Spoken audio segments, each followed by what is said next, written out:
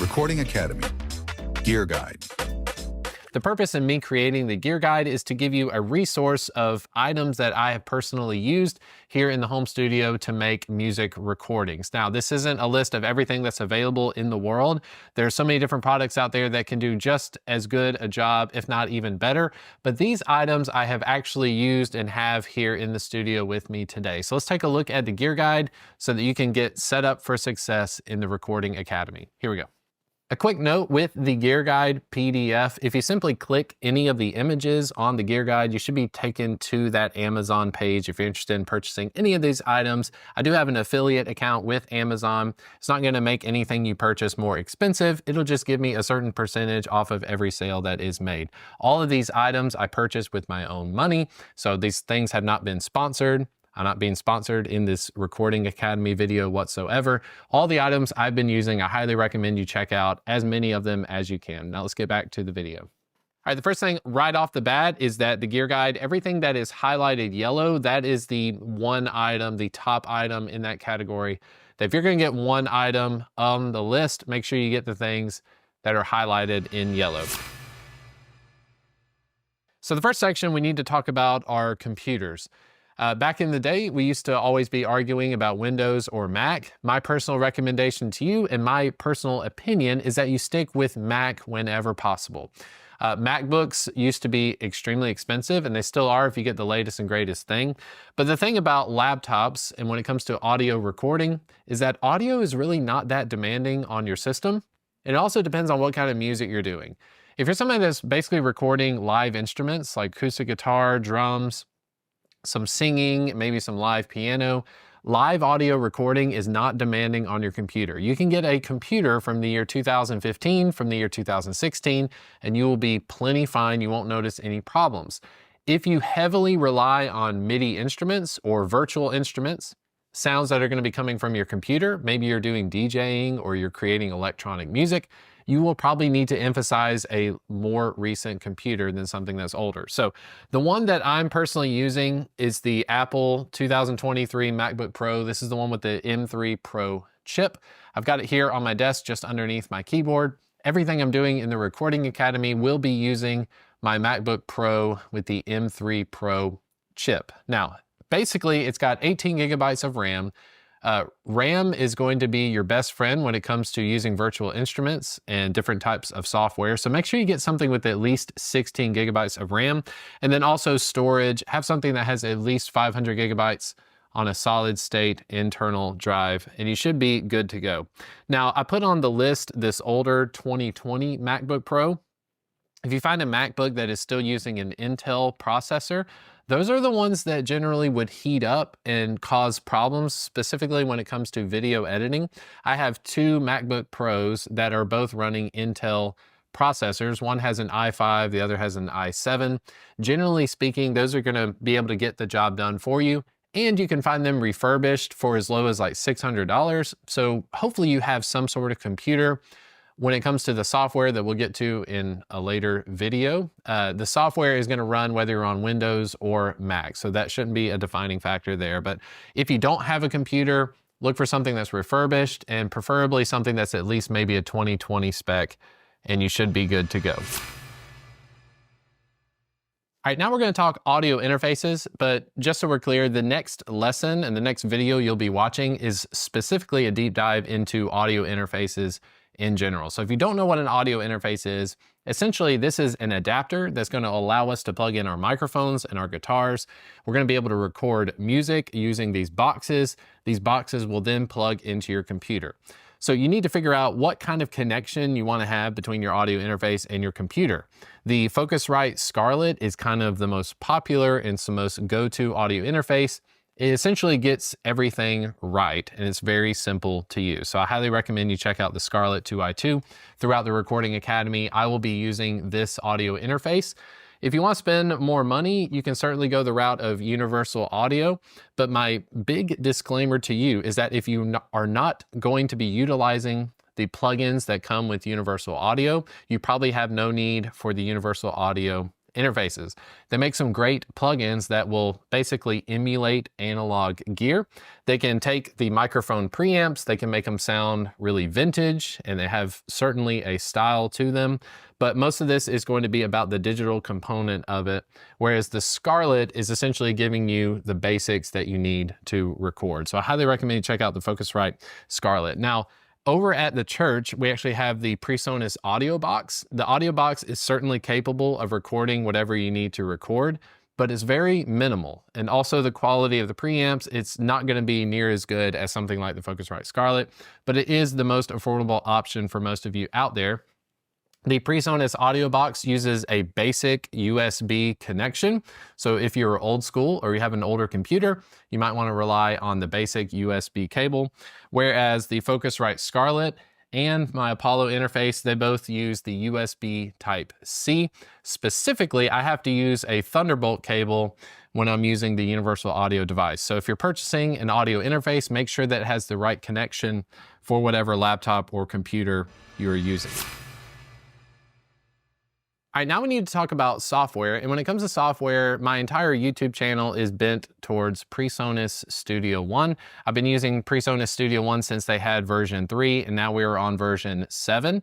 Studio One Pro is available as a subscription model. So if you're new to software and recording in general, I highly recommend you go check out the subscription plan for Presonus Studio One Pro.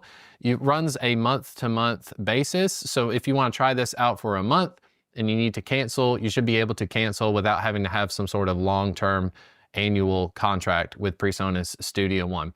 There are many different DAWs out there. DAWs are digital audio workstations. You might have on your MacBook, you might have seen GarageBand. GarageBand is a free software program. Everything we're going to be doing in the Recording Academy can be done with basically any DAW out there. But if you want to get the most out of this program, I highly recommend you check out Presonus Studio One. I'm going to have the session available for you to download, and for you to be able to open up the Presonus Studio One session, you do need to have some version of Studio One. Back in the day, if you bought a Presonus audio box interface, it actually came with the artist version of Studio One, but recently Studio One have switched up their pricing plan, so you need to look at whether you get a subscription plan, or like myself, I purchased the perpetual license of Studio One. So basically I pay for it one time, I have Studio One, I'm committed to Studio One, and by and large, I've used the different DAWs out there. I keep going back to Presonus Studio One because it just seems to be intuitive enough for what I'm doing. But there are many different options out there. Just know that when you're using the Recording Academy, you'll get the most out of using Presonus Studio One. Apple Logic Pro is also a good option, but it's pretty much going to be running the same price as Studio One, but it does play friendly with a MacBook specifically, has a little bit more intuitiveness to it. So check out Apple Logic Pro if you're looking for another option. Now, as far as microphones go, there's not a whole lot you can go wrong with the Shure SM7B. The Shure SM7B is a large diaphragm dynamic microphone. This thing is built like a tank. This is one of the oldest microphones that I have owned, and it has never failed me. There's a lot of great things about the Shure SM7B. You'll see me recording with this throughout the program. You can record vocals with this microphone. You can stick it in front of a really loud electric guitar amp.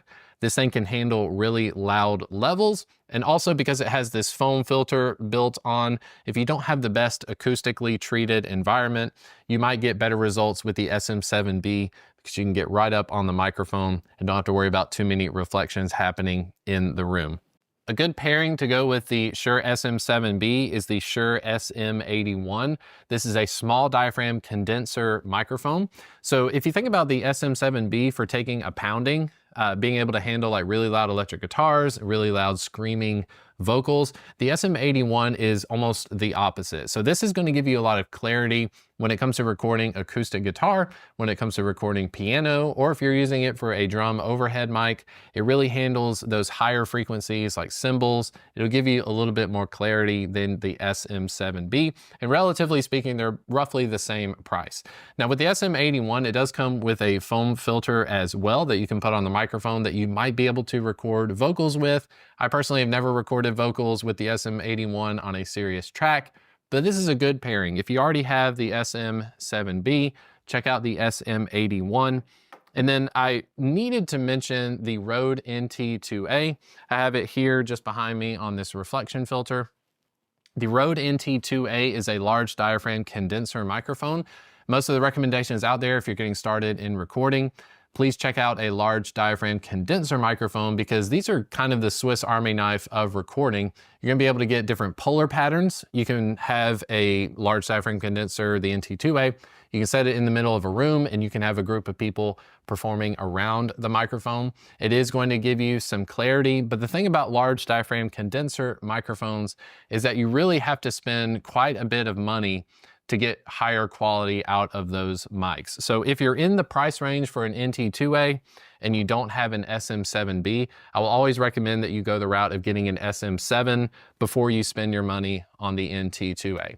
Again, you'll see me recording with all three of these microphones throughout the Recording Academy. You'll be able to hear each of these, how they sound in their natural state, and then you can make your decisions from there. But pretty much Shure as a whole, the company Shure does a great job with microphones. Nobody is sponsoring any of this content. So these, again, these are products I've spent my own money on.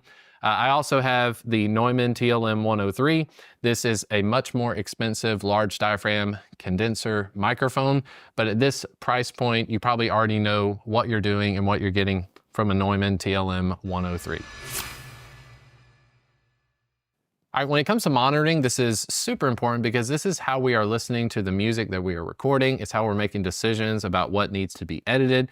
And then also it's how we are recording or multi-track recording in modern times. So throughout the video, you're gonna be seeing me using these in-ear monitors from Shure. These are dual driver in-ear monitors. They fit nice and tight inside your ear. You shouldn't be able to hear any sort of click track or metronome coming outside of the headphones. These headphones from Shure, these are open back headphones. You can see the speakers basically through the cloth right here. This is gonna have a lot of sound escaping. So when it comes to mixing and mastering, editing music, I prefer to use the open back headphones, but when it comes to recording, if I'm in a recording environment, 9 times out of 10, I will reach for my in-ear monitors. These are relatively affordable. And I also have these closed back Beyerdynamic DT770 Pro headphones. These are closed back headphones. So if I'm recording as well, if I'm not gonna be using my in-ear monitors, these are much more comfortable. So deciding whatever way you wanna go, these would be a great choice if you just had to get one pair of headphones. Make sure you get a pair of closed back headphones. That'll make sure that you can record and you can certainly mix and master your music using these headphones if you need to. So the Beyerdynamic DT770 Pros are the recommendation. If you've got the money to spend, always having a good pair of in-ear monitors. If you're a live musician, these are very discreet. They're not going to be sitting on top of your head or anything like that. They'll also have the most isolation. And then you can get a nicer pair of headphones. These are open back headphones for editing in general. I don't recommend you go the route of getting speakers or monitors because as soon as you introduce speakers into whatever mixing environment you're in, you're going to start dealing with acoustic issues. You're going to start wanting to get a bunch of acoustic panels, and that can be a rabbit hole that if you're not prepared for it, it can be quite exhausting. So I used to use studio monitors. I used the Atom A7X monitors. I sold them and I specifically committed to using just headphones so I can get away from those speakers. So that is how I monitor. Also wanted to mention a few accessories. So these are things that if you don't have these for your studio and you're interested in getting a little bit extra, here are 3 things I want to recommend that you check out. Any 3 of them are going to be great choices. This is the Cloud Lifter. This is essentially a preamp that will go in between our microphone and our audio interface. If you have the Shure SM7B, this will be the Shure SM7B's best friend. What this does is basically I can plug my SM7B into this box, and then I go out of this box into my audio interface. I turn on 48 volt phantom power, and it essentially makes the signal of whatever I'm recording with the SM7, it makes it 10 decibels louder. So if you're not getting enough volume from your dynamic microphones, you might want to insert a Cloud Lifter. Also, I put on there the Aston Halo reflection filter. If you don't have any acoustic treatment in your space, this is a great option. This sits on top of your microphone stand. and then your microphones sit inside of it. So if you're recording vocals specifically, I think the halo reflection filter is a great way to go. It kind of surrounds the microphone with a halo effect, whereas most reflection filters kind of do like this arch of a shape. The halo is able to kind of do like the 360, it's creating an orb around your microphone, and it's very rigid. I've had this thing for years and years. It's held up great. You can get it in different colors as well. Of everything on the gear guide, the thing that I would be most excited about, that if you don't have a headphone extension cable, I highly want to recommend that you check out these headphone extension cables. This one is from Roland, and I believe it's at least 25 feet long. It's crazy long, but this will plug into my audio interface, and then it'll allow me to plug in my in-ear monitors or whatever headphones I'm using. It allows me in this room, and then also when I'm at the church, if I'm able to run around the stage, I can use this headphone extension cable, and I don't have to worry about yanking my computer off of its stand. So this is relatively affordable. You can check out any of the items that are here on the gear guide. If you simply click the image, it should take you to an Amazon affiliate link. You can check out these items as well. I've got every item that's in my studio. It's pretty much linked on my Amazon influencer page, so you can check that out as well. Recording Academy, audio interface overview. Hey everyone, in this video, I want to give you a brief overview of the common features you find in just about every audio interface out there. Now, as I mentioned in the gear guide, throughout the series of videos in the Recording Academy, I'm going to be using the Focusrite 2i2 4th generation. An audio interface essentially is an adapter for us. The adapter is going to sit in between our microphone and our computer. We plug our microphones, we plug our guitars into this box, and then the box plugs into our computer so that our computer can understand what's going on. So the first feature I want you to consider when you're looking at audio interfaces is what kind of connection it uses. This Scarlett 2i2 4th generation uses a USB Type-C connection. This is commonly found on the newer versions of iPhone. USB-C is pretty much all over the place lately. So if you see something with USB-C, it's usually going to be a good route to go. Now, there's a big difference between USB-C and what's called Thunderbolt. So this universal audio interface has to use a Thunderbolt connection. It cannot use just a simple USB-C cable. The way that you tell the difference, if something is Thunderbolt, it has this lightning bolt on the cable. It'll have at the end of the tip, you'll see a lightning bolt. That tells me this is not just a USB-C cable, this is a Thunderbolt cable. So make sure if you're getting an audio interface, you want to look on the back of the audio interface. If it has this little lightning bolt, that means that it needs to be using a Thunderbolt cable. Now, what's neat is that if you have a Thunderbolt cable, you can actually use that on USB Type-C devices. So I can take my Thunderbolt cable, I can plug it into this USB-C Focusrite Scarlett interface, and it will work. The next feature I want to talk about are the inputs. When you're buying an audio interface, you need to consider how many inputs do you need to record. For most modern recording, you can get by with 2 channels of audio. So that's going to be vocals. If I'm recording vocals, I'm going to use 1 channel. We use 1 microphone. If I'm recording acoustic guitar, for the most part, I can just use 1 microphone, or I could record 2 microphones at once, which would be in stereo. If I'm recording piano, I can use 2 microphones if I want to. The only situation that I've found that I need more than 2 inputs for recording is when I'm recording a drum set. But in this series of videos, the Recording Academy, I'm going to be using just 2 inputs. I'm going to show you how to record the drums with just 2 microphones. If you need more than 2 connections or 2 preamps, you need to look at probably the 8-channel audio interface. Now, the Scarlett range from Focusrite, they also come in a version that has 8 channels, but that's going to be significantly more expensive than just a 2-channel. If you're somebody that mainly does a lot of MIDI virtual instruments and possibly just a vocal on top, a 2-channel audio interface is certainly going to get the job done for you. You can tell how many inputs an audio interface has simply just looking at how many microphone ports are on the back of this device. So the Scarlett 2i2 on the back, it has 2 microphone connections on there. So if I take this standard microphone XLR cable, I can simply plug into channel 1, and then the other end of this device will plug into a microphone. Now it can record audio through it.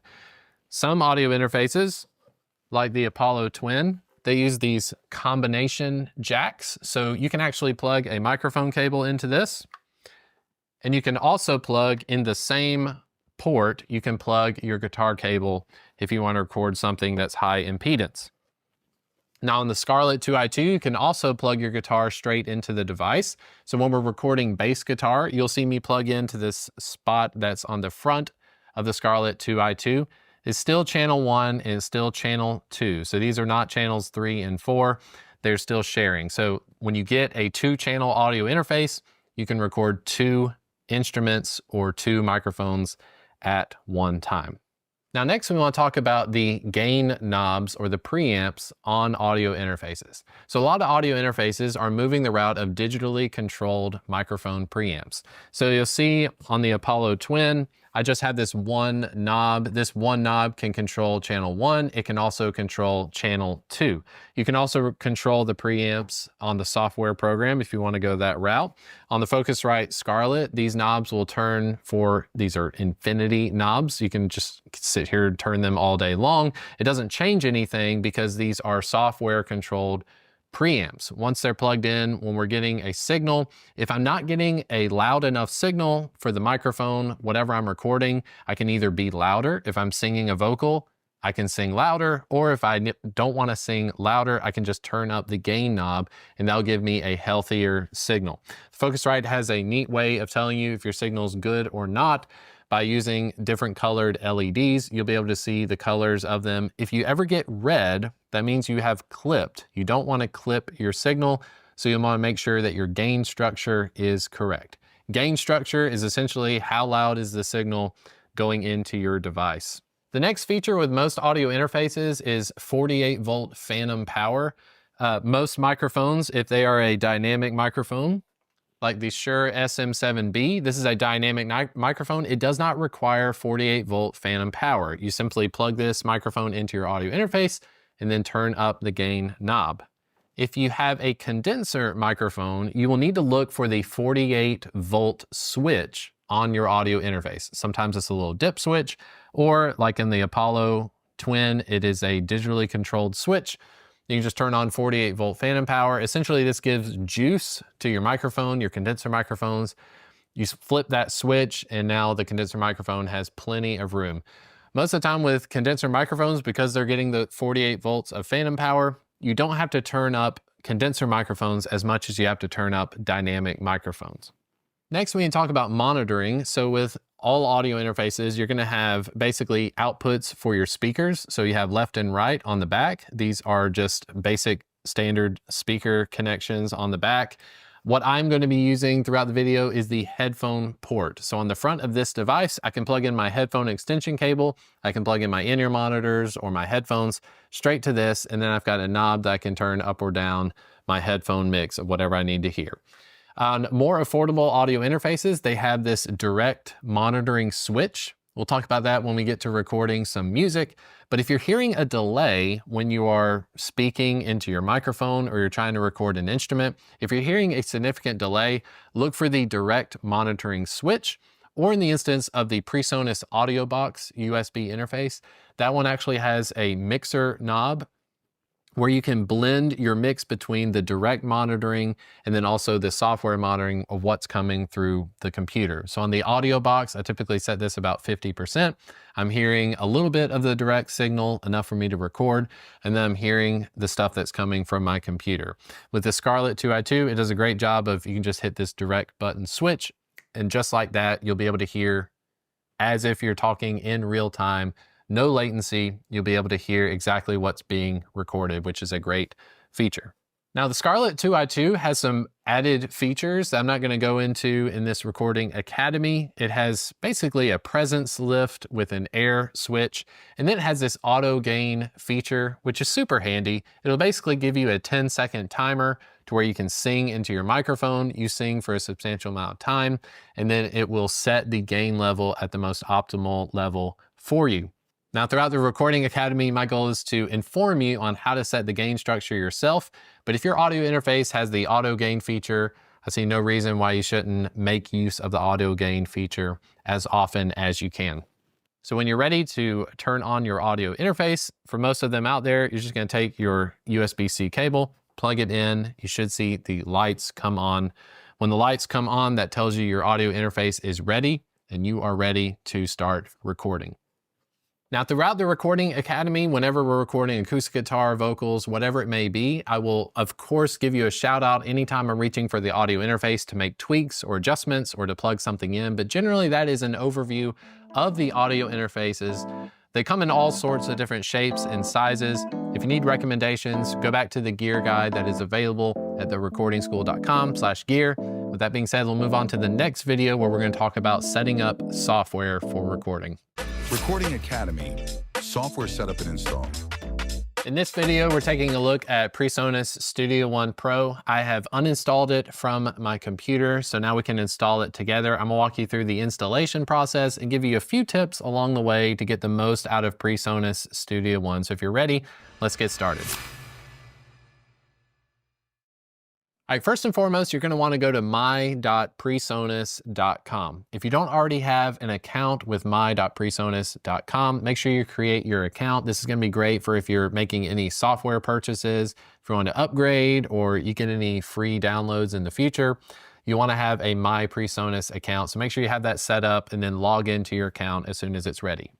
Once you've logged into your my.presonus.com account, you should be able to see any products that you already have registered to your account. So the first place you want to go is to register products. If you purchased a Presonus audio interface, please make sure that you register the product because often they're going to come with some sort of software trial version or may even come with some plugins.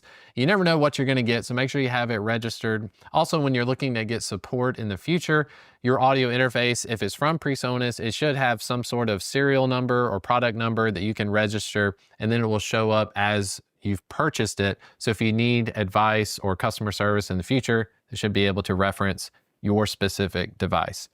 But as you can see, I've got many different products on the screen. I've been running with Studio One for quite some time, all the way back to version 3, purchased in 2016. This page right here will essentially give you all of your products. You can, by and large, you can go by and download older versions of Presonus Studio One. So again, as soon as you register your product, make sure you hold on to your account stuff.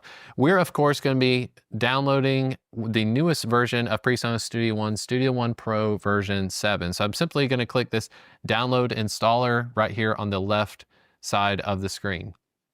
All right, then you're going to want to go to your downloads folder and open up the installation file. Simply drag and drop Studio One 7 into your applications folder. This will create a shortcut so we can go to your applications folder or your start menu whenever you need to open up Studio One. Now navigate to your program files or your applications folder and select Studio One 7. Go ahead and open up the program.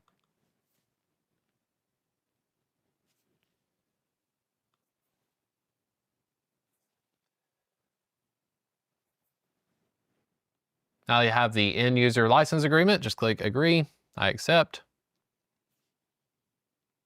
Click allow. Now Presonus Studio One is going to be scanning your system for third-party plugins. If you have not purchased any audio plugins in the past, this should be a quick process for you. I've got a vast amount of virtual instruments and plugins, so my installation is going to take a little bit longer than normal. But once this process is done, you should be able to jump into Studio One relatively quickly.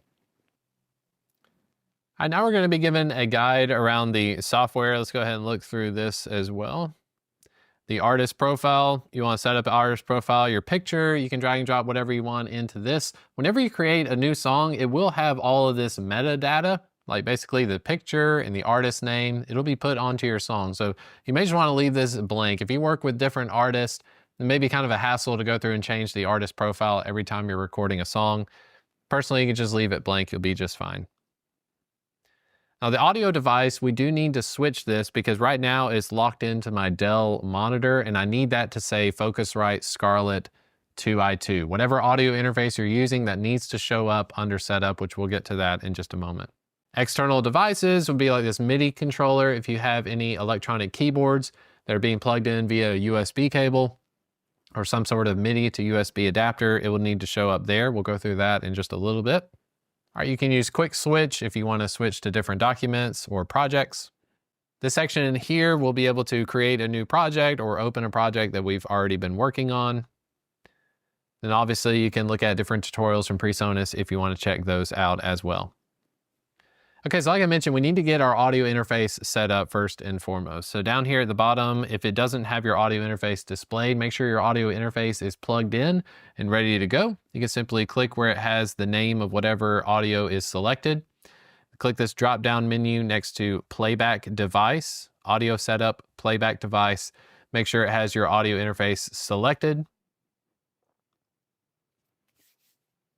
And then we'll select the Scarlett 2i2 for my recording device. So your playback device, whatever you're going to be listening to audio through, and then your recording device, whatever audio interface you're using to record music with. If you're just using your laptop, which I don't recommend you use, you can select under playback device, you can select the MacBook Pro speakers, or you can plug in headphones to your laptop. It should show up as external headphones there. And then for recording device, you can use your MacBook Pro microphone or even AirPods if you don't have an audio interface. A few other things I want to go ahead and set right off the back. I'm going to set my device block size to 512 samples. That'll tie in a little bit when we talk about latency. Latency is the process of the audio being able to spit back out to you in real time. There is a delay. There will always be some sort of delay when we're having to sing into a microphone. That microphone is being translated to digital numbers and stuff, and then it's being spit back out to you in your speakers or your headphones.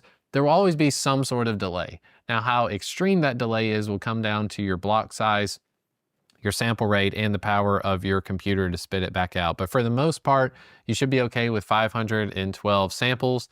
And then I'm personally recommending that you stick to 48 kilohertz when it comes to recording music. If you change the sample rate, your project file sizes will get much larger. You can go up to 96K if you want to, but that will be roughly twice the size of 48 kilohertz. So just stick with 48K. It's debatable the perceptible difference between 48K and 96K. It's totally up to you. If you want to go 96K, you certainly can. Now on the processing tab, I'm going to set my dropout protection to be maximum. Again, this will be dependent on what kind of audio interface and computer setup you have. I'm going to put this thing to the test with the Scarlett 2i2, but I know for sure that with my Apollo audio interface and this MacBook Pro M3 Pro chip, it's handled it quite well. So I'm going to switch this thing to maximum. Processing precision, you can just set that to 32-bit, will be fine. I do not have enable plugin NAP turned on. I do have enable low latency monitoring for instruments. The big reason I've got dropout protection set to maximum is because it gives me access to this green Z switch known as the native low latency monitoring assistance. Okay, so when we get to recording, you'll see me reach for this green Z switch. You'll hear me mention it quite often as we're tracking, as we're recording. That green switch is going to help us whenever we're recording instruments and we're hearing that delay. We want things to be quicker. You need to turn that on, but then you also have to remember to turn it off if you make use of it, because when you mess around with plugins, if you forget that you have this thing turned on, you'll be messing with plugins and nothing seems to be making a difference. It's because it basically takes a snapshot and freezes your session in real time so that you can record a new track. It's very handy to have. So if that didn't make any sense, just copy all of my settings and you'll be good to go. So that is audio device. We have our interface set up, 512 samples, 48 kilohertz. Processing, we have dropout protection set to maximum, single 32-bit. We're going to click OK. So now at the bottom of the screen, you see setup. I can see my audio interface is selected. Should be good to go on that front. One more thing I want us to hit up before we start creating our first session. Go up to the top where it says Studio One, and then we're going to go to Studio One Activation. So obviously we need to activate our copy of Studio One. If you haven't done this already, go to Studio One Activation. Click Activate My Purchased version of Studio One if you purchased the perpetual version, or you have a license from maybe a product that you purchased somehow. You want to put the product key here. Cool thing is, if you have this link to your my.presonus.com account, it should have all of your product keys stored so that you don't have to retype in all of these keys. Now, you're not gonna be able to see my software key on the screen just for privacy reasons, but this is where I'm going to enter my software key. I can click the drop-down menu and I'll see all of my different keys right there. As soon as you have that selected, make sure you click Activate. Then you will officially have your copy of Studio One installed. Now, if you've got added features that came with your copy of Studio One, it may not have installed everything 100%. That's because not everybody's computer has enough space for all this like bloated software. So I want to walk you through the Studio One installations and make some recommendations on plugins and different software that I think is going to be useful when you're recording. So go up to Studio One, then Studio One installation. From here, you can see available downloads. This will be linked to your Presonus account. You may not see all of these things on your screen, but I'm gonna make some recommendations based off of what is available to me. Of course, you can go through and you can change this from minimal installation. You can click full installation if you wanna just download every single thing that they have. Personally, I don't recommend that to you. It's just gonna be overwhelming with the amount of stuff. I highly enjoy the artist instrument library. Ever since I've had version 3 of Studio One, the artist instruments, they're not like the most realistic sounding thing ever, but if you're just looking for that added track, like you need a tambourine or you need a snare drum hit, something that's going to be blended into the rest of your tracks, I think the artist instrument library is good to have. It's going to give you things like basses, synthesizers, keyboards, drums, percussion, all the stuff that you may not have available to you in your studio. I don't recommend that you download any of the demos or documentation. The Impact drum kits is good to have. Impact drum kits is basically the drum samples. You'll get some that sound very tribal or things that sound very unnatural. That's useful to use. Loop libraries might be interesting to you. It's 10 gigabytes of information, but if you're working in like podcast world, loop libraries is going to give you some pre-made stuff. It's not super unique sounding, but if you need something, you can download the loop libraries. I've got this one that's the Presonus Symphonic Orchestra. Might be pretty good. I'm not going to download it for this session, but if you need a orchestra type sound, you can download that as well. The Presence XT Studio Grand will certainly come in handy, so I'm going to go ahead and download that. That's basically a grand piano. The Splice integration, it's up to you if you want to use Splice. It is a subscription plan, so it's going to be on top of whatever you're paying for normally. Stem separation, I'm not too interested in that at the moment. But those are the things I'm going to highly recommend you check out: the artist library, the Impact drum kits, and then the Studio Grand. Basically the stuff that is unique to Presonus Studio One. As I mentioned earlier, my software, when it was installing Studio One, it had 859 plugins and virtual instruments to install. I've got a lot of third-party stuff. If you're interested in any of that sort of content, I highly recommend you go to my YouTube channel, youtube.com/HeyChrisGreen. I'll do videos on different third-party elements, but for this series of videos, I want to stick with as much of the stuff that comes with Presonus Studio One, so that you're not having to go off and make some extra purchases beyond what you normally would. So those are the things I'm going to recommend. As soon as you have those selected, it looks like I've got 8.5 gigabytes of stuff to install. I'm simply going to hit install, and that will get started running in the background. Now, while that stuff is downloading, it's worth mentioning that I've got everything set to default as far as the destination for my audio recording. So if I open up a Finder window, if I go to my Documents folder, I should now have a Studio One folder, and within Studio One, this is where all of my session files are going to be installed. So when we go to create a new session, a session would be whatever song you're working on. We're going to be recording a song called Where I Come From. It's going to be a folder. That folder will be automatically created in my Documents folder, within Documents in my Studio One folder. There'll be a Studio One folder called Songs, and within Songs, I have Where I Come From. It's totally up to you. If you want to save some space on your internal drive, when you're creating a new song, I'll show you the process, but you can actually select an external drive if you want to record to a flash drive or something that you can take with you different places. It's totally up to you, but by default, everything's going to go to your My Documents folder. So like I said, while this stuff is downloading in the background, we are essentially primed and ready to start recording. I trust you've gone through the gear guide. You've got a few microphones available. You've got your audio interface. Now you have Studio One set up and you're ready to start recording. I'll see you in the next video and we'll get started. Recording Academy, creating a new session. Everyone, I trust that if you made it this far, you not only have the gear ready to record, you've also got the software installed, which I explained in the last video, Presonus Studio One. I'm here at the home screen, and it's time to start a new session. So whenever you're creating a new session, you're going to want to, again, make sure, like we talked about in the last video, make sure that you have your audio interface showing up under setup. I've got my Focusrite Scarlett here in front of me. As often as I reach for something on the desk, if we're setting up microphones or plugging things in, I will reach over to grab this GoPro, and I'll try to show you as often as possible any sort of tweaks that I'm making to the audio interface. As a way for you to know what's going on the screen, you'll also see this software plugin from Focusrite. This is essentially a digital way of me controlling the audio interface from the computer rather than reaching for the knobs and things like that. So for all intents and purposes, if you see this on screen, if you see these two preamps, this right here is my gain knob for channel 1, and this right here is gain for channel 2. If I reach and physically grab channel 2 and I turn up the knob, you can see that it is also showing up on the screen. So all intents and purposes, unless I'm plugging something into the interface, you should be able to see on screen every sort of adjustment that I'm making along the way. But make sure your audio interface is plugged in and ready to go.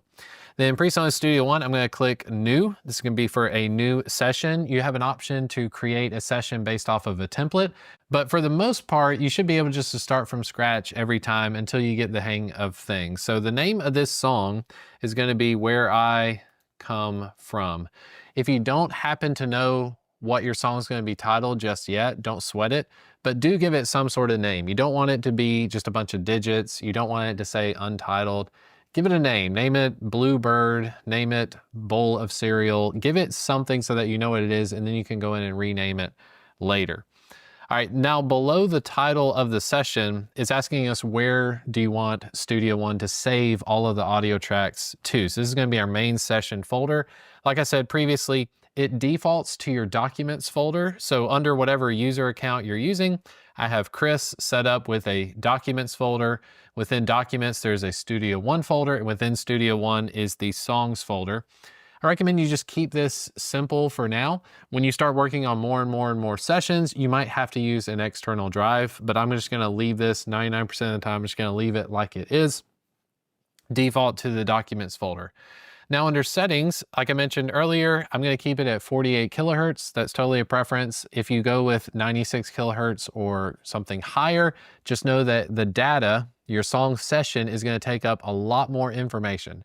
So a song that would normally take up like 2 gigabytes for me, if I were to set it to 96 kilohertz, it could easily take 4 or 5 gigabytes of storage. So just keep that in mind. I've got mine set to 48 kilohertz. Resolution, set it to 32-bit float. Basically, that's going to give you some range with your dynamics. Every time you have a bit, you have a certain amount of decibels within that bit. Keep it at 32-bit float as long as you can. 24-bit will pretty much be what we export our high-resolution file to have at the end, but go with 32-bit if you can. Time base, we're going to keep this as bars for now. The length of song, typically I just set it to 5 minutes. It could easily be longer than 5 minutes. Don't sweat that too much right now. Tempo, I've got it set to 108. You can change this to whatever you need it to be. If you know your song's tempo is 120, change it to 120. Just simply click, type in a number, and you're good. Time signature, this song is in 4/4, so I'm going to keep this as 4, but if you need to change any of those parameters, just simply click and change it. Key signature, I know this song is going to be in the key of D major, so I'm setting it to D. You don't have to set the key signature, but setting the time signature and the tempo is definitely something that you're going to want to do. Stretch audio files to tempo. I typically leave this unchecked. If you're dragging in loops and samples, and primarily in the virtual world, you're probably going to want to leave this checked. You're going to want to stretch those audio files to fit whatever tempo of song you're doing. If I check this, I find that for someone like me, it ends up giving me more problems in the future. I deal with a lot of real life instruments, and when I'm recording audio tracks, I don't want this manipulating the audio. I don't want it stretching it and retiming it unless I'm telling it to do that. So I don't have this thing checked by default. All right, once you're done, just click the OK button and you will have a brand new session in Presonus Studio One. This screen right here is basically our blank canvas with which we're going to be recording music. I want to give now an overview of kind of the layout of the screen. What are we looking at? I'm not going to hit up every single feature that Presonus Studio One has, but as far as the basics go, let's cover these, starting with on the far right. On the far right of the screen, you have this Browse tab. You can simply click Browse to open it up. In the Browse tab, the first tab you're going to find is your instruments. These are the instruments that you have installed.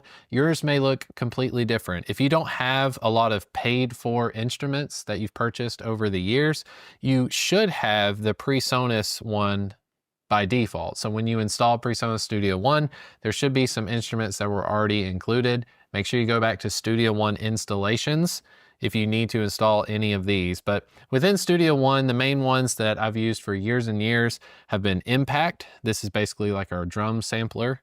And then down here we have Presence. Presence from Studio One is basically like a synthesizer emulation. You can get pads, strings, all sorts of sound, organs out of that. But this is our instruments folder. If you want any of these instruments, you want to start recording with them, you simply just click and drag. The browse window is meant to be click and drag whatever you need. The next tab over are effects. Now effects, I'm going to refer to them as plugins from now on. So these are plugins. Again, you should have one from Presonus with the built-in plugins. Presonus have the graphic representation of the plugins, but essentially you have equalizers, you have compressors, you have gates. We'll be talking about many of these in detail once we get to mixing our song, but this is essentially where our plugins or our effects are going to be found. Everything works the same way. If you find something you like, click and drag it onto an instrument track and you can start messing with effects. The loops tab is pretty fun. Like I mentioned during installation, I don't use a lot of loops, but if you're into podcasting and you really just, you're not big on the music creation, you just want to look for something that's already made, you just want to drag and drop it in as some background filler, the loops tab will be something to check out. But again, if you did the minimal installation with Presonus Studio One, you may find that you don't have a lot of loops to choose from. All right, next to loops, something that is new with Presonus Studio One Pro version 7 is the Splice integration. Again, Splice is a paid for subscription. It is a month-to-month thing. They do have some free samples that are available, but this is just going to give you more of a library to work through. Files is essentially your Finder window or your File Explorer. Here you can navigate to your Documents folder, your Downloads folder. If you've got any files that you need to drag and drop into your session, make use of that. And beyond that, I'm really not making use of, the further it goes down the line, I'm not using the cloud, I'm not using the shop. The pool is very important, and we may cover this later on in the Recording Academy. The pool is essentially your folder of everything that you've recorded in that session, including the outtakes, including the stuff that you supposedly deleted. Even though you're not seeing it and hearing it, if you hit the delete key, tracks will still remain in your pool. So the pool is basically the resources that this session is pulling from to create sounds. So you will make use of the pool more often than some of these other things like the cloud and such. Okay, down at the bottom, I'm just going to close the Browse tab. For the most part, I'm not keeping the Browse tab open on my session. I just like to see the screen as it is. Next, I want to talk about the timeline. So at the top of your session, you should see this stuff that looks like a ruler. It is basically counting out our measures for us. So right here, if I click, I have measure 3. I can click anywhere on this ruler and it will bring my cursor or my playhead to where it needs to be. I've got measure 5 here, measure 4. If I need to go to the second beat of measure 4, I can click 4.2 right there, beat 3, and so forth. The next important thing is to zoom in and out of your timeline. You can basically just click and then drag either up or down. So on my trackpad, I have the movements set to, it's not the natural flow, but if I click and drag down, I can actually zoom in. So now we're looking at everything that measure 4 has to offer. If I click and drag up, I can zoom out and I can see much more of the song. So now I can see from measures 1 through 32.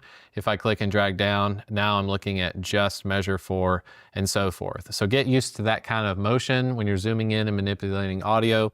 You really want to be able to go up to your timeline, click anywhere, drag down, and wherever you click, that is the center of the zoom. So if I click over here on measure 73 and I zoom in, I can zoom in as close as I want to measure 73. and then I can zoom out. All right, across the top, just above the timeline, we have some very important cursor tools. The main ones I want to give a shout out to are the arrow tool. This is your main like click and drag. For the most part, you're going to stay on the arrow tool.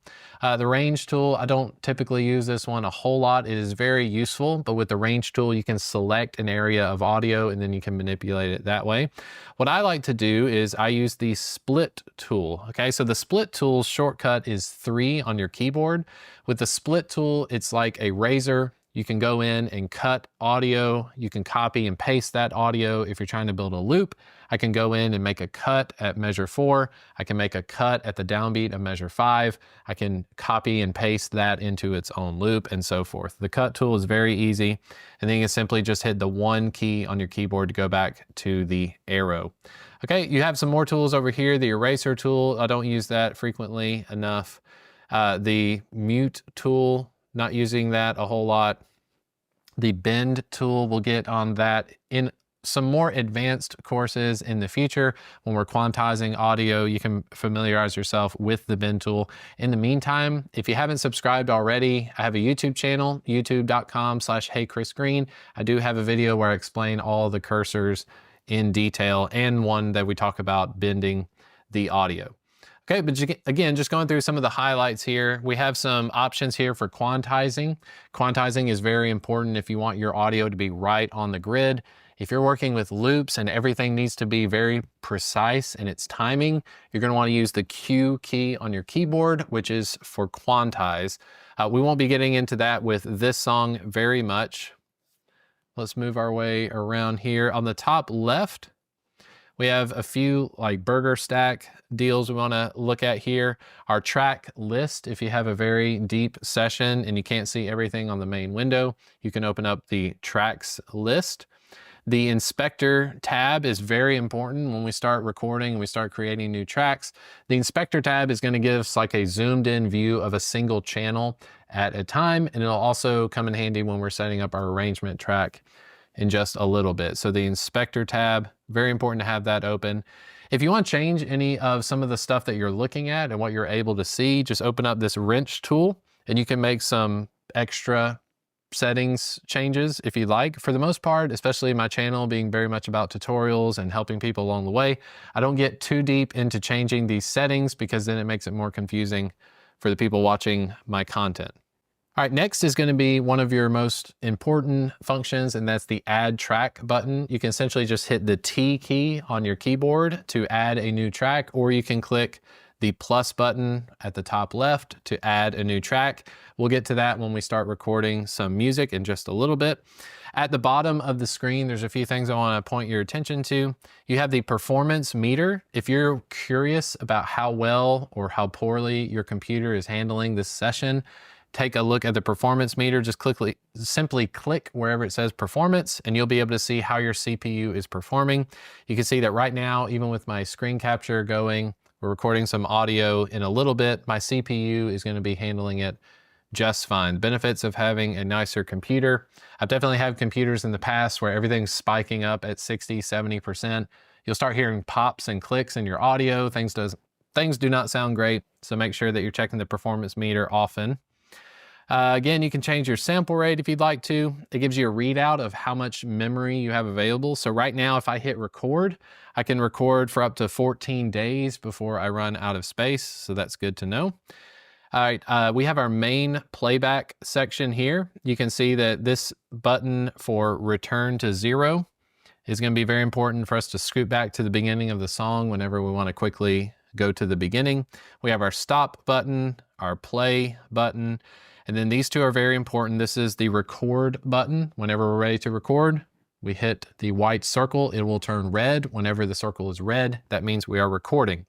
The next one is the loop. So whenever you want to loop something, there's a way we can audition audio so that we can loop it before we commit to it being an official loop. I'll show you how that works. So with the loop, you can hit the question mark key on your keyboard or the slash key, and you'll see that it will turn blue. Let's switch this over here. So just above the timeline, if I go above the timeline, you should see it turn into a pencil. Your cursor will turn into a pencil, and then I can click and drag. So if I click and drag from measure 73 to measure 81, what I've essentially created is a loop. Now I'm gonna make it much smaller so you can see what's going on here, but from measure 75 to the downbeat of measure 76, if I highlight this area with the pencil and then I hit the slash key so that my loop region becomes blue, if I hit the space bar, you'll notice that the playhead jumps back to measure 75. It's gonna continuously loop. So with a loop region, anything that's within your loop region, it will loop continuously over and over and over again. I'm gonna use this a whole lot when it comes to recording tracks, because as it records and as it loops, it will record a new take every time it loops around. And then you can go back and choose what take is your favorite. I know it's kind of like a fire hydrant coming out. I can feel it as I'm saying all this stuff. If you're brand new to recording, brand new to Studio One, I want to assure you that as this program develops, you're going to be seeing every step along the process. So don't feel overwhelmed at the moment, but the more you do it, the more you'll get used to it, okay? Whenever you're ready for stuff to stop, you can simply hit the space bar. Space bar to play, space bar to stop.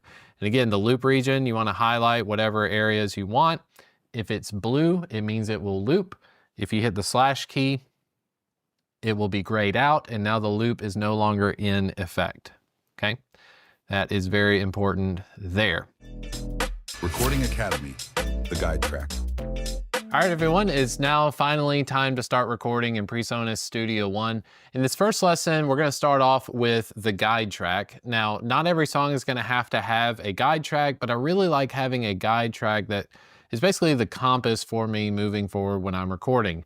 If you're somebody that records yourself and you're having to play multiple instruments, or you're having to like layer your vocal many times, it's helpful to have one track that you can listen to as you're playing and as you're singing, so you know where you're at within the song.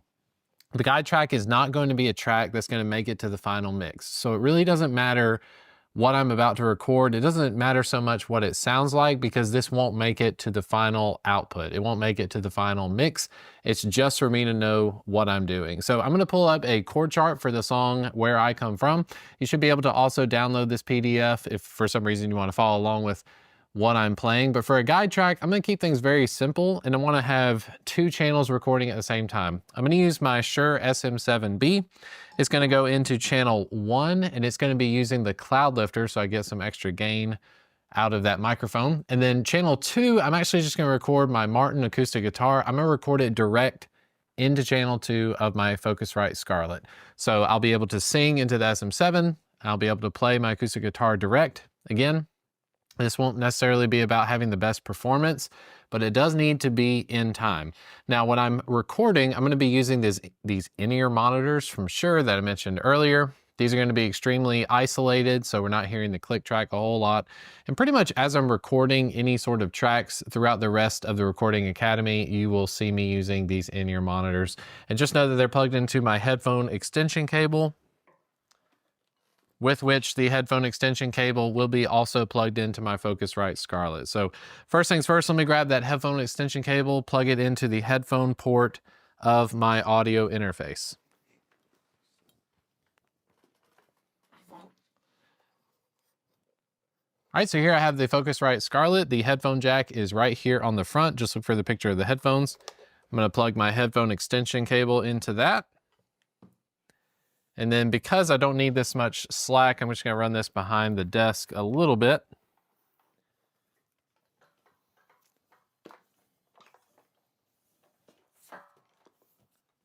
All right, and here I have the female end of my headphone extension cable. It has one of these 1/4 inch to 1/8 inch adapters. Not every pair of headphones or in-ear monitors will need this, but make sure you have these adapters if you order a cable like this.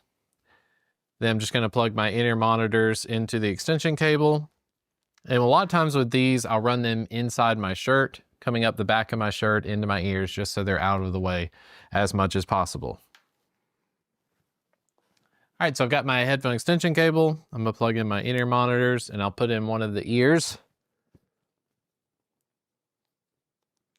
Now here on Presonus Studio One, we haven't set the click track. The click track is gonna be our metronome that's gonna keep us in time. So the first thing we need to do is go down here at the bottom where it says metronome. If this icon here at the bottom, if the metronome is not in blue, just hit the C key on your keyboard. Whenever I hit the C key, you should be able to see the metronome turns blue. If I hit it again, the metronome is off. Whenever the metronome is off, you will not hear this clicking sound in your ear. Whenever it's on, you should be able to keep in time with the music. So if I turn on the click track, it's blue.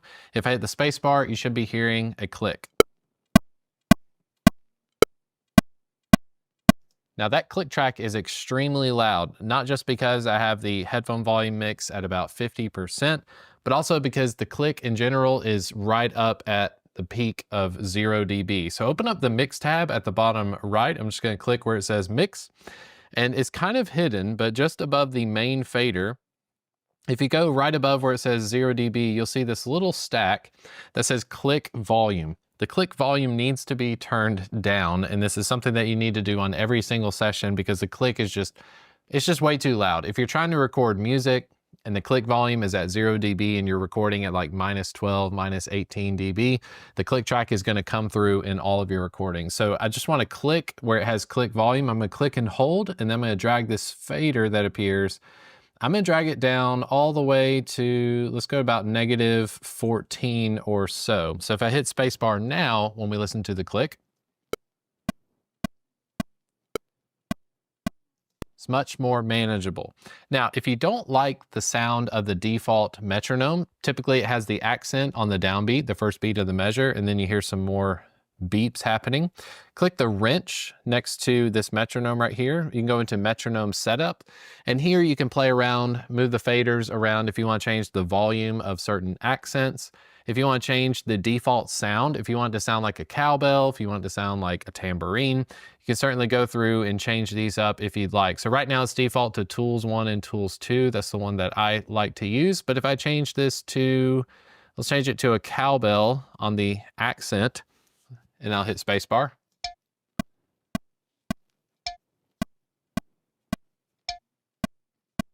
All right, we can tell it's got a cowbell. I'm gonna change this one back to Tools 1. Feel free to play around with the metronome, find one that you like. Once you have the metronome set up, these settings should transfer over no matter what session you open. It'll pretty much always remember what your favorite metronome settings are, except for the click volume. That click volume above the main fader, you do need to make sure that that is set to about -12, -14 if you go to record, okay? Now, before we record anything, we obviously need to plug in the microphones that I was mentioning earlier. I'm just gonna move my keyboard over here a little bit. Got this nifty little desktop boom stand right here. It's got my SM7B on top. I'm gonna go ahead and grab a microphone cable and we'll plug in the SM7.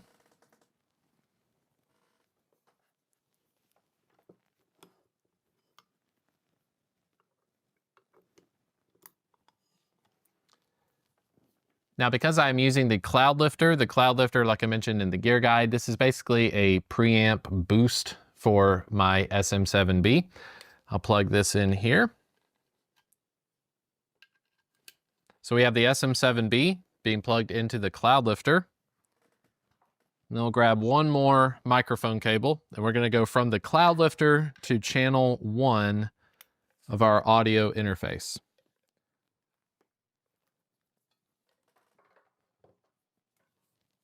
Now the microphone connections, the XLR connections are of course on the back of the Scarlett 2i2. I'll go into channel 1.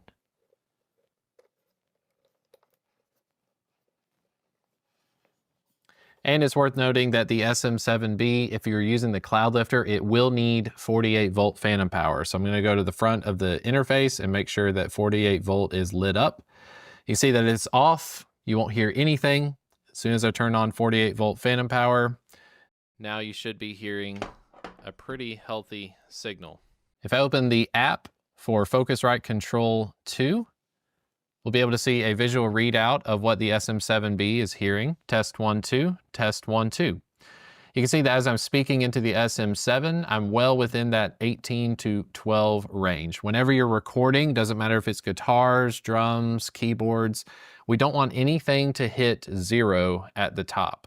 At the top, this would be referred to as clipping, but as you can see with this readout, we are definitely within the 12 to 18 dB range. So for instance, if this gain was not turned up loud enough, it would be down here. You can see the metering is now between 36 and -48. This would be too quiet of a signal for recording. It's not a healthy signal. We want as much information as possible without clipping. If I bring this into clipping territory, now you're hearing it, it's overloaded, it's kind of nasty, it's distorted. We don't need to be anywhere near this region in modern recording. So I'm going to turn this back down to kind of about where it was last time. Now, of course, it's also going to depend on what type of material you're putting in front of a microphone.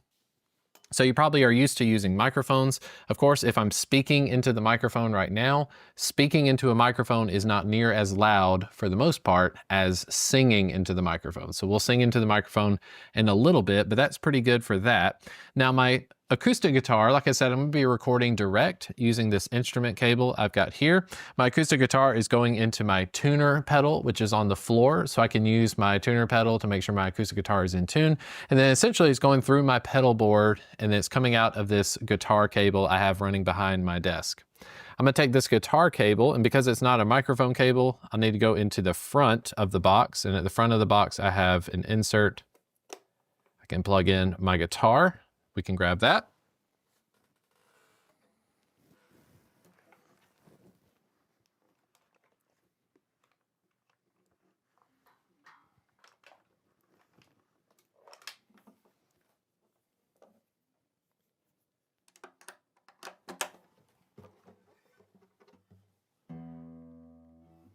All right, my guitar is in tune. I've got it plugged into channel 2. I'm just gonna strum a few chords and see what kind of settings we're getting on the preamp.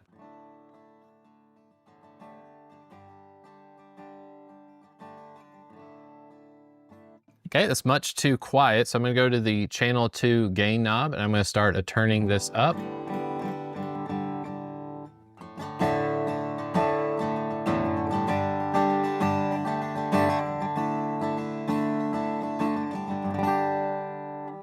All right, if you get any of these clipping red LEDs, you can simply just click them to clear it, and it'll go back to showing you a peak value. So again, my acoustic guitar, I love the way that the Focusrite gives you a readout. Even on the front of the audio interface, I can see a green LED letting me know I'm getting a healthy signal. As it starts to turn yellow, that's kind of at the top of the range before you get to clipping. I like that setting a lot for this setup. So I've got my acoustic guitar again. I'm just using the direct out for now. When we explore recording the acoustic guitar, of course, we're not going to be using the direct out. You'll hear the differences between the two momentarily, but we'll be using a microphone to record the acoustic in a much later video. For right now, it's just the guide track, getting it set up and going. Now, of course, I need to be able to monitor this stuff as it's happening. So I'm gonna flip on the direct monitoring switch on the front of my audio interface. As soon as I do, now I can hear exactly what you've been hearing. I can hear my voice coming through the SM7B. I'm gonna adjust the volume a little bit just to turn it up. All right, so as far as setting up our preamps, we are good to go. We've got healthy signals from the SM7B. We've got a healthy signal from the acoustic guitar. Once I start singing and once I start playing the song, I may need to go back and finesse this a little bit. But again, if you've taken anything from this lesson, make sure you record something around -18 to -12. That's kind of the sweet spot for recording. It's not too loud that you should worry about clipping, but it's also not too quiet where you're gonna get a lot of noise and issues with being able to hear. All right, before we start recording, we need to check one very important setting, and that has to do with the inputs and outputs of our audio interface. So I'm gonna go up to where it says Song and go to Song Setup. When you click Song Setup, make sure you have Audio I/O setup or inputs and outputs setup. On the inputs, you should see something similar to this, particularly if you're using a 2-channel audio interface. It should have something reading input 1, input 2, and then inputs 1 and 2. At the top here, we have what's called a stereo track. So if we wanted to record both microphones as if they were on one source, that would be for a stereo recording. I'm always going to side with doing mono recording. So we have inputs 1 and 2. Even though I'm going to be performing these two at the same time, I don't want it to split my vocal left and my guitar right. I want to record these two independent of each other so I can manipulate the guitar and the vocal. So main things are you have input 1, input 2, and then you kind of have to use this graph. Anything on the x-axis is going to give you a label of what's from the manufacturer. So I can't change this name up here. This says input 1, input 2, loopback 1, loopback 2. That's going to come from whatever company is making your audio interface.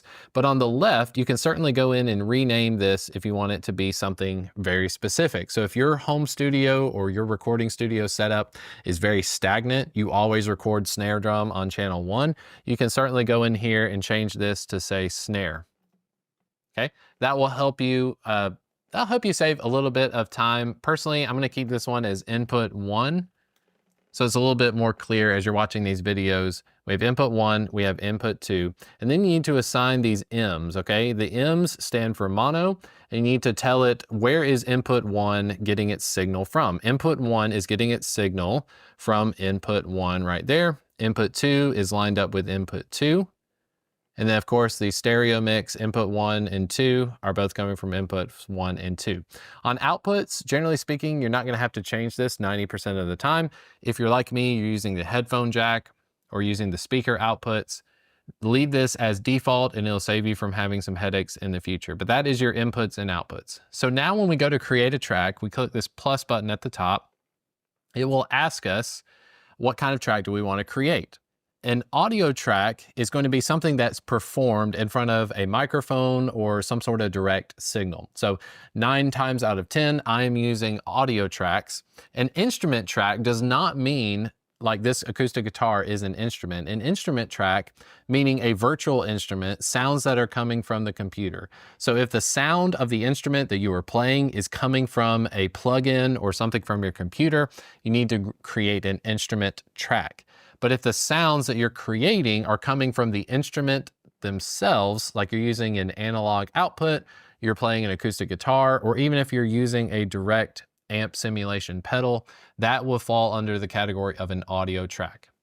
Now that that's all out of the way, let's create audio tracks for both my guide vocal and my guide acoustic guitar. So I'm going to create an audio track. I'm going to name this guide vocal. I want one of these tracks. I'm going to give it a pink color. I want to record in mono. I'm not going to use any effects chain preset. I'm going to go into channel 1 and my output is main. As soon as I click OK, we now have our first track. And if you have the mix tab open from earlier, you should see you've got a nice fader, very similar to what you'd see in a live sound environment. Now, a quick way of adding another track that we need for this guide acoustic guitar is to right click over here on the left, anywhere where that track is labeled and sitting at. I want to right click. I'm going to go to duplicate track. When I duplicate the track, I can now double click where it says guide vocal 2. I want to rename this guide guitar. Now the guide guitar, I need to change what sort of input it's using. I want it to come from input 2 because I got my guitar on channel 2. My SM7 is on channel 1. Now I can arm these for recording. So it's not going to be recording just yet, but when you click this button next to your tracks for record, you will record enabling this track.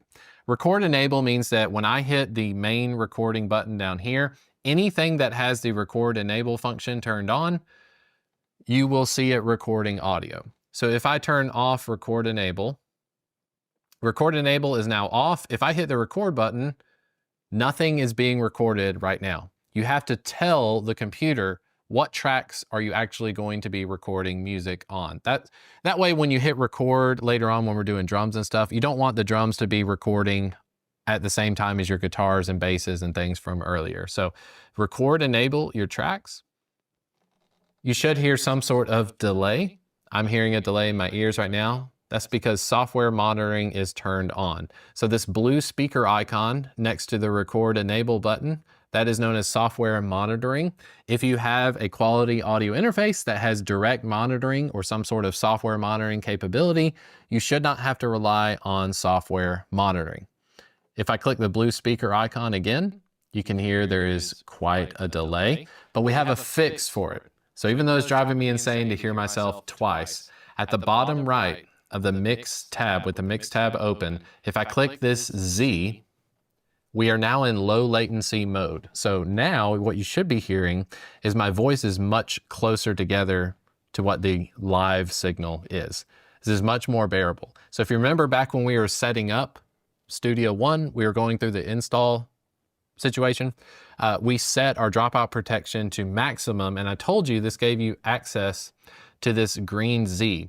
This green Z is the low latency mode. So if you don't have direct monitoring with your audio interface, you can turn on low latency mode. Just be warned that when you are done recording, you need to turn off the low latency mode. Otherwise, all of your effects and plugins, you'll start to miss things in your headphones. You won't be able to hear certain tracks. So make sure you turn it off when you're not using it. But that's only if you're stuck with no direct monitoring. The Focusrite Scarlett 2i2, it has direct monitoring. I'm very happy to use that. So I don't need to have the low latency switch turned on. And I also don't have to have software monitoring. I can hear exactly what you're hearing through my microphone in my headphones in real time because I have a direct monitoring switch turned on.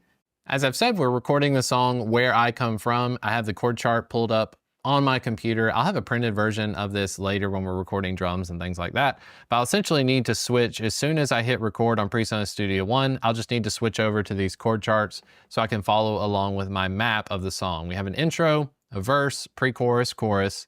We do a turnaround, verse 2, chorus 2, and then an outro. Now, this is kind of an ironic song because I'm not a country artist, but I thought for the sake of recording through a song together, we'd do this one as nice and short, but also will have many different elements: drums, electric guitars, bass guitar, and so forth. So first thing I want to do is kind of find out, is the metronome correctly set up? And when we started the song, we began it at 108 beats per minute. So when I hit the space bar, I can hear the click track, and now I decide, is that going to be the correct time? There is a tap tempo feature, so if you want to tap the tempo, just simply put your mouse where it says tempo, and then we're just going to click for every quarter note of whatever song you're recording. So this song in particular, I can get the song in my head.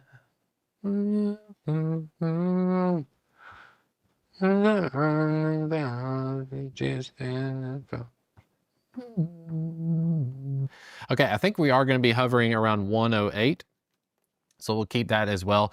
As you'll hear, this song has a very kind of modern country sound. When it gets to the chorus, it's almost like, I'm not rapping, but it is going to be a lot of words very quickly, so the tempo is very important. If you don't tap out the tempo, you can simply just click where it has the buttons. It can change this to 96. I type 96 and hit enter, and now when I hit play, click track is much slower. So make sure your tempo is set to whatever you need your project to be. I'm gonna set it to 108. And then I'm gonna use this very important key, this arrow pointing to the left that's just above your space bar. What that does is it returns the playhead back to 0. So beginning of the song, we wanna hit record, give it a couple of measures just for you to get and feel the time. And then I'm gonna try and play and sing through the entire song one time through. I'm not too worried about if it is egregious. Like if I record this and it just sounds really bad or I hit a wrong chord, we will deal with that later. But with a guide track, we essentially want to play through the song one time. So we've got every single part of the arrangement in place that we can record over. Okay, so it's time to record the guide track. I'm gonna hit the record button and then I'm gonna swipe up on the screen so I can see my chord charts, and we'll just start recording.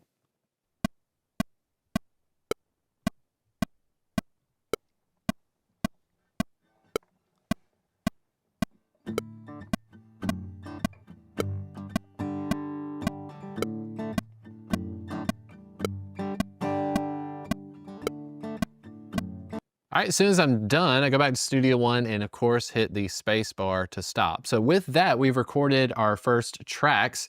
We need to go back and listen, but I just want you to take a look at what's happened. So here on the screen, we have these pink tracks.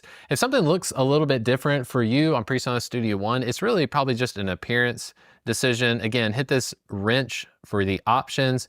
You can go through and make changes to the way that the colors are showing up on the screen. I happen to like kind of the dark mode aesthetic, but take a look at the screen. You can see all of these squiggles. Okay, the squiggles on screen, these are our audio waveforms, and it's good to see the audio waveforms because it knows that we've recorded some material. So what I want to do first is I'm gonna turn off the click track by hitting the C key. So now my metronome is no longer blue. And I can click anywhere on this timeline to simply listen to what has been recorded. So I'm gonna click over here on measure 25 and I'll hit spacebar.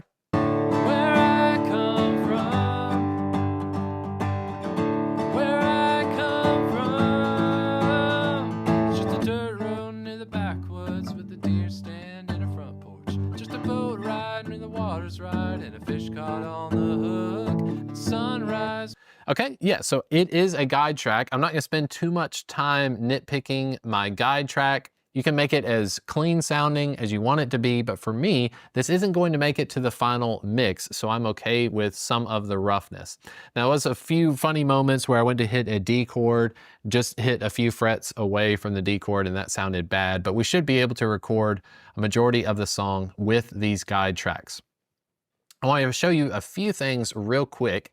At any point while you're recording music, if something sounds too loud, try not to reach for the gain knob on your preamp. That will kind of mess up a lot of your gain structure as you're recording.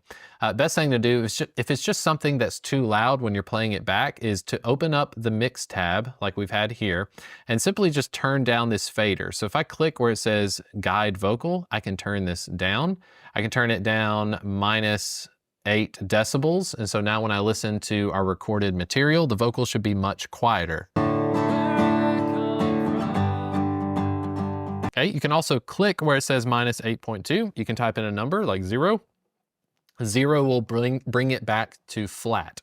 So I did feel like the guitar was a little bit louder than the guide vocal, and that's okay, but I'm just gonna go ahead and type in -4 on the guide guitar.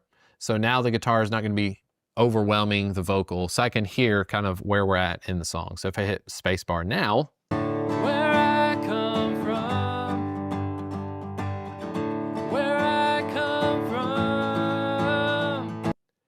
A few more things. On the right side of the screen, if you're having trouble seeing the waveforms, if this is just too small for you to deal with, you have this burger stack that is called data zoom. So if you put your mouse right on top of this stack, you click and drag up. Notice that the waveforms are much bolder and in your face. So we definitely prefer to see things. This is kind of a trick. If you've got other people in the room and they're listening to your song, having something like this visually on screen is much more appealing. If you have it like this, you're gonna be thinking, wow, everything sounds really quiet. So this is a data zoom. It is only affecting what we're being able to see. This is not making the song any louder, any quieter.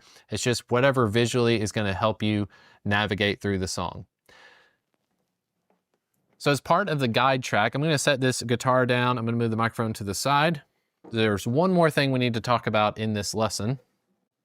Now again, the purpose of a guide track is to help us navigate through our session, but there's one thing that's gonna help us out tremendously. And now that we have a guide track to reference, we can use what's called the arranger tool. So up here at the top, next to where we have add our tracks, we can click this stack called global track visibility. If I click this, I want to go down to where it says arranger. As soon as I do, you can see that we have this bar open up, and yours probably looks more like this, simply empty.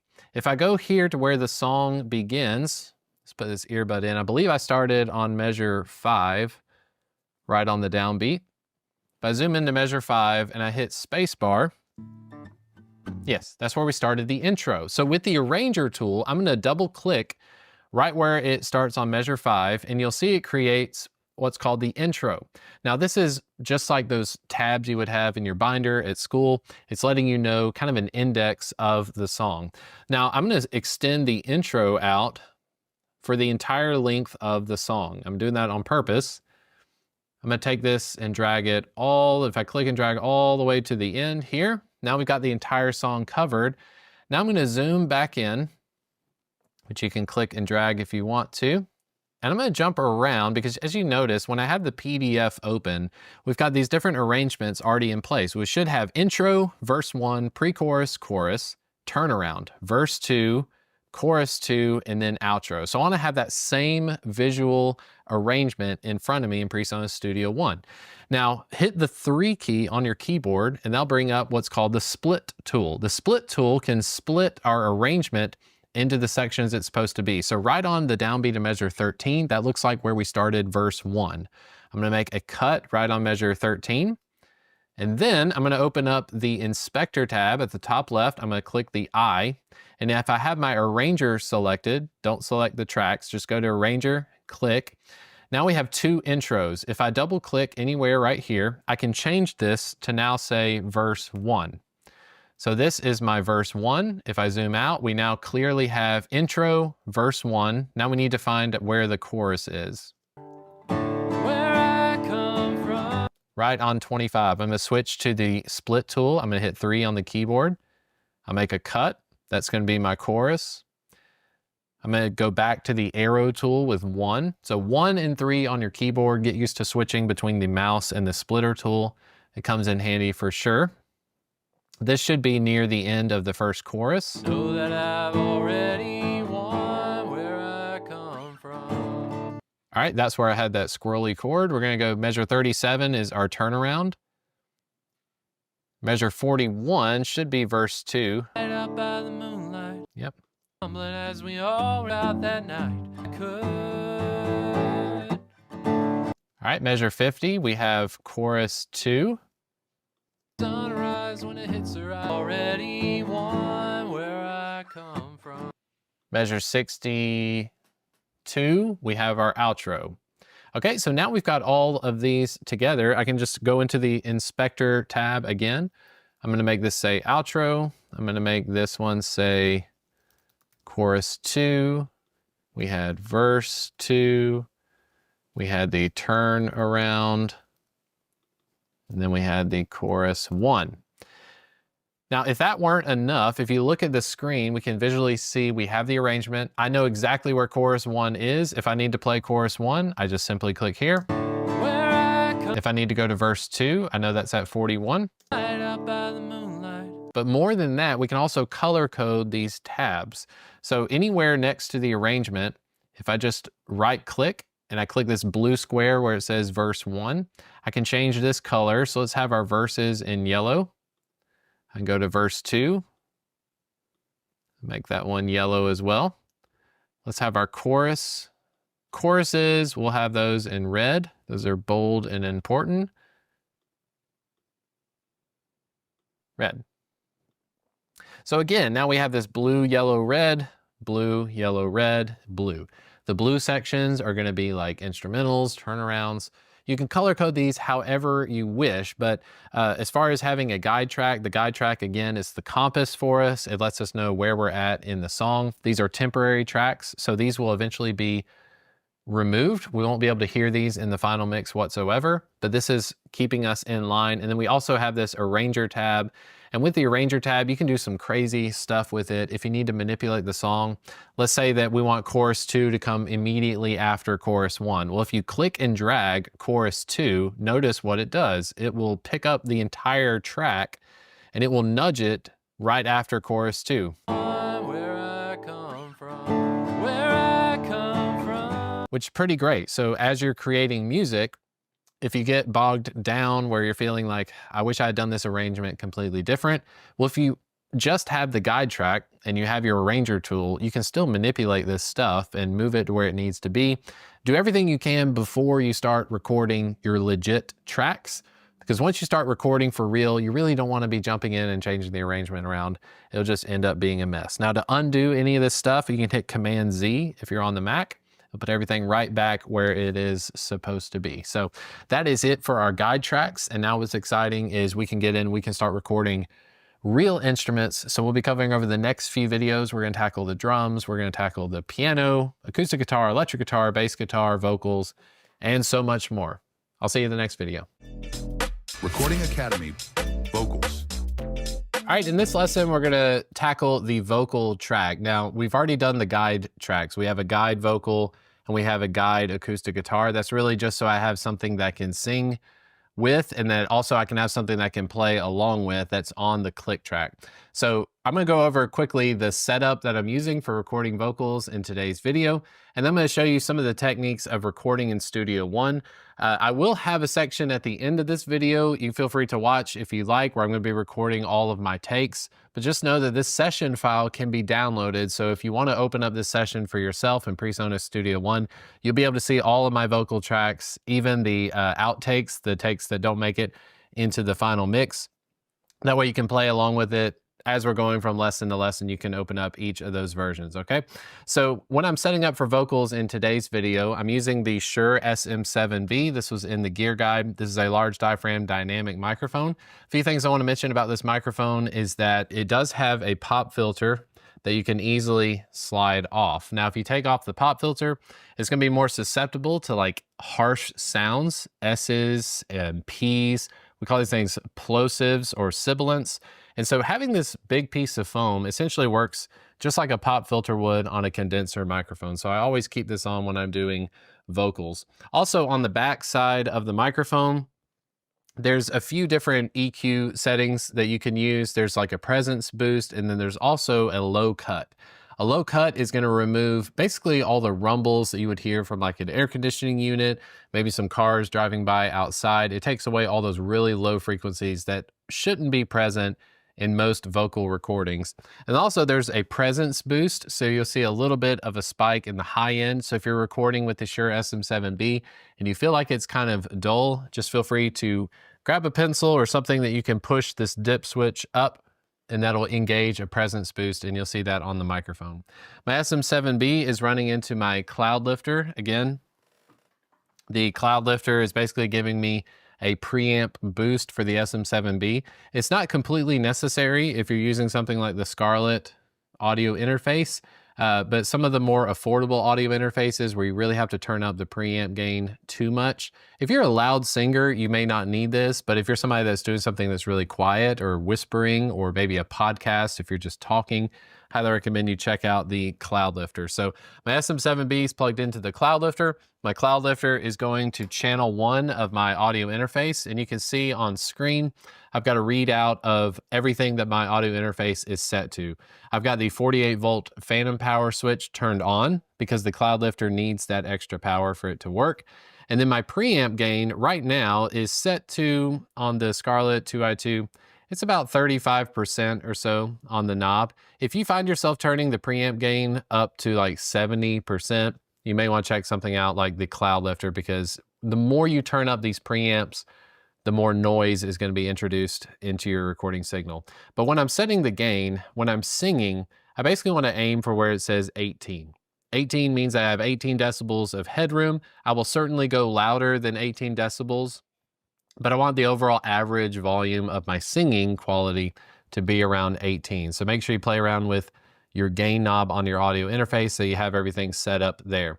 Now, for the sake of the Recording Academy, I'm not going to be using auto gain. I'm not going to use the safe or the air. These are kind of very specific to the Focusrite line of audio interfaces. Generally speaking, I've just got an SM7B plugged into a cloud lifter, plugged into my audio interface, and I've got my gain set so where I'm singing, it's usually around 18 or -12 decibels on the meter. Everything else is pretty much standard. So when we're adding a vocal track, I'm going to click the plus button right here for add tracks, or you can hit T on your keyboard. I'm going to add the track. I'm going to name this one vocal. I'm going to name it lead vocal. Be nice and clear.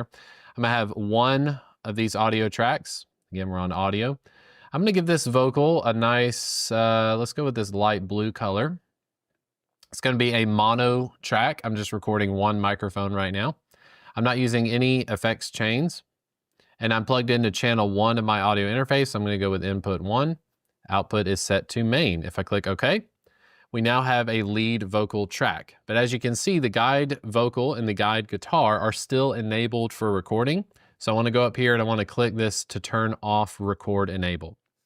Again, if you have that record enable, if it is red, if this is red where it says record enable, these will be recorded. Anytime I hit record, it will re-record new information.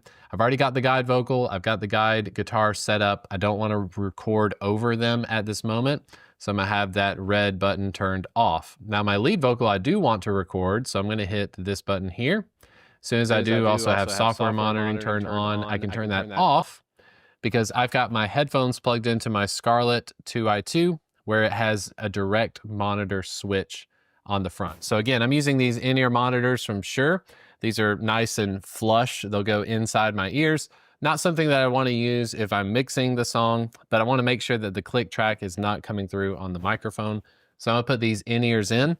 The in-ears are plugged into a headphone extension cable that are running into the headphone jack of my Scarlett audio interface. Now I'll just basically set it to a volume where I can hear the click track enough to stay on beat, but I don't want the click track or my headphones volume, I don't want it to be so loud that the microphone can hear what's happening. If you have a pair of open back headphones or a less quality pair of headphones, you'll notice that the click track will be bleeding through into the microphone. So we call that click bleed. All right.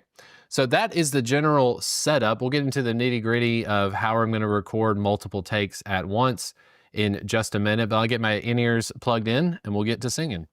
All right, one of the benefits of having a guide guitar and a guide vocal is that I don't have to rely on the click track as much as I normally would because those were recorded to the click. So I'm going to open up the mix tab down here and I'm going to go to where it has my click volume and I'm going to change it from -14. I'm going to bring it down to about -18 or so. Let's hit spacebar and take a listen. Those woods are my shore. How could I, as rich as I, ever want more? Where I come from. Nice. So I could actually turn it down a lot more. I'm at -30 on the click track. And again, I'm just wanting to hear a little bit of the click track so I know just about where I'm at. But again, if you missed it on the last lesson, we made this arrangement view so I can clearly see where the verse is. I can see where the chorus is, turn around verse 2, and so forth. So now how do we get to recording? So the first thing I want to do is I want to go in, I'm going to mute this guide vocal. So now we don't have the guide vocal. I pretty well know this song and where we're at. If you need to have the guide vocal on, that's totally fine. Also, if you decide to record your acoustic guitar first, your electric guitar, drums, bass guitar, it might be useful to use the guide vocal. I want to get the vocal recorded as soon as possible because to me, if I've got the vocal in place, the vocal is not going to change. So I want to get that into the mix as soon as possible and that can work around it. It'll definitely influence like when I'm playing drums, when I'm playing the piano, how much I'm actually playing because I don't want to get in the way of the vocal. So I've got the guide vocal muted at the moment. I've got the guide guitar track right here. It's of substantial volume for me to be able to hear. I'm going to zoom in. So if you're using a trackpad like on the MacBook Pro, you just take your 2 fingers and just kind of spread them out. And as you spread them out, you'll be able to zoom in and get some more clarity. So about measure 10 is where I'm going to start. I've got a couple measures where I can listen to the music and then I'm going to start on verse 1. Now for this first initial vocal, I'm basically just going to go to the bottom of the screen and I'm going to hit this record button. We're just going to record on the lead vocal track and then we'll talk about doing multiple takes as we need to. I've got a PDF pulled up here. If you need to access the PDF to follow along for whatever reason, it should be available for download as well. Just look out for those links. So verse 1, where I come from, there ain't no palm trees, no beaches, no sand. Here we go.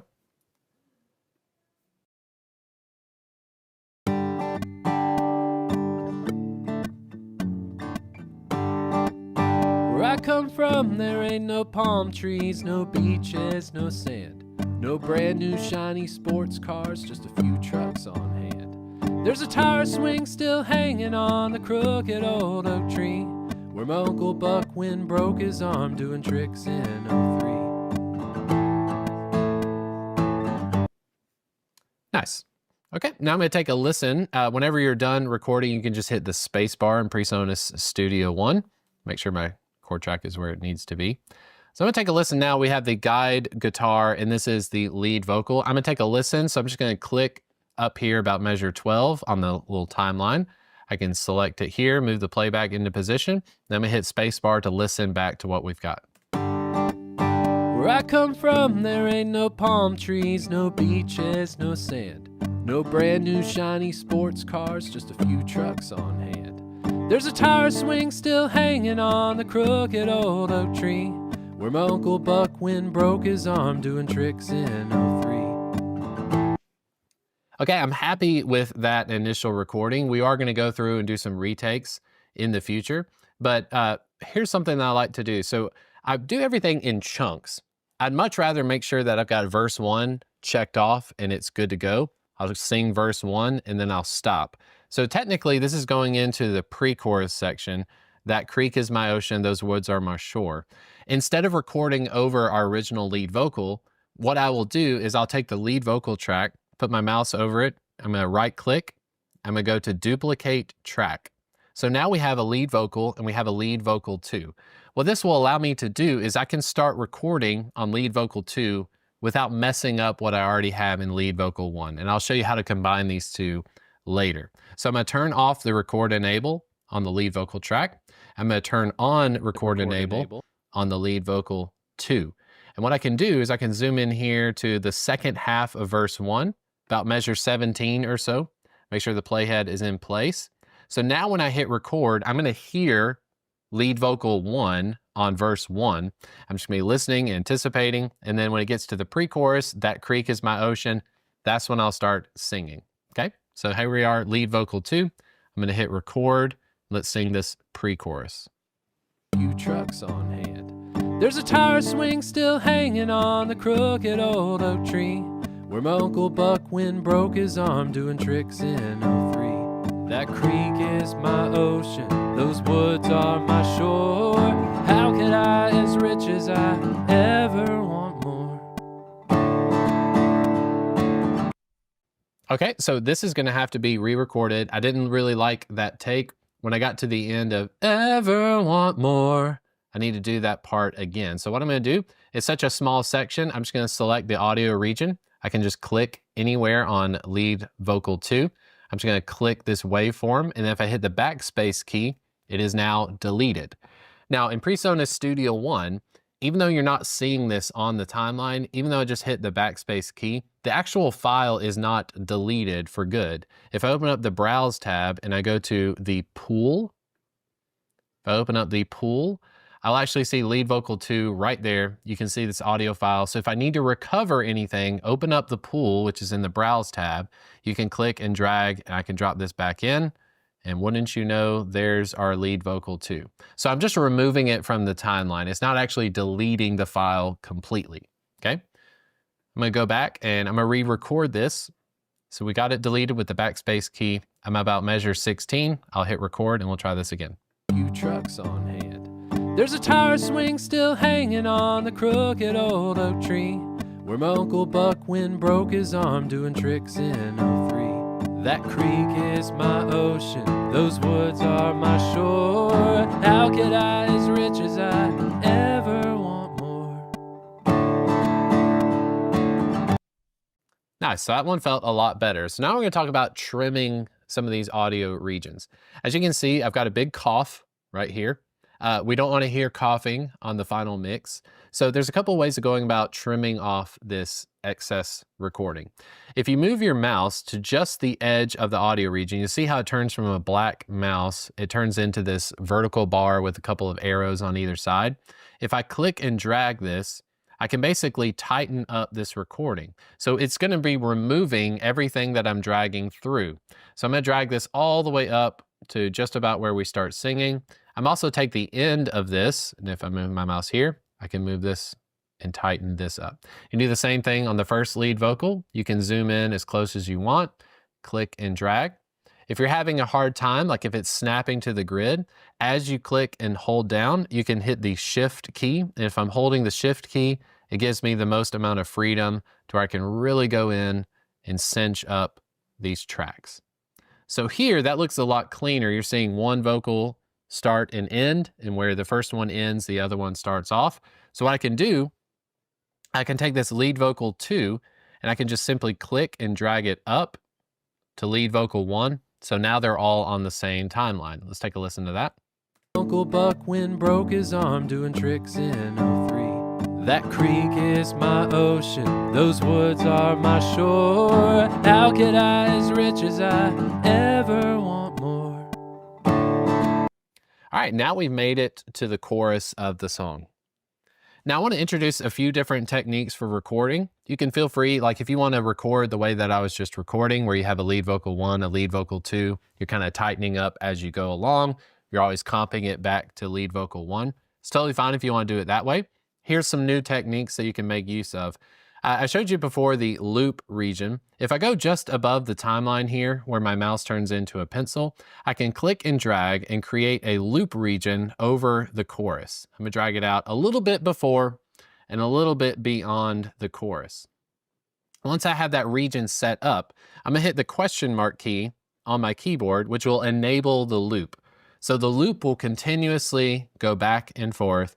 It'll just keep on going until the cows come home. And this is especially effective if you want to save time, and if you're somebody that records yourself at home, you want to make use of the loop region. So now, if I'm on lead vocal 2, I want to record this chorus 1. As soon as I hit record, what will happen is I can go back to like measure 22 or so.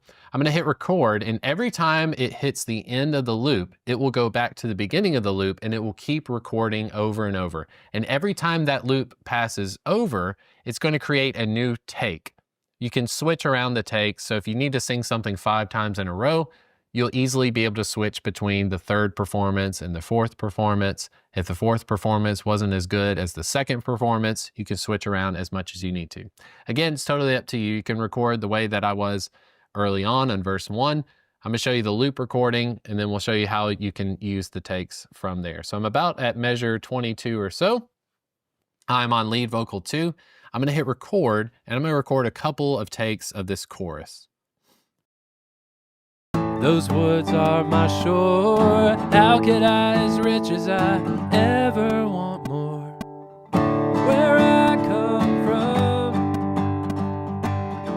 where I come from, just a dirt road in the backwoods with a deer stand and a front porch. Just a boat ride when the water's right and a fish caught on my hook. That sunrise when it hits her eyes and she gives me that old look. I know that I've already won where I come from. I want more. Where I come from, where I come from, just a dirt road near the backwoods with a deer stand and a front porch. Just a boat ride when the water's right and a fish caught on my hook. That sunrise when it hits her eyes and she gives me that old look. I know that I've already won where I come from. I want more. Okay, so I've hit spacebar. As soon as I do, you notice at the bottom of this audio track, you see this little stack. It's got horizontal layers. What it's showing me is that there are multiple takes underneath. So if I click this little stack here, you can see we have take 1 and take 2. If I select take 1, you see the audio waveforms shift over. So this is take 1. Where I come from, where I come from, just a dirt road in the backwoods with a deer stand and a front porch. Just a boat ride when the water's right and a fish caught on my hook. All right, so on that one, I could tell that when I sang just a dirt road in the backwoods, there's a couple of times I said something different. So if I take a listen to this, just a dirt road in the backwoods with a deer. You could tell I really wasn't sure what I was doing there. So what I'm gonna do is I'm gonna select take 2. Let's see how take 2 did. Where I come from,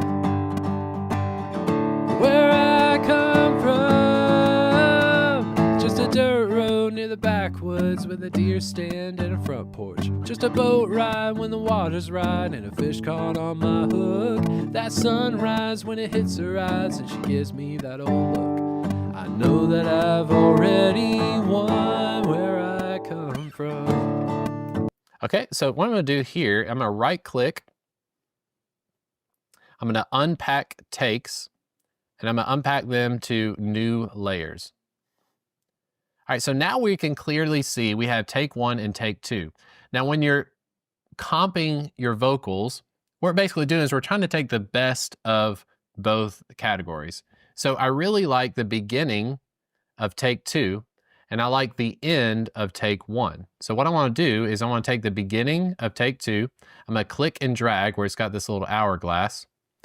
I'm going to select take 2 all the way up until about that point there. And then the rest of it should be take 1. So we're going to select that. Just click and drag. So now we kind of have this hybrid where we have the beginning part of take 2, and then we have the end section of take 1. Let's take a listen to that. More. Where I come from, where I come from, just a dirt dirt road near the backwoods with a deer stand and a front porch. Just a boat ride when the water's right and a fish caught on my hook. That sunrise when it hits her eyes and she gives me that old look. I know that I've already won where I come from. Great. All right. Now we've got this here. We can turn off the expand layers, leaving us with our comped vocal. Now you can go crazy with this. If you want to do multiple layers and you want to take certain syllables, certain words, you can really get in as close as you want to. I'm going to select this first section here where it's got a little bit of a cough. I'm just going to hit the delete key. Don't need that information. We also don't need this one right here. Great. Now with that, I can leave this lead vocal 2 in place. I do want to try to tighten these up as much as possible. So I'm going to zoom in real close. I'm going to hold the shift key as I click and drag this into place. I'm going to hold the shift key, I'm going to click and drag this into place. Then I can take both of these, I can select them both, click and drag, and then just click and drag them up there. Great. So that is a brief explanation of how we're doing verse 1, pre-chorus, and chorus 1.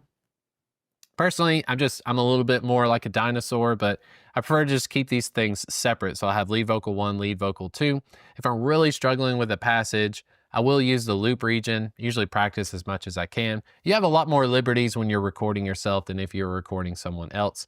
But those are the 2 simple techniques for going through and recording. Now I'm just going to record verse 2 and chorus 2 in the outro. Feel free to listen along if you like, but that is essentially all for recording our vocals. If you want to get fancy and you want to go in and record background vocals, you want to add harmonies, I want to encourage you just to simply do what we did before. Just keep right-clicking and go to duplicate track. When you duplicate the track, you can go in and rename those duplicated tracks like backing vocal 1, backing vocal 2, etc. as far as you want to take. Recording Academy, acoustic guitar. All right, everyone, in this video, we're going to be talking about how to record the acoustic guitar. This is by far one of my favorite instruments to record.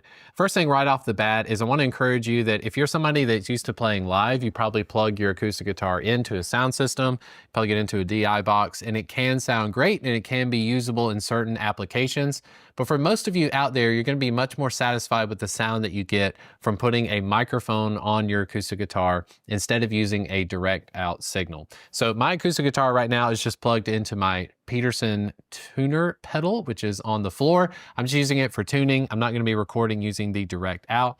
If you do need to record direct, obviously you would just take the cable, the guitar cable from your guitar, plug it straight into your audio interface, and you should be good to go. I'm using the Shure SM81. This is a small diaphragm condenser microphone. I think you'll like the sound of it for sure. If you had to use the SM7B like we were using on vocals earlier, that would be just fine as well. I would just encourage you to maybe experiment taking off that pop filter from the SM7, because with acoustic guitars, you really want to capture some of those nuances that the bright, higher frequencies offer. So with the SM81 or any microphone I'm going to be using to record acoustic guitar, I want to aim for the wood right here just above the neck. I find this is very resonant. It's not too bright or string soundy. You would think you put it on the sound hole. The sound hole has a lot of air moving through it. You're going to have a lot of puffing sounds on your microphone. It's a lot of low end that really doesn't sound too much like an acoustic guitar. You really don't want your acoustic guitar to sound like a kick drum. So we don't take the microphone. We're not going to put it on the sound hole.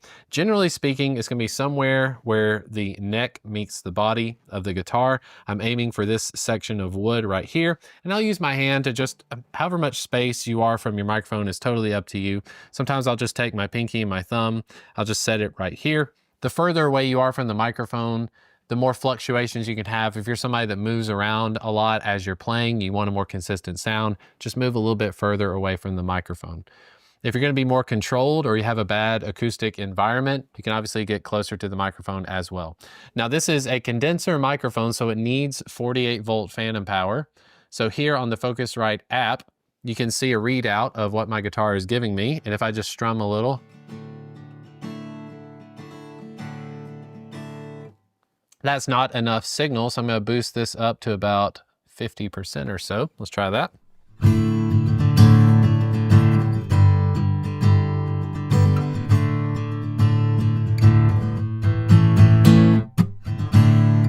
That's a whole lot better. And some of the stuff I'm gonna be doing today is gonna be finger picking. But that's okay, I'll be able to compensate for that later. I just wanna get an overall volume being recorded that's gonna be happy for the computer. So I'm a little bit above 50% here. I'm about a finger's distance away, like my thumb to my pinky. And again, I'm aiming for this section of wood right here. So that's my overall setup. I do have 48 volt phantom power turned on for this microphone. That's my overall gain structure. We're gonna go back to our session here. Now I've got my lead vocal track, which we did in the last lesson. Again, if you want to download this session and open up for yourself, feel free to do so. I'm going to take this lead vocal 2. I'm just going to rename it. I'm going to call it Acoustic. And I'm going to change the color. So to rename it, I just simply double click wherever you have the track listing. As soon as you're done with it, hit the enter key. But to change the color, just go over here to where it has this little color swab, this little rectangle of color. I can click right here. I can change this to yellow. Yellow reminds me of acoustic guitar, so I'm going to make this one yellow. I'll go back to the beginning of the song. And now the setup for recording, I'm using my in-ear monitors again. I do need to be using the click track, so I'll put both ears in. The intro to this song has a guitar riff that's rather repetitive.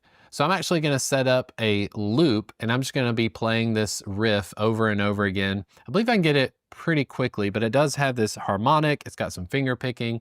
It's overall a little bit complicated, but I wanna try and get one solid take that I can then loop, and I'll show you how to loop it, how to duplicate your takes over and over again. So let's start right here. I'm gonna zoom in to about measure 3. I'm just gonna go ahead and hit record. Make sure I got my click track turned on. I'll hit record and we'll record the intro riff for this song. Mute the guide guitar. We don't need to hear the guide guitar right now. We're on track 3. I hit record and give it a try.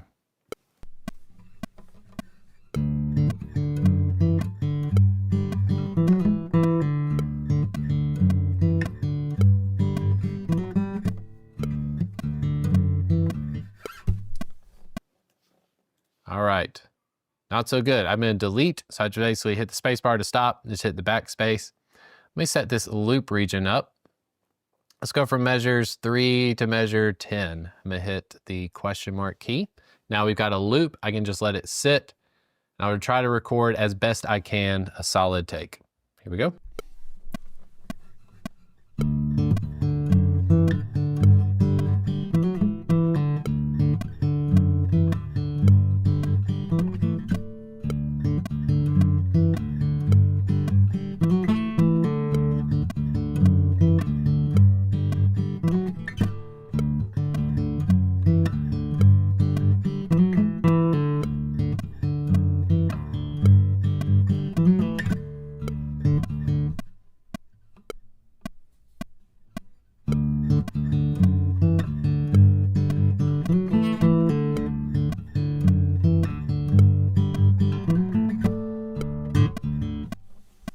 That might be it. Let's take a listen to that last take.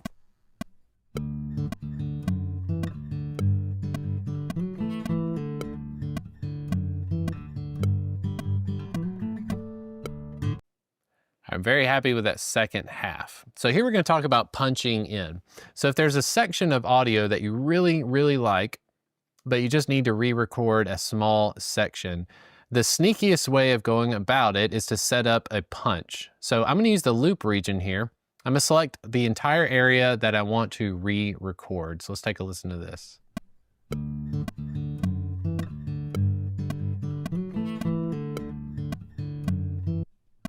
Okay, just about up to that point. So I'm gonna go from measures 3 to measure 7. I'll start playing on measure 4. I'm gonna turn off my loop region. I still need the loop region area selected. I'm gonna hit I on the keyboard. When I hit I, you can see this red icon down here. This is called the auto punch. So auto punch is a little bit different than loop recording. Auto punch will only record where you have the loop region set up. So watch as I set it to measure 1, If I hit the record button, you'll notice it won't actually start recording until we enter into the loop region territory. What this allows me to do is, in a situation like this where I'm playing an instrument, I really like the second half, but the first half needs to be finessed a little bit. I can try to punch in just that little area of audio, and then it will return back to the original take. I'll go ahead and hit record, and we'll give it a try.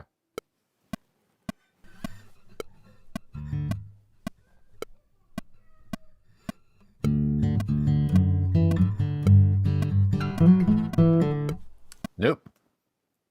Try that again.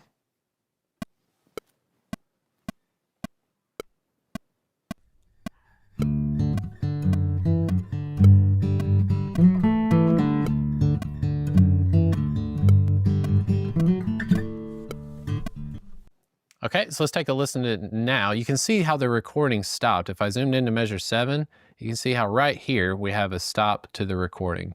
So let's take a listen to this and see how it sounds.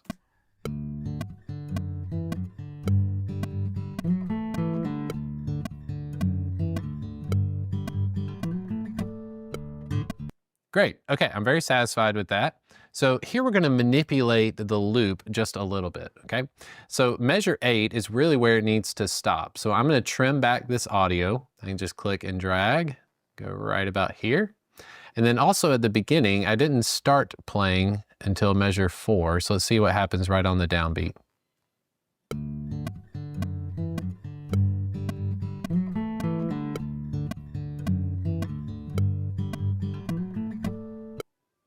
Great.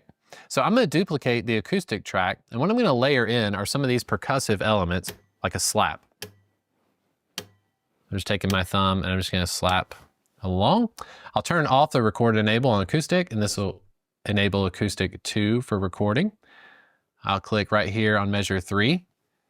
And with auto punch, remember, we didn't turn auto punch off, so we need to hit the I. As soon as I hit I, we should see that this is no longer red at the bottom of the screen. So now when I hit record, it'll just start recording as soon as I hit record.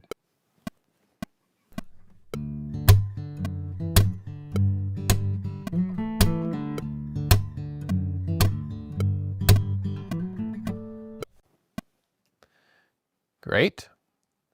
I'm going to trim this back a little bit. I'll also trim this back. Let's take a listen to our little loop that we're setting up.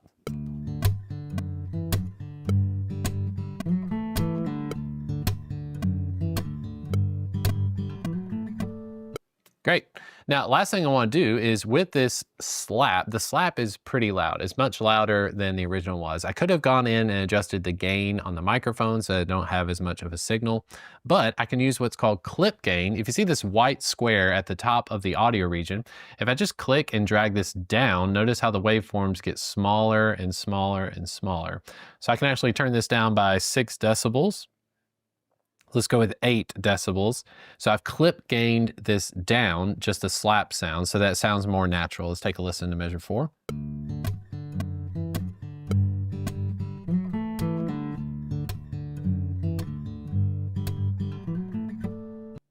Great. Now, like I said, this is going to be a loop. So this is my main riff that should happen throughout most of the song. If I click and drag, I can highlight all of this area. And what I want to do is I want to drag this entire waveform. I'm going to take this loop and I'm going to make sure it starts right on measure 5, the beginning of our intro.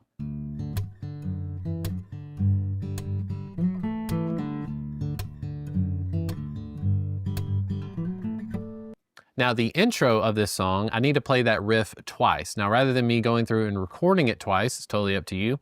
If I just hit D on the keyboard with these tracks selected, if I hit D, it will duplicate everything that I had highlighted, and it puts it in time so you can see it fits nice and pretty within our intro.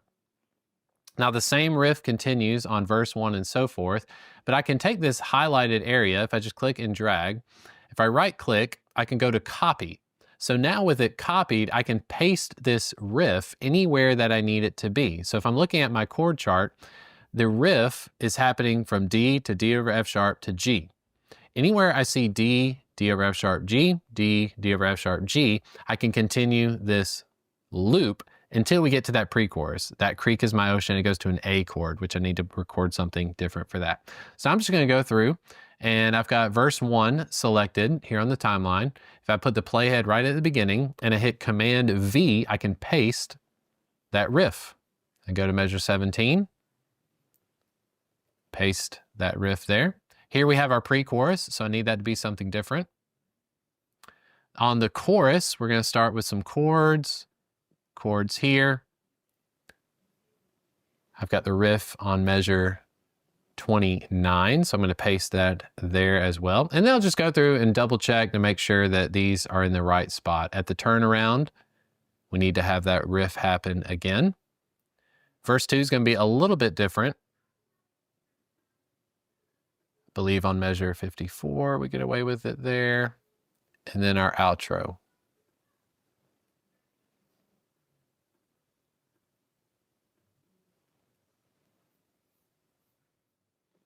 Okay, so it looks like we've got a lot of the acoustic guitar tracks recorded already, but we need to go in and fill in these areas where we have different chords happening. So when I go to the pre-chorus, I need to play an A chord to a G chord to a D over F sharp. I'm going to use that punch in function. I'm going to go back to Acoustic 1, make sure it is record enabled. I'm going to make a new loop region. I'm going to drag just before measure 21 and just after measure 29. Make sure I catch. The reason I'm doing that is I want to make sure I catch any strums or things that happen just before the recording.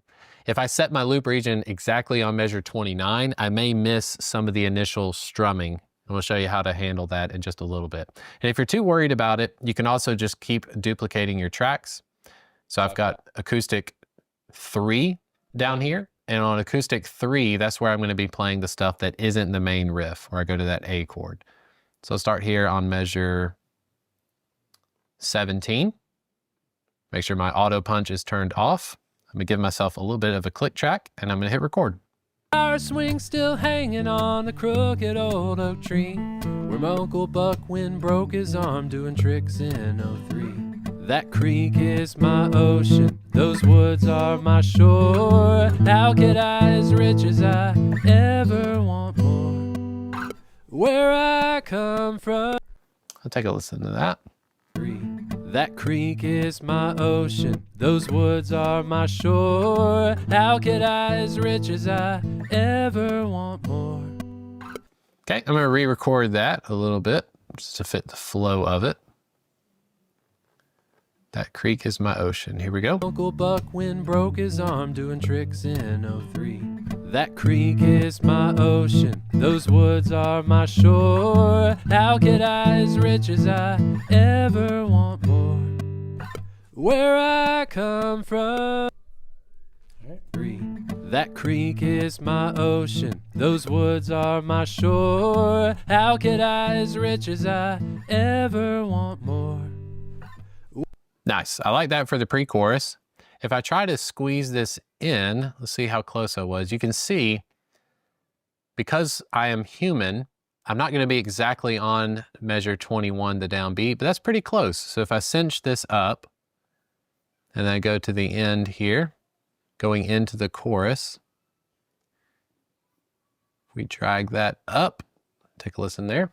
That creek is my ocean, those woods are my shore. How could I, as rich as I, ever want more? Where I... Nice. I can take this pre-chorus here. I'm going to copy it. I'm just going to select the audio region, go to Command C. I'm going to go to my second pre-chorus, which will be a little different. Yeah, that one will be different. We'll re-record that later. All right, chorus 1, we need to record here. I'm going to go back to Acoustic 3. It's going to be a lot of strumming. So I'm going to grab my guitar pick, basically from a D chord to a G chord, and then it goes right back to our intro riff. Let's hit record here. Ever want more? Where I come from. Where I come from. Just a dirt road near the backwoods with a deer stand in a... Let's take a listen to that. Where I come from. Where I come from. Just a dirt road near the back. Yeah.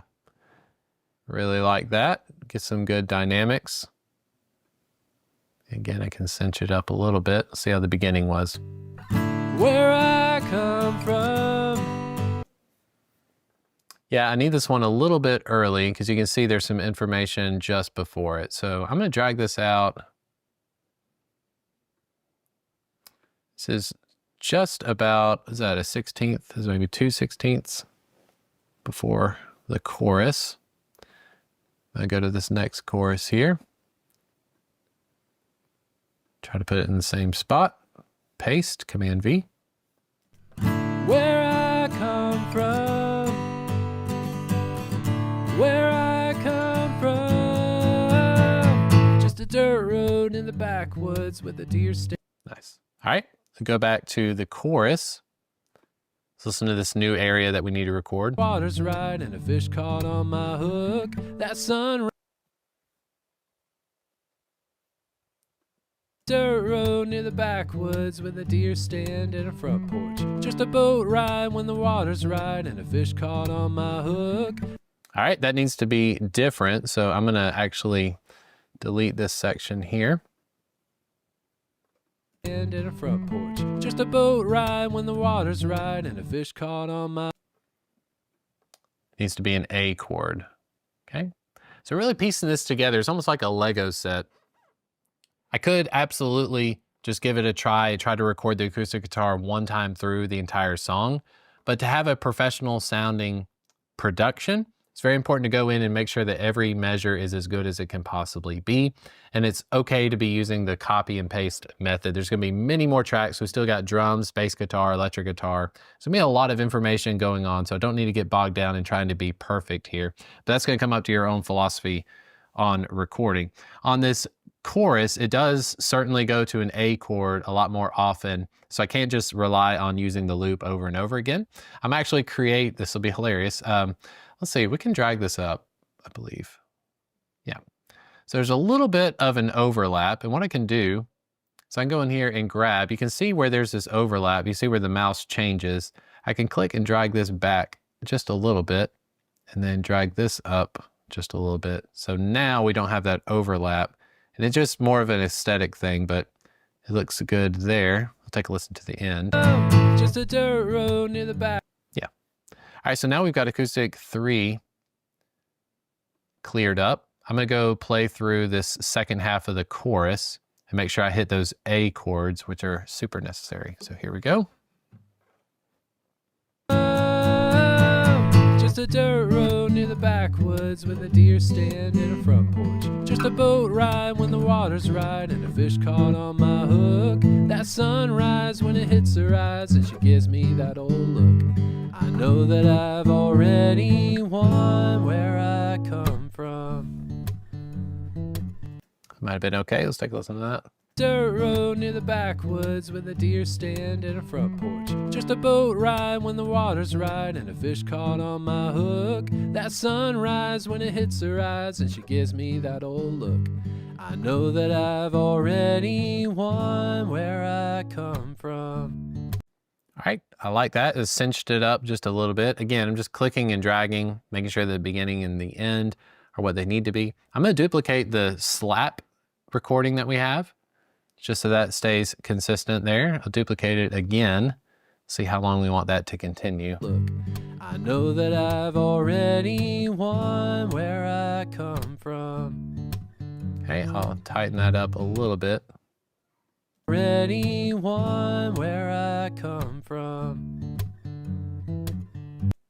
All right, I like that. So what I can do here, we've got the chorus solved. So I'm just gonna select all 3 of these acoustic guitar tracks right here. I'm gonna copy them. I'm gonna go over to our second chorus here. I can delete this, just highlighting, click and drag, and hit the backspace key. Take this track up to chorus acoustic 1 where it needs to be. I'm gonna hit paste, Command V. I'm gonna click and drag these to where they're supposed to go. Right about there. I'll take a listen. Just a dirt road in the backwoods with a deer stand and a front porch. Just a boat ride when the water's right and a fish caught on my hook. That sunrise when it hits her eyes and she gives me that old look. I know that I've already won where I come from. Where I come from. Nice. Now there's one last section. This is verse 2. So again, I'm taking the lower track, the acoustic 3. I'm going to record my information. I'm going to drag and drop it where it needs to go, whether that's acoustic 1 or acoustic 2. Let's go to verse 2 here. It's a little bit different. It's a little more subdued. Hit record. Late one night out by the moonlight, we watched the stars come out. And when we were half asleep, we heard an awful sound. A big ugly beast came tumbling as we all ran through the woods. And I wouldn't change one thing about that night, even if I could. All right, that was pretty sloppy. Let me look through these chords real quick. So verse 2, Nate up by the moonlight, watched the stars come out, we were half asleep, heard an awful sound, big ugly beast came tumbling.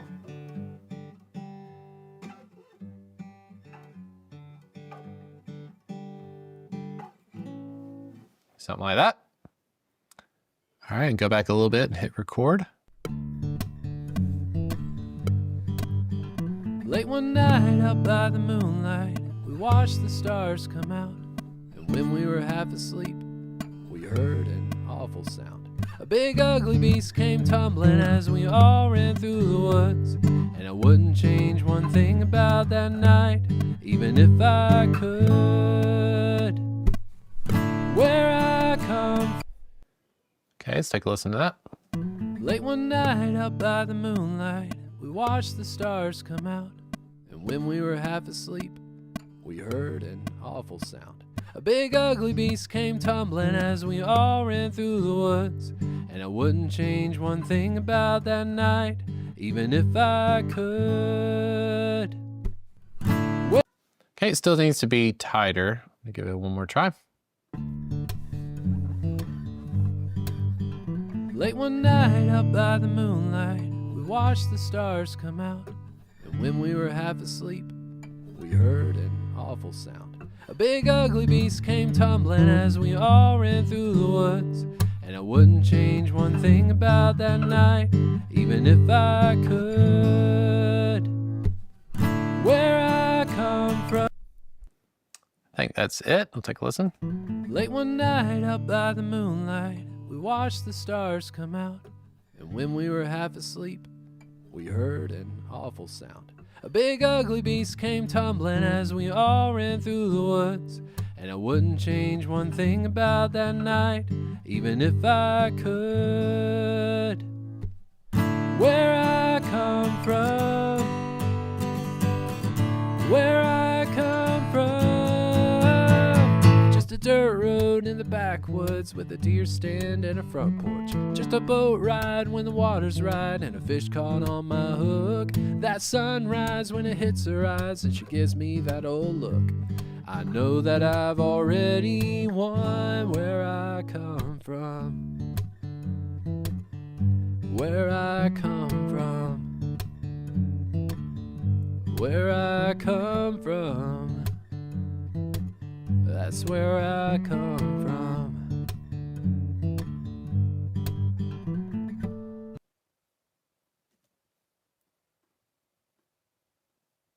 Okay. At the very end of the song, I like to put this nice little fade. So at the top right of any of the audio regions, you simply click that white bubble, drag it to the left, and it'll add this little fade out effect. Okay. All right, so that does it for our acoustic session. Next, we'll be recording some more instruments. There's still a long way to go in this session, but remember, you can download this session file if you want to open it up for yourself, have a listen to the different recordings as they're happening. You'll be able to see all the settings, everything that I'm looking at here on the screen. You'll have access to that as well. So make use of that, and I'll see you on the next lesson. Recording Academy, drums. Hey everyone, in this lesson, we're going to be talking about recording the drums. Throughout this entire process, we've been using a 2-channel audio interface, the Focusrite Scarlett 2i2. If you're just getting started off, this is probably one of the most common audio interfaces you're going to be using. And the downside of it is that you only have 2 channels to work with. So if you want to record an entire drum set, how do you mic a drum set with just 2 microphones. Well, my recommendation to you, and what I've done in this video, is I set up the Shure SM7B on my kick drum. I really want to make sure that I have some sort of microphone on the kick drum or the bass drum, because it's such a low frequency object that being able to capture the nuances of every time the kick is being hit, it's very good. Because every time you're using microphones like close mic situations or overheads, you're going to hear a lot of the cymbals. Cymbals are very loud. The snare drum is really loud. The kick drum, since it's one of the most prominent pieces of modern mixing, I want to make sure that the kick drum has a good sound coming out of it. So I'm putting a close mic. Any sort of microphone you want to use on the bass drum or the kick drum is going to do just fine. I use the Shure SM7B. Again, it's got that foam filter on top, so it's going to tame some of the sound that you're hearing from the cymbals. If you want even more isolation, you could take a blanket. If you have a moving blanket or something that's pretty heavy, you can use a couple of chairs on either side of your kick drum, drape the blanket over the top. You'll get plenty of isolation for your kick drum. I was fine with the sound that I'm getting from the Shure SM7B. And in fact, I want to show you a process where you can go in and sample replace your kick drum so you get even more punch, more low end, even just from using a 2-channel audio interface. So the Shure SM7B is on the outside of my bass drum. You can cut a port in your kick drum if you want to be able to do that. With this Sonar kit, I don't have a port on the bass drum. It's just fine with the sound that I was getting, but it's on one of those really small mic stands just outside of the bass drum. I don't have to use the cloud lifter in this situation because the drums are so loud. They're giving plenty of volume. I did not need to use any extra preamp boost. Now, the second microphone that I'm using is the Shure SM81. That's the small diaphragm condenser microphone, and I'm using it as an overhead mic. This is a mono overhead mic. It's going to channel 2 of my audio interface, and I've got it positioned directly above the middle of my snare drum. Since I'm recording these things in mono, I don't have to worry too much about there being some weird phasing happening, especially when I go in and sample replace the kick drum. But when you're setting up the overhead mic, just make sure you have some distance between your snare drum and the microphone capsule. So what I did is I took a microphone cable, I simply suspended it above the snare drum so that the end of the microphone cable is on the middle of the snare drum. And that lets me know that wherever I've got my hand up here, if the cord is straight and it's hanging straight right above the middle of the snare drum, that's where I'm going to put my microphone. I'm usually going for about 3 feet. So I'm going to go 3 feet above the middle of the snare drum, and I'm going to put the SM81 pointed straight down. Now on the SM81, there is a 10 decibel pad that you can engage simply by rotating the ring next to the microphone's capsule. It says -10. So you put that in place. Most of the time, if you're using any sort of condenser microphones on a drum set, you will need some sort of pad. If you don't have a pad or a -10 dB switch on your microphone, maybe your preamp that you're using, whether that's an external preamp or your audio interface, they might have a pad that you can engage on that as well, because drums are just really loud. Sometimes with drums, you don't even have to be using the gain knob because there's just so much volume being produced by the drums. It all has to do with how loud you're playing, what kind of song you're playing.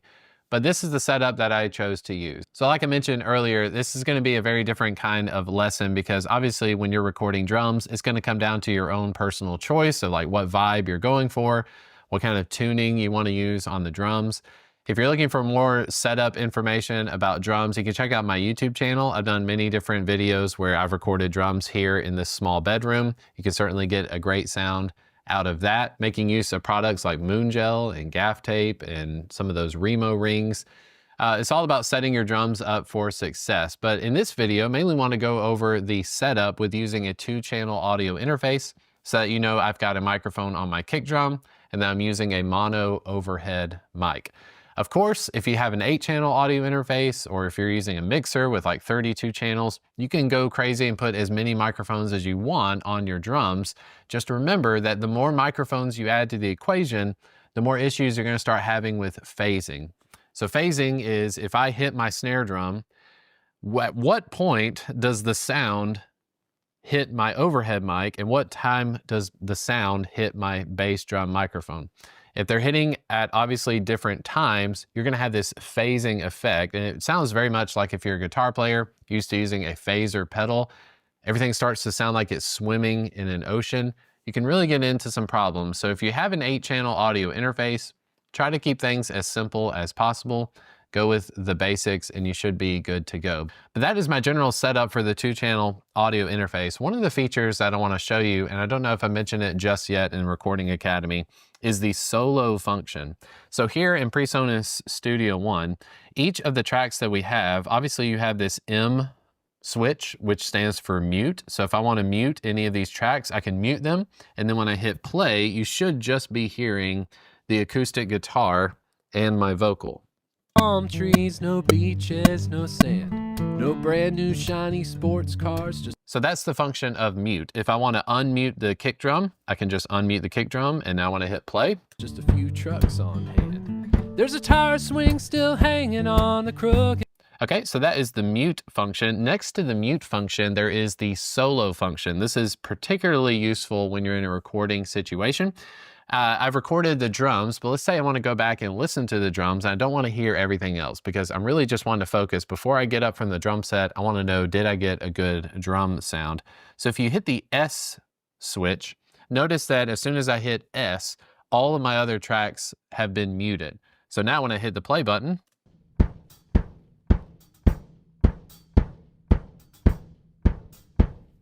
I'm just hearing the kick drum. Now you can add more to this. So if I want to solo the overhead mic as well, now we're hearing just the kick drum and just the overhead mic.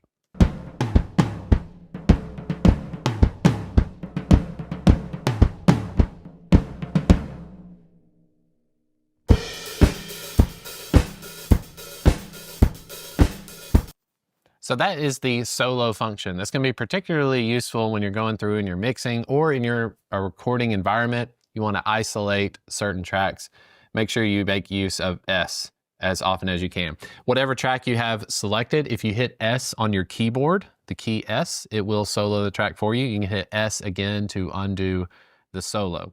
Also, at the bottom left of the screen, these are kind of like the macro switches for solo. So if you have a bunch of tracks, and let's just say I have all these random ones soloed, I want to clear all of the solos. I can go down here and hit this yellow S. It will turn off global solo. So now everything goes back to normal. That's just a good little trick to know of. So like I mentioned before, in this video, I want to show you the footage of me recording this drum take. Of course, you can open up this session for yourself. Make sure you download the session that has the drums and piano. We'll be recording piano in just a minute. We'll get to that lesson.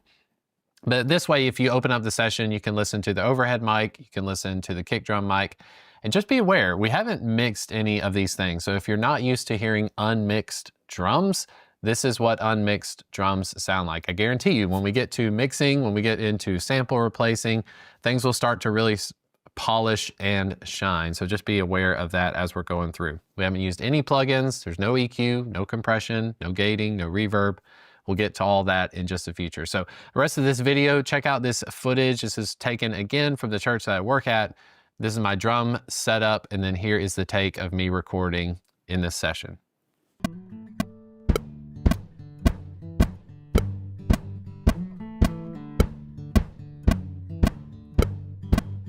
Where I come from, there ain't no palm trees, no beaches, no sand, no brand new shiny sports cars, just a few trucks on hand. There's a tire swing still hanging on a crooked old oak tree, where my Uncle Buck Wind broke his arm doing tricks in '03.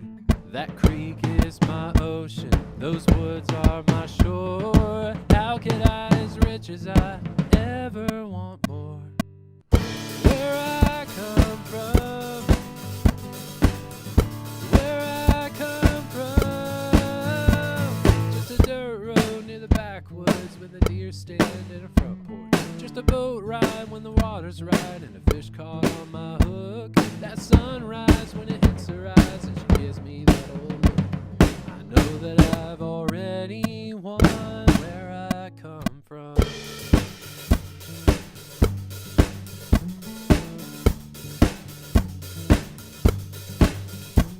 One night out by the moonlight, we watched the stars come out, and when we were half asleep, we heard an awful sound. A big ugly beast came tumbling as we all ran through the woods, and it wouldn't change one thing about that night, even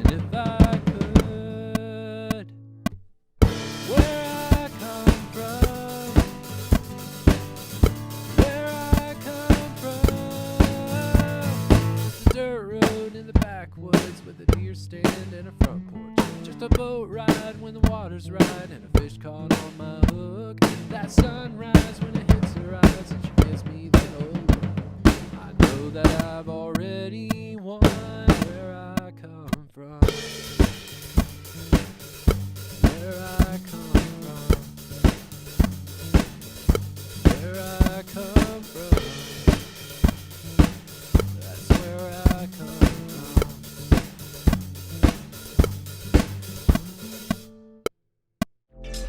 Recording Academy, piano. Hey everyone, in this lesson, we're going to be talking about recording a grand piano. Now, this one may not be as common as it was in the past. A lot of people are using MIDI keyboards, electronic keyboards. We're going to get to that in a future lesson, but I wanted to cover this because many of you out there might have access to an upright piano, or maybe you can access a grand piano at your local church. Here's how I go about recording it, and it's a very, very simple process. I'm not somebody who's just a virtuoso on the piano. I'm not doing a bunch of runs and things like that. I'm basically a guitar player on the piano. So one of the things I wanted to mention is I'm taking the SM81 and I'm opening up the lid of the grand piano so I can have access to where the strings are. Okay, the hammers are striking the strings and then it is sounding like a piano. So the SM81, how do I know where to place it on the piano? I'm not recording this piano in stereo. I'm just taking the one SM81 and I'm going to point it straight down at the soundboard of the piano. So what I tend to do, and I'll show you this footage on the video from when I was recording it, but we have a Boston grand piano. It's a very nice piano. And what I want to try to do is locate the middle of the section that I'm actually playing on. So if you have a piano, which I believe has 88 keys, you're not trying to record every single key on the keyboard. There are going to be many of the keys that I'm not hitting. So if my range, the lowest note that I'm going to be playing on this song happens to be a D. So the first thing I want to do is locate the lowest note that I'm actually going to be playing on this song, which happens to be a D. When I find that, that becomes the end of my piano. So if I'm looking at the hammers, where the hammer is striking on that lowest note, I know that is the left side of my recording area. That makes sense. Then on my right hand, I want to think about what is the highest note I'm going to be hitting on my right hand. So if that happens to be a high D, let's say that that is a span of 4 octaves. Instead of trying to record all 88 keys, I'm not going to put it in the middle of my piano because the middle of your piano is going to be right where middle C is. That may not be the middle of my actual playable area.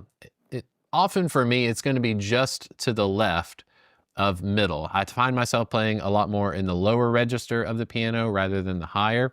So try to think, and my recommendation to you, that if you were recording a piano, whether that's an upright piano or a grand piano, try to center your actual playable area of the piano.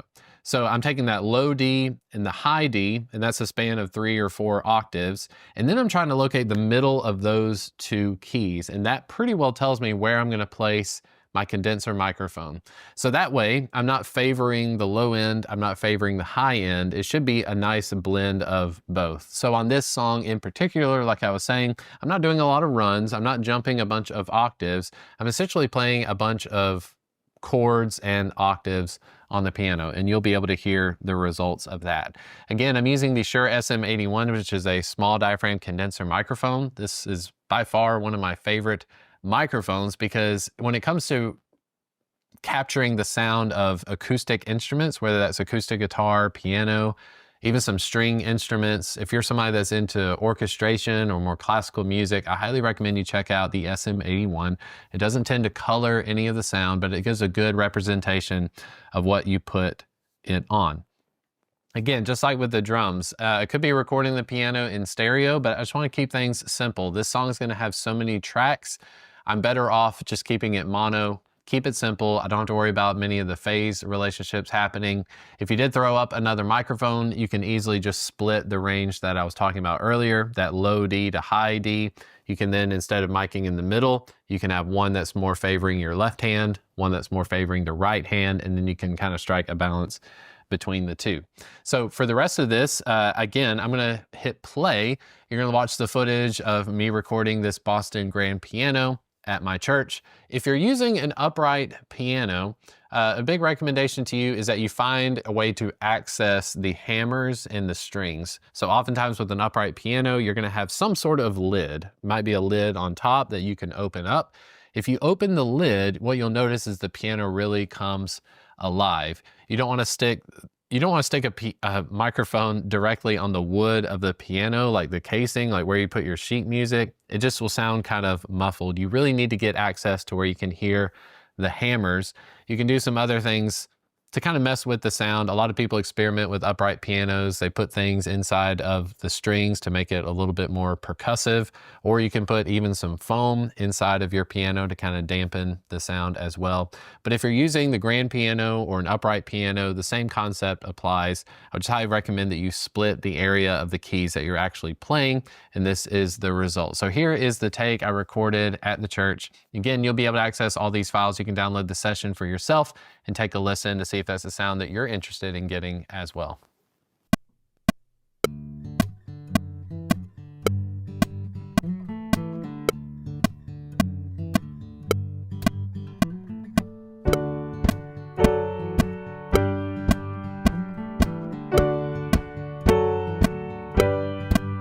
Where I come from, there ain't no palm trees, no beaches, no sand, no brand new shiny sports cars, just a few trucks on hand. There's a tower swing still hanging on the crooked old oak tree, where my Uncle Buckwind broke his arm doing tricks in '03. That creek is my ocean, those woods are my shore. How could I, as rich as I, ever want more? Where I come from, where I come from, just a dirt road near the backwoods with a deer stand and a front porch. Just a boat ride when the water's right and the fish caught on my hook. That sunrise when it hits the horizon, she gives me the look. I know that I've already won where I come from.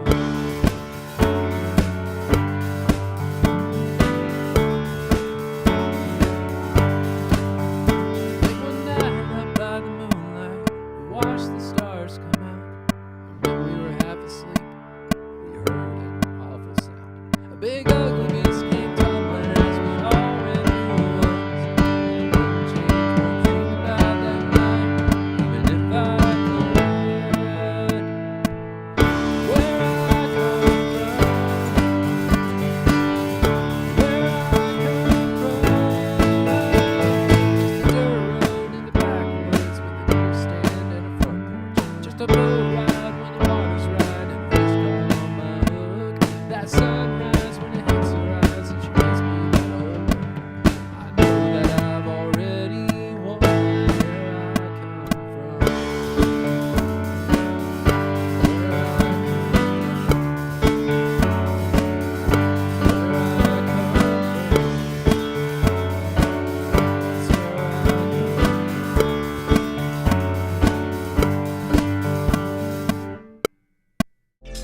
Where Recording Academy, bass guitar.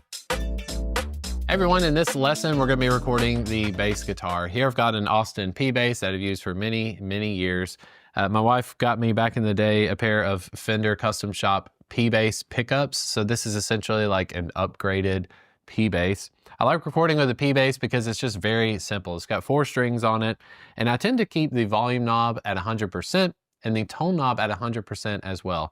The tone knob, what you'll find is that it's essentially rolling off a bunch of high end, which if you're in a recording environment is something that you can do when it comes to mixing. So I always would rather just keep tone at 100%, give me as much information as possible. And then if I want to roll off any of the tone, I can do that in the computer after I've recorded rather than doing it from the get-go. If you're going for that sort of like James Jamerson sound, you want to put a sponge or something to kind of dampen the sound, you want to roll off the tone knob, that's totally up to you. But for the purposes of this recording in this session, I'll just be keeping everything at 100%. Now the setup is very simple. So when I'm recording bass guitar, I want to go direct into my audio interface. Point being, if you need to simulate the sound of a bass amp, you can certainly do that on the computer. I've recorded a bass amp as well, and I've just really, when it comes to the results of the bass amp, I think it's more fulfilling for the recording engineer. It's nice to be able to stick a microphone in front of an amp, but especially when it comes to modern bass guitar recording, you're gonna get everything that you need just by taking your bass guitar, maybe running through a few pedals if you like, but go straight into your audio interface or try to get a direct signal. It's called a DI signal from your bass. And then you can go and manipulate it if you want it to have more of like a vintage sound, okay? So this setup today, I'm just essentially gonna be running from my bass into my Peterson tuner pedal, which is on the floor. I'll get a shot of that for you to be able to see it on screen. But then from the tuner pedal, it is running through my pedals, but none of my other pedals are turned on. I'm bypassing all of my other guitar pedals, and then I'm just going into channel 1 of my audio interface. So on the Focusrite Scarlett, the instrument inputs are on the front of the device. I basically just need to take my guitar cable and plug it straight into channel 1. As soon as you do, you'll be able to adjust gain and such from there. So let's get started. All right, so here I've got my guitar cable, which is coming essentially from my pedal board. I'm just gonna plug it into the first channel of my Scarlett interface.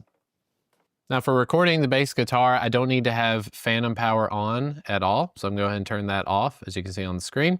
And I'm also gonna enable the instrument input. So on the Scarlett 2i2, if I hit this switch here, instrument. So now we're getting a very healthy signal. This is way too loud. You can see it's clipping on the screen. So I'm gonna turn this down.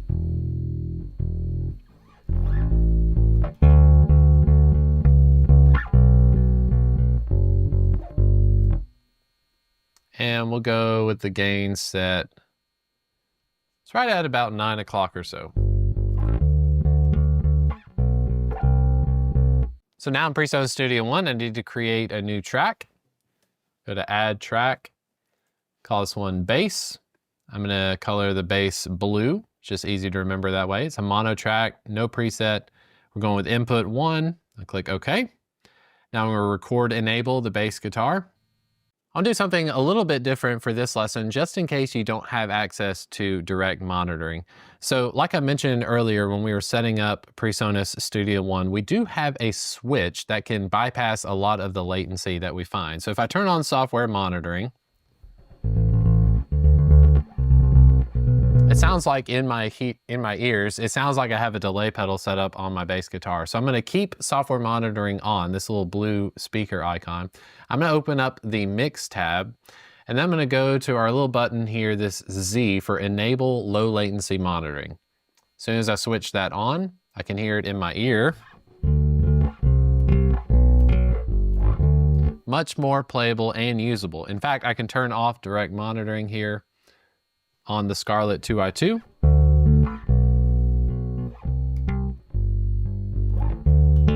So now I'm just hearing the software playback. Now, again, an important thing to note, you would think you just could leave the low latency monitoring switch on. You need to make sure that you turn this off as soon as you're done recording whatever it is you're recording. Reason being, it will tend to freeze your plugins, a lot of your processing. It'll kind of freeze it, take a snapshot of it in place. So if you go in and start making changes like EQ, or you want to make subtle changes to your mix, you'll notice that nothing seems to be happening. You need to turn off low latency monitoring. Just make sure you hit this green Z as soon as you're done recording. But for now, I can leave it on. Now I've got the software monitoring turned on. I'll go to the beginning of the song and I'll go ahead and start recording bass. Where I come from, there ain't no palm trees, no beaches, no sand, no brand new shiny sports cars, just a few trucks on hand. There's a tire swing still hanging on the crooked old oak tree, where my Uncle Buck when broke his arm doing tricks in '03. That creek is my ocean, those woods are my shore. How could I, as rich as I, ever want more? Where I come from, where I come from, just a dirt road near the backwoods with a deer stand and a front porch. Just a boat ride when the water's right and a fish caught on my hook. That sunrise when it hits her eyes and she gives me that old look. I know that I've already won where I come from.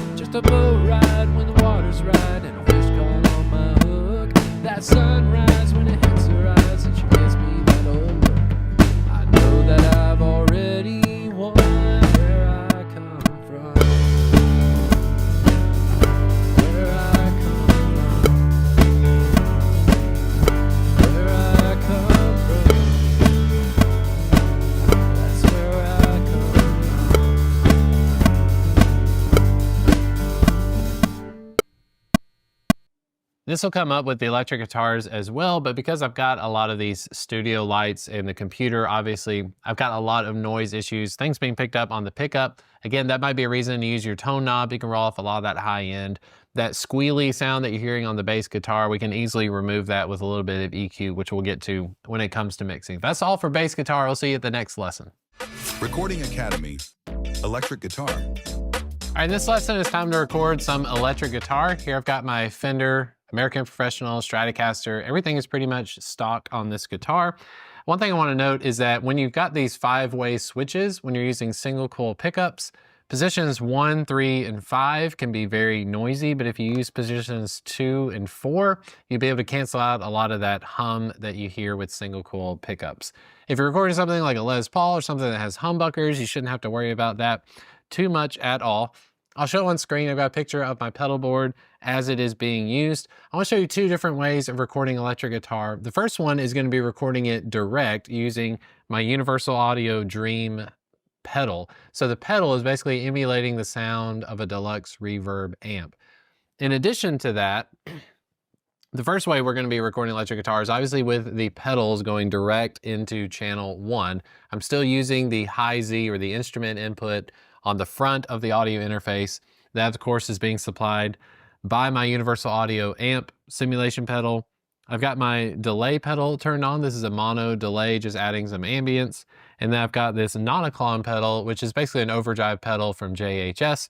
And then I've got everything plugged into my tuner pedal as well. We're going to record this guitar going straight into the audio interface using the amp simulation pedal. And then after that, I'm going to plug everything into this Black Star guitar amp that I've got just behind me. This is a really affordable guitar amp. It is solid state, I believe, but it actually sounds really good because what I like about it most is that if you are using pedals to supply most of your tone, you're really just getting volume out of the Black Star. But just for the sake of showing you how to record an amp, I have my SM7B sitting just in front of the speaker on this Black Star amp. So we'll give that a shout out as well so that you can be able to hear the differences between the two. Your way of recording might be, hey, I want to go direct. I want to use something like a Line 6 Helix pedal. You may want to use something that's coming straight from a box. You'll be able to hear that. And then I plug into this Black Star amp. You'll be able to hear the sound of the amp with a microphone on it, and then make a choice on your own. So first, let's go ahead and record with just the pedals, and you'll be able to hear this as well. Make sure you download the session that has the electric guitar tracks recorded. You'll be able to get what you need. So overall, the input on my Focusrite Scarlett interface, you can see the gain knob hasn't changed much at all from when we were recording the bass. When I'm using this Universal Audio pedal, or I'm using any sort of amp simulation pedal, I just need to keep in mind that I don't want things to be clipping before they get to the audio interface. So a lot of times with these pedals, just be careful with the output knob in general. Just like we've been gain staging this whole time with microphones, guitar pedals also need to be gain staged. It's very important that if you turn off all of your pedals, you should be getting a certain volume. When you turn on the pedals, it's okay to have a slight increase in volume, but you don't want to have any one pedal adding a tremendous amount of volume because it really just messes up your signal. You could easily be clipping and not even knowing it, if that makes sense. Okay, so you don't want, if you've got your overdrive pedal, don't cause your overdrive pedal to make your signal clip and then go into your amp simulation pedal and you turn everything down. There needs to be this gradual increase in volume. There shouldn't be any of these drastic changes in volume from pedal to pedal. So here we're gonna go ahead and add another track in Presonus Studio One. I'm gonna call this one Electric Guitar Direct. And my electric guitar tracks, I generally am gonna go with a green color. This is going into input 1. And this, of course, is going to be mono. Now, the Universal Audio pedal does have a stereo output. I'm just going to be recording mostly everything in mono. If you're using the Strymon Iridium, this is also a mono pedal as well. You can get a great sound mono-wise. When it comes to mixing, when we're adding reverb and delay, that's when we can really blow things out and make them stereo if we would like. So again, I'm going to be using direct monitoring from the audio interface itself. And I'll add in a few guitar parts. Now, this song is quite dense. I want to make sure I have an equal representation of many different instruments. So the guitar part I'm going to be playing in this song is mostly just going to be making those chord changes up and down the neck. It'll depend, of course, whatever song you're recording. But here we have the guitar direct. Let's go ahead and record some.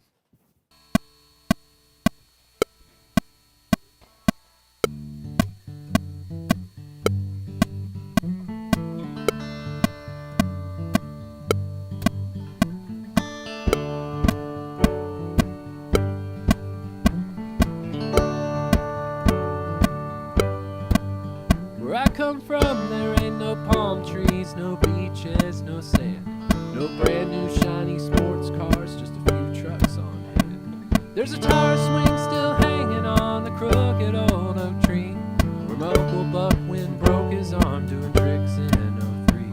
That creek is my ocean, those woods are my shore. How could I, as rich as I ever want more? Where I come from, where I come from, just a dirt road near the backwoods with a deer stand and a front porch. Just a boat ride when the water's right and a fish caught on my hook. That sunrise when it hits the rise and she gives me that old look. I know that I've already won where I come from.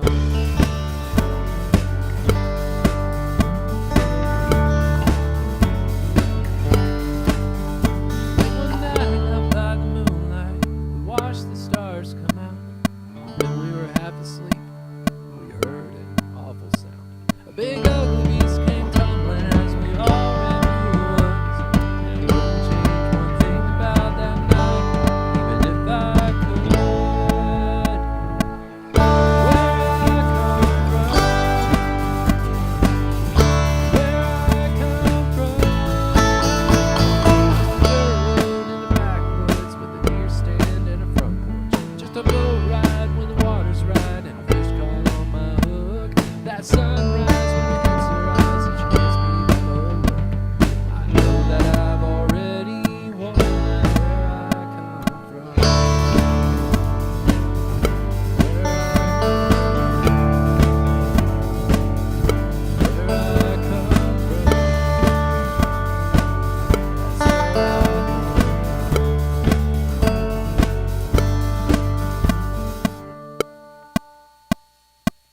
All right, now to get set up on the amp, I just need to take this guitar lead that I've got going into channel 1 of the audio interface. I'm going to unplug it.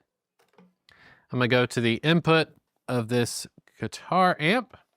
Okay, so I got the electric guitar amp pretty cranked. I'm going to double track this electric guitar amp so that way I can go left and right. So I want to be as consistent as possible. I'm going to be using a pick.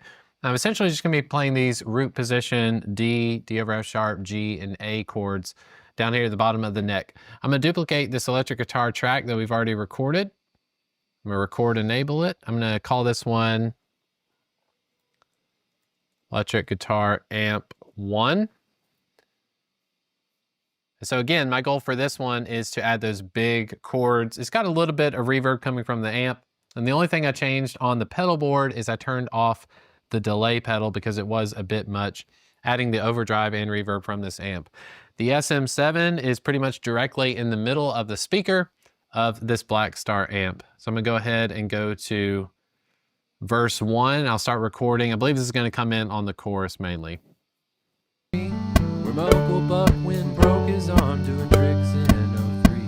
That creek is my ocean, those woods are my shore.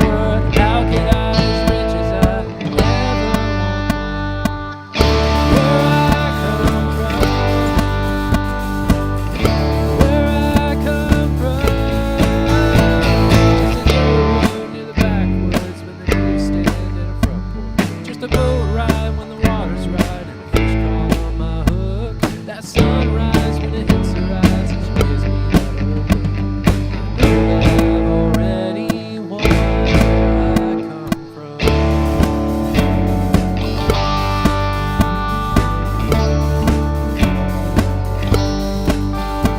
One night out by the moonlight, we watched the stars come out.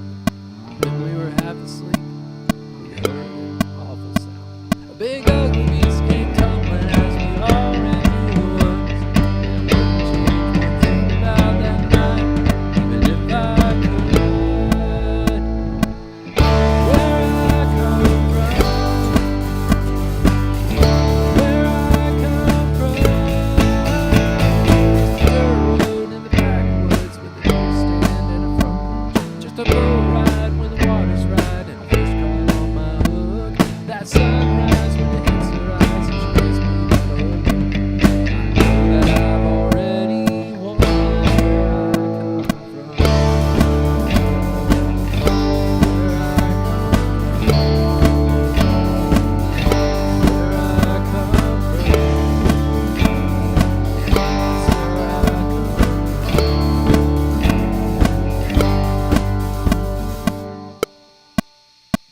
right, that's the general outline of the first guitar. I'm going to duplicate it, and I'm going to do another one and record enable here.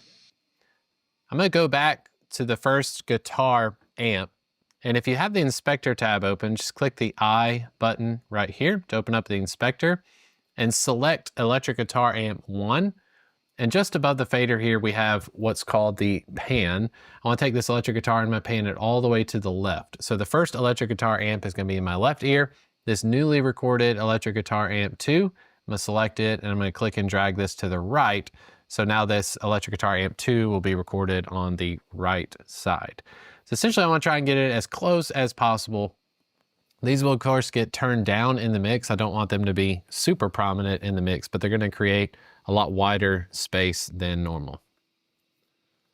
Uncle Buckwin broke his arm doing tricks in 03. That creek is my ocean, those woods are my shore. How can I as much as I ever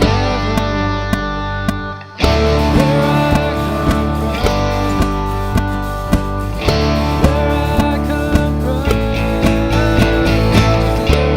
near the backwoods with the nose stand and a front porch. Just a boat ride when the water's right and the fish caught on my hook. That sunrise when it hits the rise, it gives me the I've already won where I come from.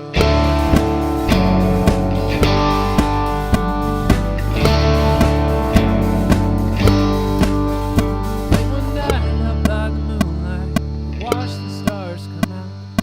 When we were half asleep, we heard an awful sound. A big ugly beast came tumbling as we all ran through the woods. And wouldn't change one thing about that night, even if I could. Where I come from, just a road in the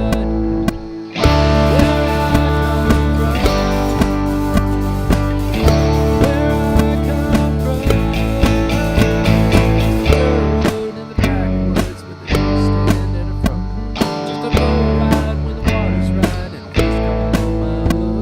That sunrise when it hits the rise, it gives me the I know that I've already won where I come. All right, here's an instance where I liked everything that was happening on the second guitar take, but you can tell up at this point, I need to start over. So I'm zooming in. I'm going to zoom in and extend this loop region because I want to punch this in. I don't want to delete everything I just did up until that point. But I'm going to extend the loop region out. I'm going to go back to the beginning of chorus 2. I'm going to hit the I key on the keyboard so we have an auto punch turned on. And then I'm going to hit record. So now it will start recording where I started messing up.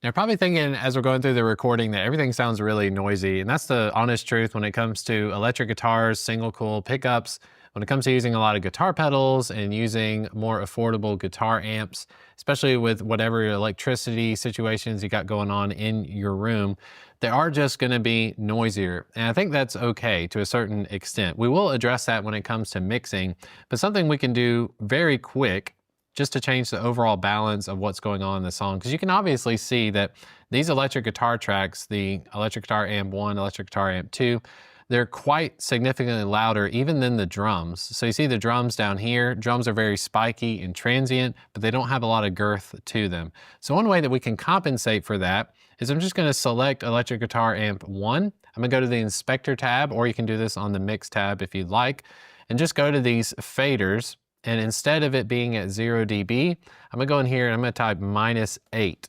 I'll do -8 for this side, -8 for that, because there is a compounding effect. If you record the same thing on multiple tracks over and over and over again, the volume of each track will significantly add to the next.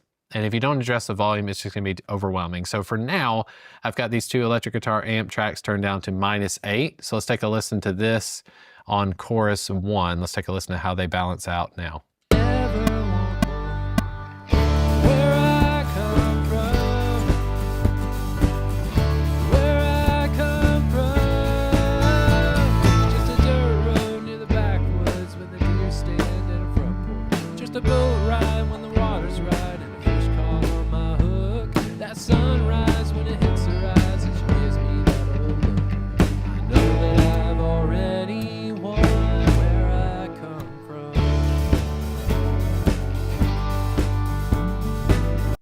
I'd probably even go down further. Let's try -10 for now. I don't want to go too crazy with mixing. Don't want to be adding any plugins or reverb just yet. Try to hold off as much as you can. But for the purpose of recording some more instruments, we'll go to -10, take a listen to that real quick.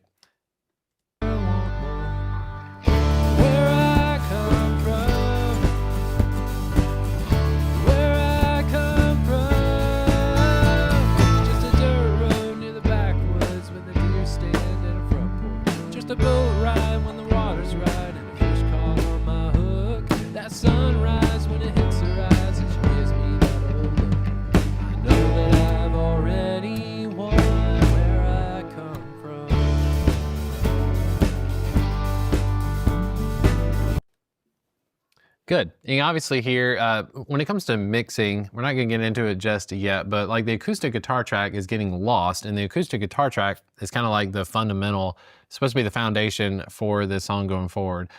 We'll be able to address that when it comes to EQ and compression, because what's happening is the more instruments we're adding, the more muddy, the more chaotic it's getting.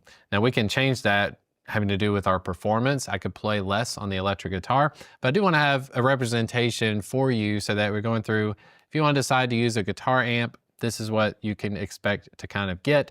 And then the electric guitar direct, I could also turn that down just a little bit, but I don't think it's too jarring just at the moment. So as far as electric guitar goes, it's completely up to you. I'll just make this recommendation where I'm at in my life. I've certainly owned many different guitar amps over the years. I used to own a Fender Deluxe Reverb that I've used here in this room and on this channel, and I sold it because we have children, and children like to take naps, and when you're in a small house or environment like this, it can get rather noisy. I'm very satisfied with the sound that I get from pedals, and I'll also say this, that a lot of the plugins and virtual software has come a long way over the years. So don't be surprised. You can get some really great sounds if you don't have access to a guitar amp, if you don't have access to guitar pedals, you can still make some great recordings. It's all just up to your preferences of how you want to move forward recording music. All right, I'll see you in the next lesson. Recording Academy, MIDI instruments. Everyone, in today's video, this lesson is all about recording with MIDI instruments. Now, when it comes to keyboards, whatever sort of keyboard you decide to use, not every keyboard has a USB port on it. This Casio Privia is meant to be it's a weighted keyed piano. It's fun to play, especially when you're trying to recreate the sound or the feeling of a grand piano. But most MIDI instruments out there, this is the M Audio Oxygen 25, super affordable. You can find this thing used for like 40 or 50 bucks at Guitar Center. This held up pretty okay over the years. But as soon as you get into MIDI instruments, a whole world of possibilities opens up to you. The way this one is plugged in is just with a standard USB connection. So there's nothing crazy about it. This USB cable essentially goes straight to my laptop. And then I have a sustain pedal plugged in.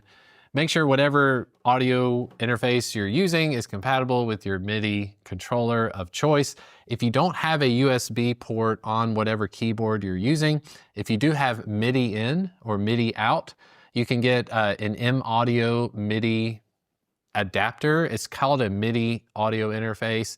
It can work in addition to your Scarlett 2i2. You don't have to have just one plugged in at a time, but the MIDI basically is an adapter, MIDI to USB adapter. You can find those online as well if you need to. So when I'm using the Casio Privia, it does not have a USB port. I have to use that MIDI to USB adapter. All right. To set it up with Presonus Studio One, you simply want to go to Studio One at the top and then select Preferences. On these tabs at the top, you want to go to External Devices. So we're going to set up our keyboard for recording. It's important to note that whatever M audio or MIDI, they call them MIDI interfaces, whatever one you're using, it should work in addition to whatever audio interface you have plugged in. So you don't have to unplug your Scarlett 2i2, keep it plugged in, and then just plug in your USB keyboard. So external device, we're gonna go to this button that says Add. And then this is kind of confusing. If you're recording drums, like electronic drums, or using pads, anything like that, 9 times out of 10, you need to keep new keyboard selected. Even though it's electronic drums, we have electronic drums at our church, we have a Roland kit, you have to select new keyboard, because even though you think of it as an instrument, keyboard is what is gonna help all the software programs notice that it is an instrument. I don't know why, but just select new keyboard. The manufacturer, you can go and name this whatever you want to. I'm gonna name this M Audio because that's the person that makes this keyboard. Device name, this is whatever you want to recognize as your device. I'm gonna call this one Oxygen 25 because that's the model of this keyboard. I'm gonna have all the MIDI channels selected, make sure that they're in blue. Then where it says receive from, this is where are you getting the information from? When I hit this keyboard, how does the computer know what I'm hitting? I'm gonna select Oxygen 25.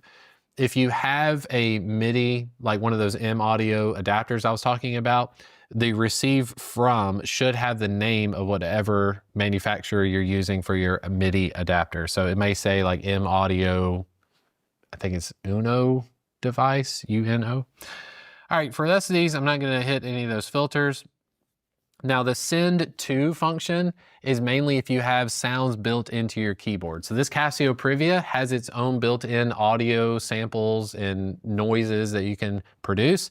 This M Audio Oxygen 25 is strictly a MIDI controller. It doesn't have any built-in sounds of its own. You can still select send to, that would be fine, just in case you have stuff that you wanna load later. I don't have any of these other things selected other than you can make it your default instrument input. Just make sure it's powered on, plugged in before you open up Studio One. You'll get a bunch of error messages if you don't. Okay, everything else looks good to me. I'm just gonna hit the OK button. And as you can see, now we have our M Audio Oxygen 25. You should have your keyboard set up and connected. Then we're just gonna click OK. So that is the setup process for having whatever controller you're using available to you. Now comes the fun part. So I'm gonna open up the Browse tab. I'm gonna navigate to where we have instruments. And let's try to use some of the built-in instruments that come with Presonus Studio One.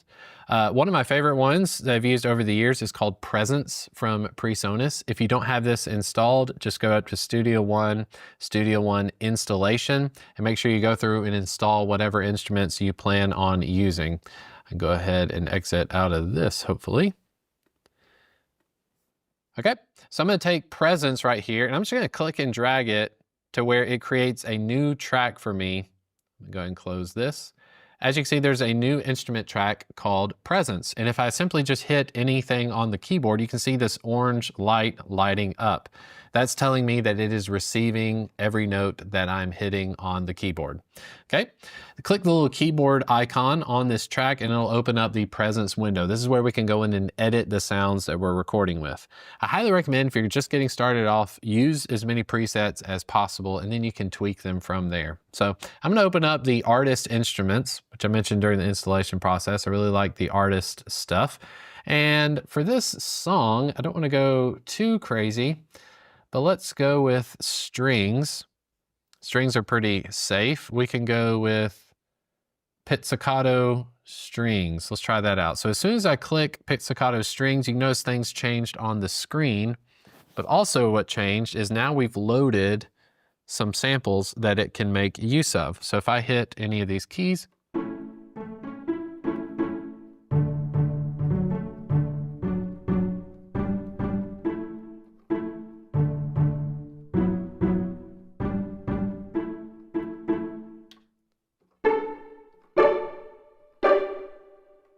pretty good. As far as this goes, the main things I want to call your attention to on Presence are the velocity and the volume. Okay, volume is pretty loud. It pretty much always puts it right up at the top. So I usually take this and I turn it down to about -6 at least. They'll give you a little bit more headroom so it's not just blasting your eardrum. If you're on a filter, it's pretty common to use a high pass filter on some of these instruments. Just simply click where it says filter so it will light up. And then you can move the cutoff knob. So if I play this at the same time, and roll this down, you can hear it's getting darker and darker.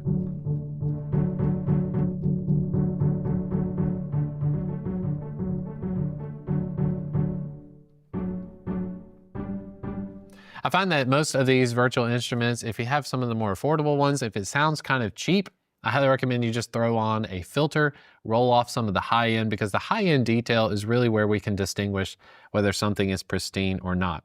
All right, simply from there, there's other options you can mess with, like the transpose function. So if you're playing a D chord and you want it to sound like a C, you can simply go to the transpose and move it down -2, and then it will transpose everything for you.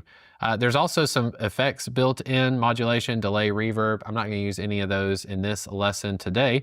Velocity may come in handy if you really want to have a controlled sound. You need to turn the velocity down. The velocity is going to be how much dynamic range is available to you as you're playing your instrument. But I think that's pretty good for now. I'm going to go into maybe a chorus and just record a little bit. Essentially, MIDI works the same way that audio does. I'm going to hit the record button. It is on record enable. I can close the browse tab here. Make sure I got my click track turned on and turn off auto punch. We're gonna start on measure 22, and I'm just gonna play a little bit during the chorus so we get a feel for this. Words are my shore. How could I, as rich as I ever want more? Where I come from, where I come from. Just a dirt road near the backwoods when the deer stand in a front porch. Just a boat ride when the water's right and the fish caught on my hook. That sunrise when it hits the rise and she gives me that old look. I know that I've already won where I come from. Okay, let's take a listen back to that.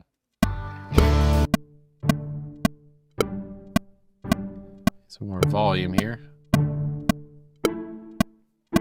Just a dirt road near the backwoods when the deer stand in a front porch. Just a boat ride when the water's right and the fish caught on my hook. That sunrise when it hits the rise and she gives me the look. I know that I've already won where I come. Okay, had to crank it up quite a bit. I've got my headphone knob turned up quite a bit. So on the volume knob here, again, I'm looking at the fader for this instrument, and I need to be getting around -12 or -18 just for me to be able to hear it above all the other instruments. So if I hit play here, we'll solo it.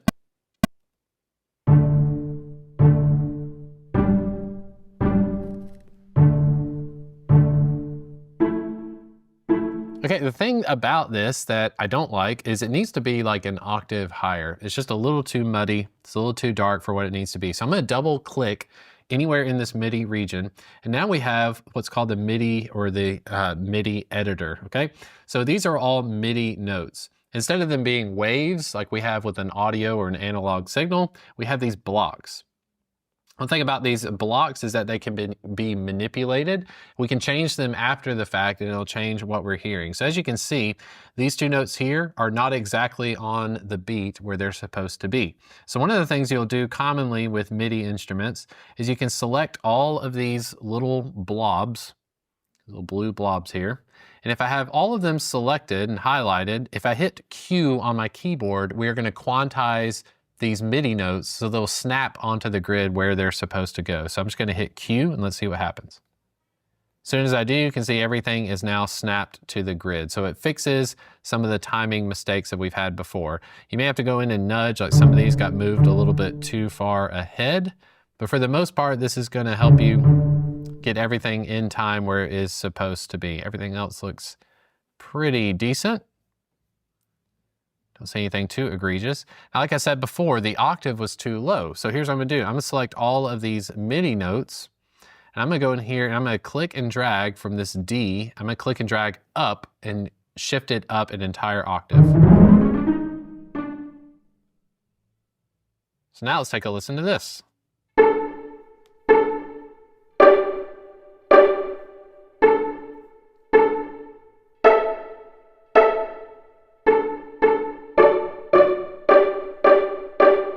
It's like brutal on the ears, but let's take a listen to it in context of the rest of the mix.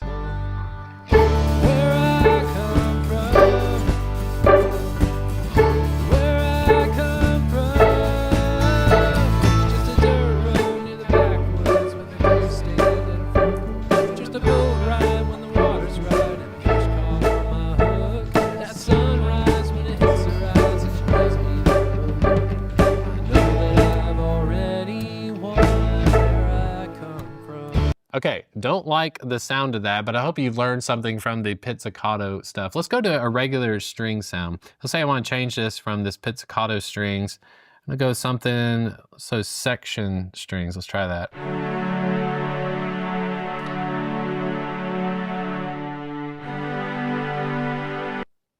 All right, that's a lot more mellow, a lot more believable. So I can go ahead and delete this section here. Let me go ahead and record this chorus again now that we've got section strings set up. Get my sustain pedal in place. Here we go. Words are my shore. How could I, as rich as I ever want more?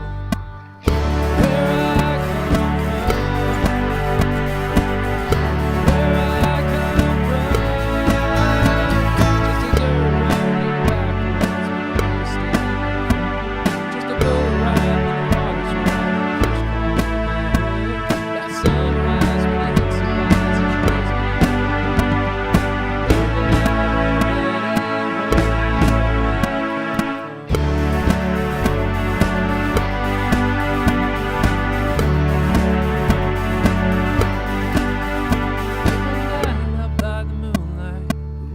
Okay, it's pretty dramatic there, but much more mellow, much more believable. If I hit the space bar, let's take a listen to this chorus.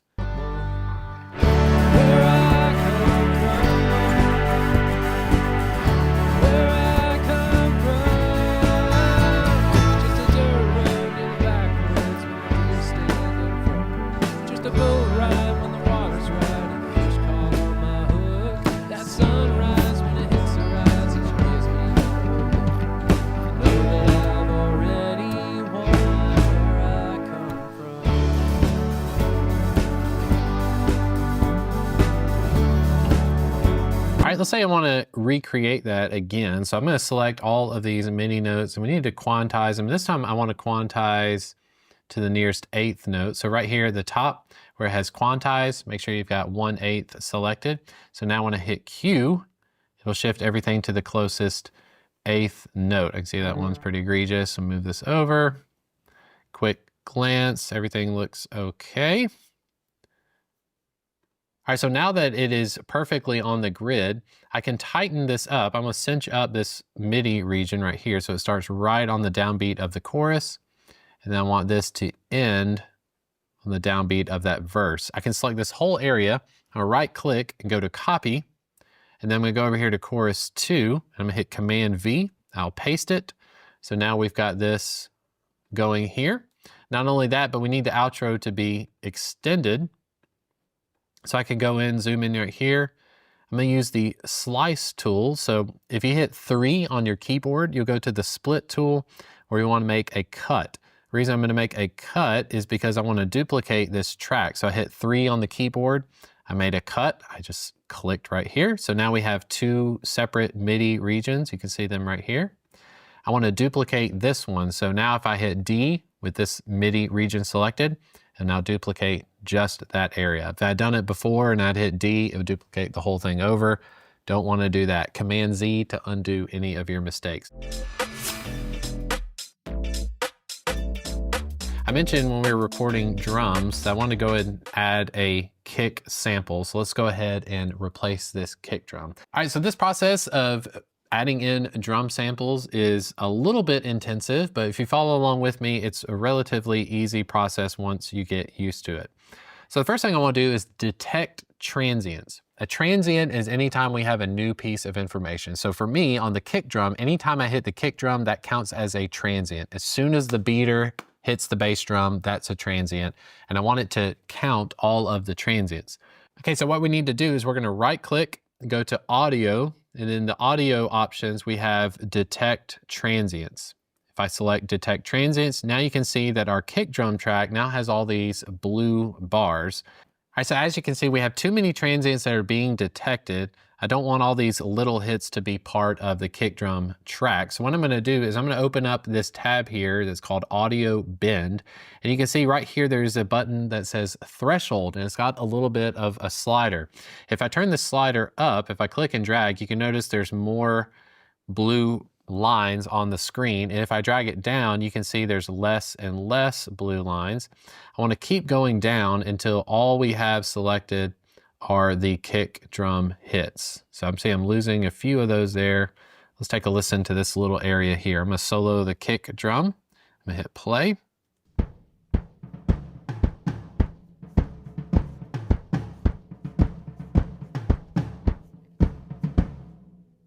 It looks pretty good to me. Right here we can see, I believe it missed one of the kick drum hits. Let's take a listen. Yeah, so anytime you want to add, if you want to manually add a transient, we're going to hit 7 on the keyboard, and then I'm going to use the Shift key. I'm going to hold down Shift, and I'm going to select right at the beginning of this transient, and if I click, now we have a newly added transient right there. This is going to be very important, as you'll see in just a few minutes. I'm gonna scan through the rest, and pretty well, it looks like we're at a good spot. It's leaving out those snare drum hits and only leaving the kick drum, okay? So let's say we may need to add a few more in the future, but let's say that this has detected all the transients that we need. So just to reiterate, you wanna right click, go to audio, you wanna select detect transients. It will go through and use its little algorithm to detect whatever's going on. You want to open up the audio bend section, and you want to decrease the threshold until just the information of the kick drum is selected. From there, you can go in and fine tune it, hit 7 on your keyboard. That will allow you to add your own transient markers if you need to. All right, from there, I want to add a track. I want you to select Instrument, and I'm going to name this one Kick Sample. After I name it Kick Sample, I want this to be pink. It's just a little bit different. We're going to say New Instrument, Instrument Input Default, New Instrument, and I want you to select Impact. Impact is Presonus Studio One, kind of like their drum sampler. You've seen it many a times, probably before. We'll hit OK. Now what we need to do, we've got this kick sample track sitting just below our kick drum track. What we can do, since we've got the transients selected, if I click this audio region and I drag it down and I let go, notice now we have all of these transients that have been copied over to a MIDI track. The only problem is we need to tell this sampler what to actually trigger, okay? So I'm gonna open up Kick Sample. I'm gonna hit the little keyboard button. And now what we wanna do is we wanna find a kick drum sample that we'd like to hear every time the kick drum plays. So they've got many different kits. Let's see if I can find one.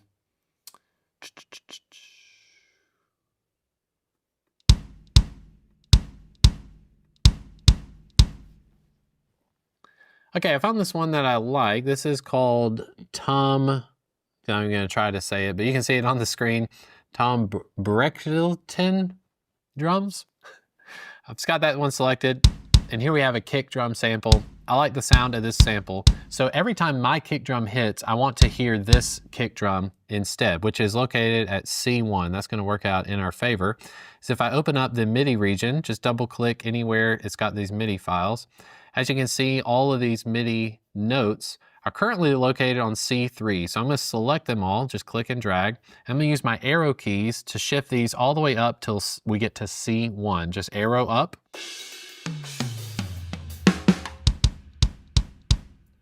Very good. So now watch what happens. You can see these are not in time. I don't want to quantize this because I haven't quantized my original drums whatsoever. I want them to still sound like they are real. But now what I need to do is I'm going to mute my original kick drum track. So my original kick drum track is completely muted. I'm going to hit play, and what you're going to be hearing is the kick sample with the overhead mic.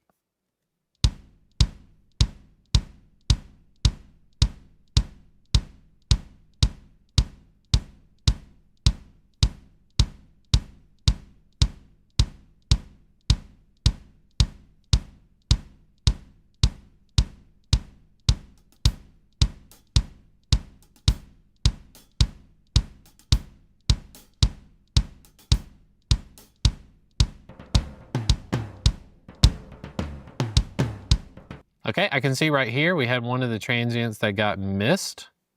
So I'm gonna double click this area here. I need to add this in. It needs to be close. So let's see.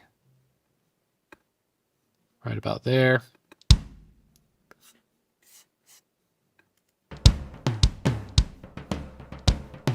There's another one that got missed.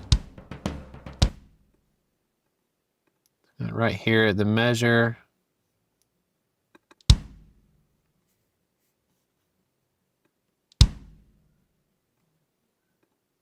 Okay. Anytime I want to move these off of the grid, I'm just clicking and holding, and then I'm holding the shift key to move it into place so it comes just a bit before the fourth beat.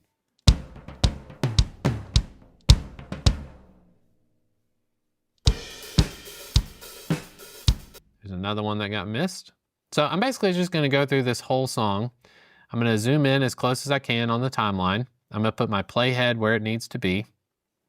And I'm just going to double click down here on C1 until it adds a new hit. Okay, so take a listen to that. Any hits you want to delete, just simply click them and then hit the backspace key.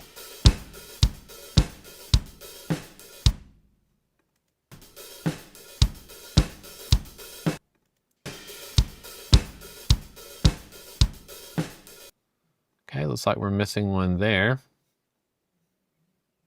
Now some of these I may not have hit the kick drum, but I definitely want it to have a consistency.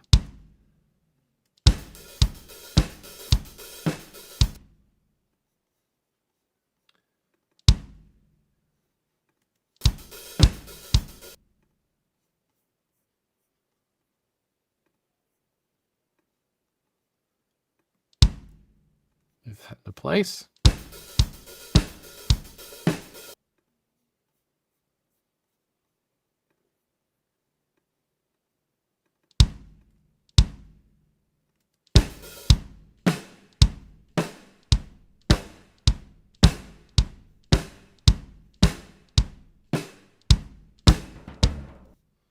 Okay, I'm questioning if some of these need to be in here. So for the rest of this video, I'm gonna try and skip to the end.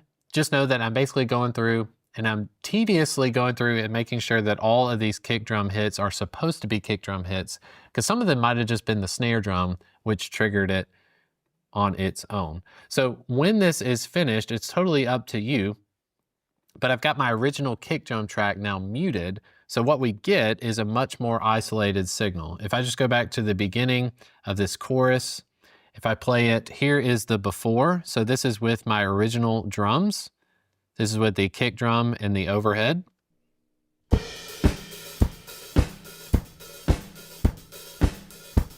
And here it is with the kick sample and the overhead.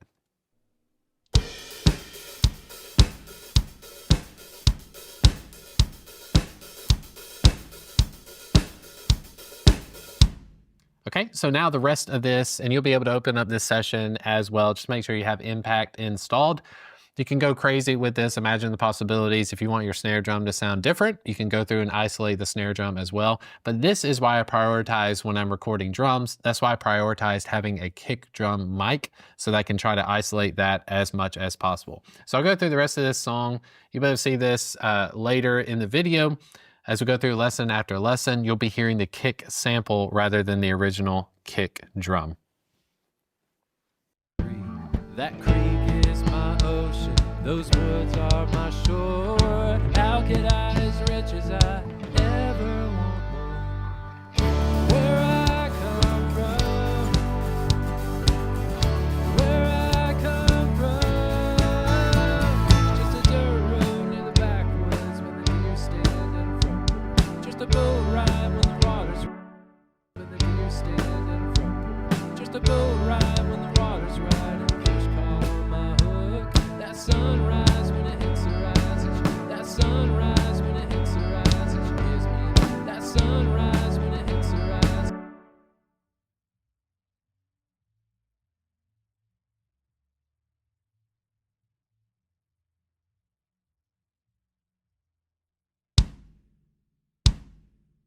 Hits the horizon, she gives me I know that sunrise when it hits the horizon, she gives me that sunrise when it hits the horizon, she gives me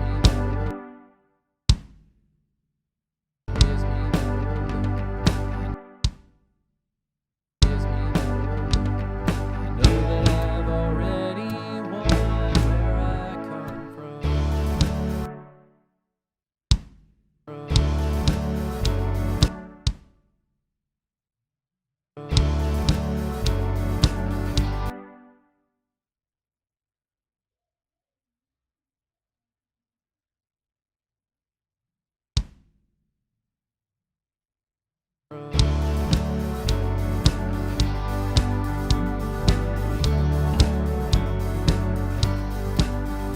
Late one night up by the moonlight, we watched big ugly beast came tumbling.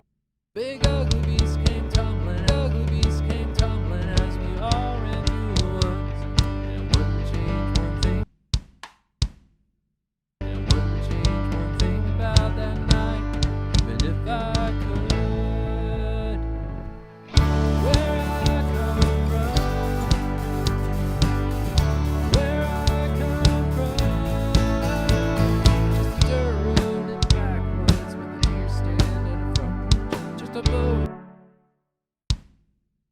with the deer stand in front. Just a boat ride when the water's right and the fish call on my hook. That sunrise when it hits the horizon, that sunrise when it hits the horizon, she gives me the hope. I know that I've already won where I come from. Where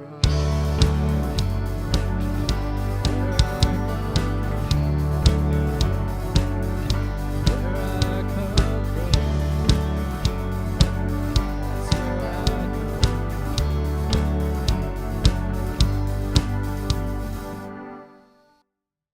All right, so that does it as far as recording with MIDI instruments. There's obviously so many more things that you can do. If you want to add organs, pads, choirs, all that stuff is open and available to you. Hopefully you've got your keyboard set up. We went through the hardware setup process. We added a strings section to our chorus and our instrumental. And then we went in and started the process of kick drum or drum sample replacement. Hope you enjoyed the video. We'll check out a next lesson. We got one more section where we want to record some percussion. I'll see you at that video. Recording Academy.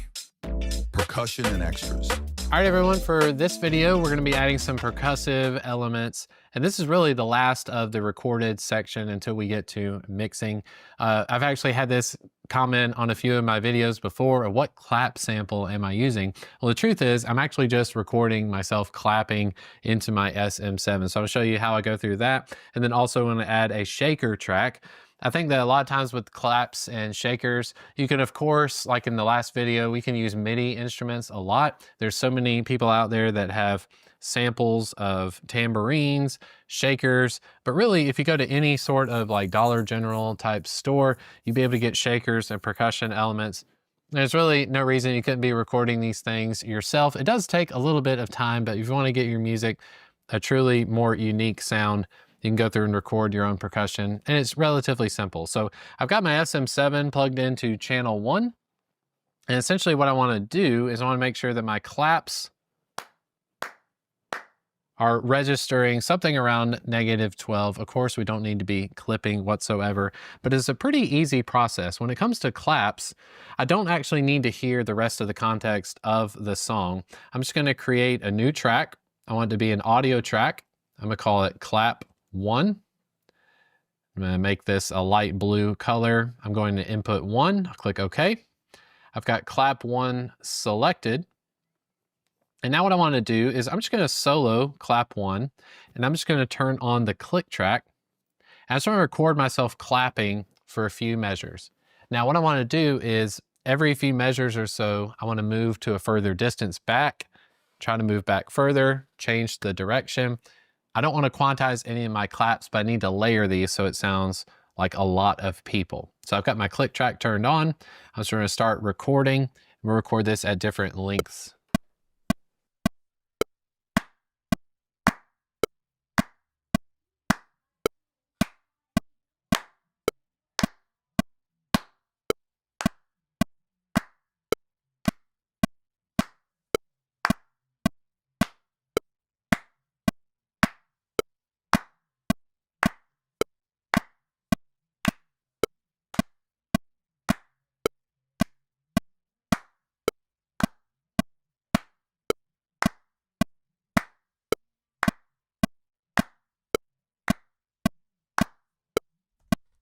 Okay, so that was pretty fun. I can go through here. What I want to do is I want to make a cut. I'm going to use the split tool. So I'm just going to hit 3 on the keyboard. So I have this little knife tool selected. And then I'm going to click right at measure 71. That's the downbeat of where I started. I was basically just clapping on the 2 and 4. So what I can do is I want to go about 2 measures deep. And I'm going to go to measure 73. I want to make another cut. And then what I need to do is duplicate this clap track. So I'm going to duplicate it so we have clap 2. And then simply click and drag this and make sure it lines up at downbeat of measure 71. I'll do the same thing. I'm going to make a cut. I want to duplicate this clap track. Drag this one down here. Make a cut. Duplicate this as well.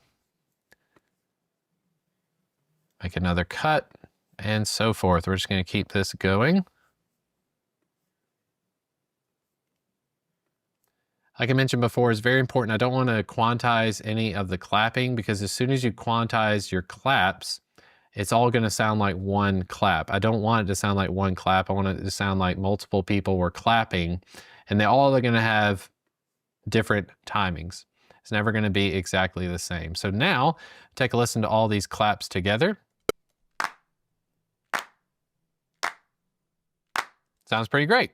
Sounds like clapping. So I can take this, I'm going to copy it. I'm going to select them all with Command C. So that's my copy.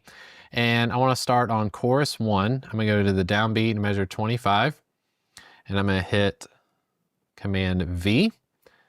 So that'll put it in the chorus. And now I can just simply hit the D key to duplicate this as many times as I want it to be.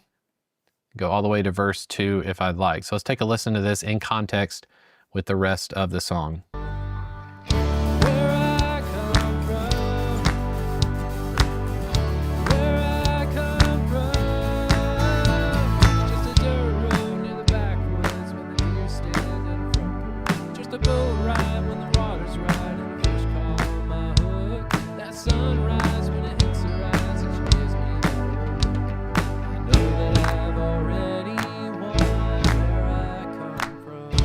All right, so that section where it says, I know where I've come from, I'm gonna actually select all of these. I'm just gonna shift and click each. I'm gonna hit the backspace key. As soon as I do, now that section is turned off. And I like that for the choruses. So I can select this whole thing, hit Command C, I'm gonna paste this. It should be the same for the outro. I can just highlight all of these and hit the D key.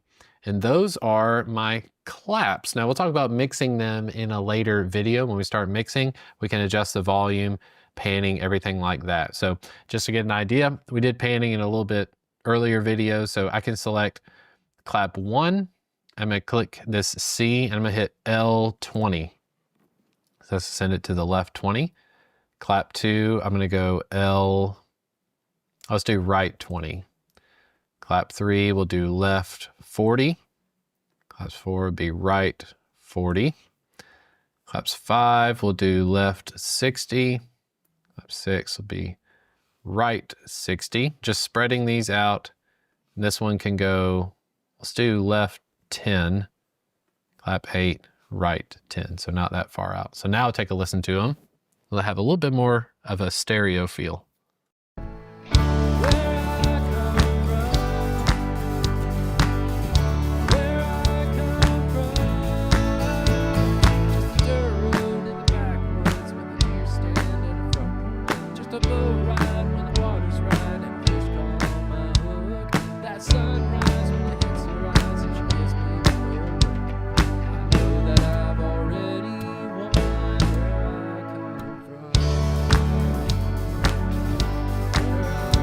Okay, great. And last little piece of percussion, I want to add this shaker. And with the shaker, I do want to be able to hear context of the song. I'm going to create a new audio track, call it Shaker 1. We'll probably do 2 shakers here. I'll make it kind of orange.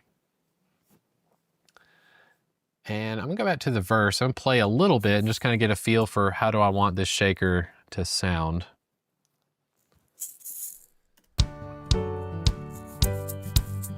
Where I come from, there ain't no palm trees, no beaches, no sand, no brand new shiny sports cars, just a few trucks on hand. There's a tire swing still hanging on the crooked old oak tree, where my Uncle Buck when broke his arm doing tricks in '03. That creek is my ocean, those woods are... Okay, I think I'm gonna go with a little on and off. So we'll go to the intro here. Let's start on verse 1.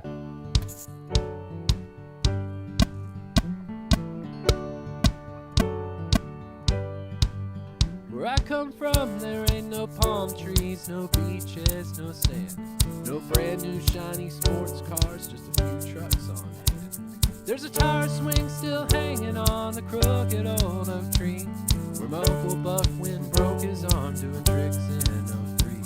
That creek is my ocean, those woods are my shore. How could I, as rich as I, ever want more? Where I come from,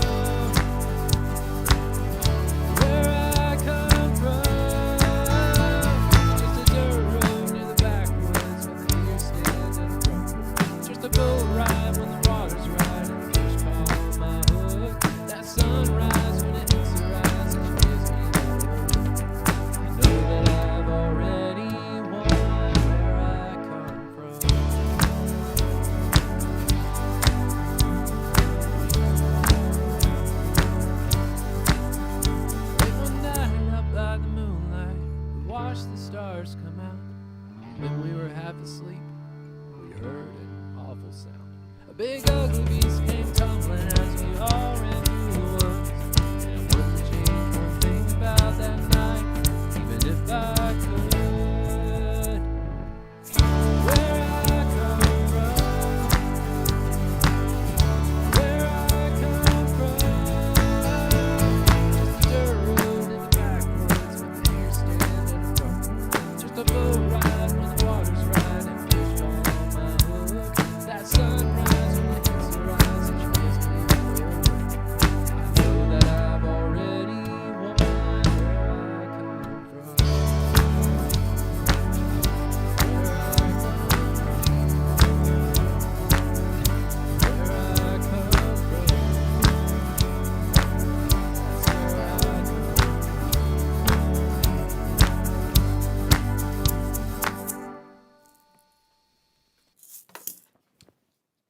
All right, nice. So I like just having just the one shaker. I think we'll do. Obviously mess with the volume and stuff in just a little bit. I don't want to get into too much mixing.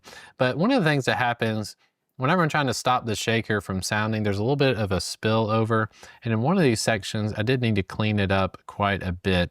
So let's go back here, going into chorus 2. Let's take a listen to that. Even if I could. See, I don't like that, so I'm going to go in with my split tool. Again, I'm going to hit 3 on the keyboard. I'm going to make a cut just after that last hit. I make a cut right here. So that was 3 on the keyboard to switch to the split tool. And I hit 1 on the keyboard to go back to the mouse.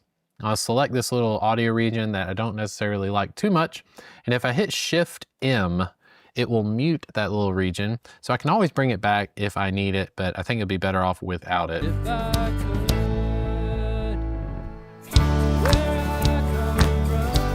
Obviously, too, with the shaker, we need to adjust the volume, so I can probably go -8.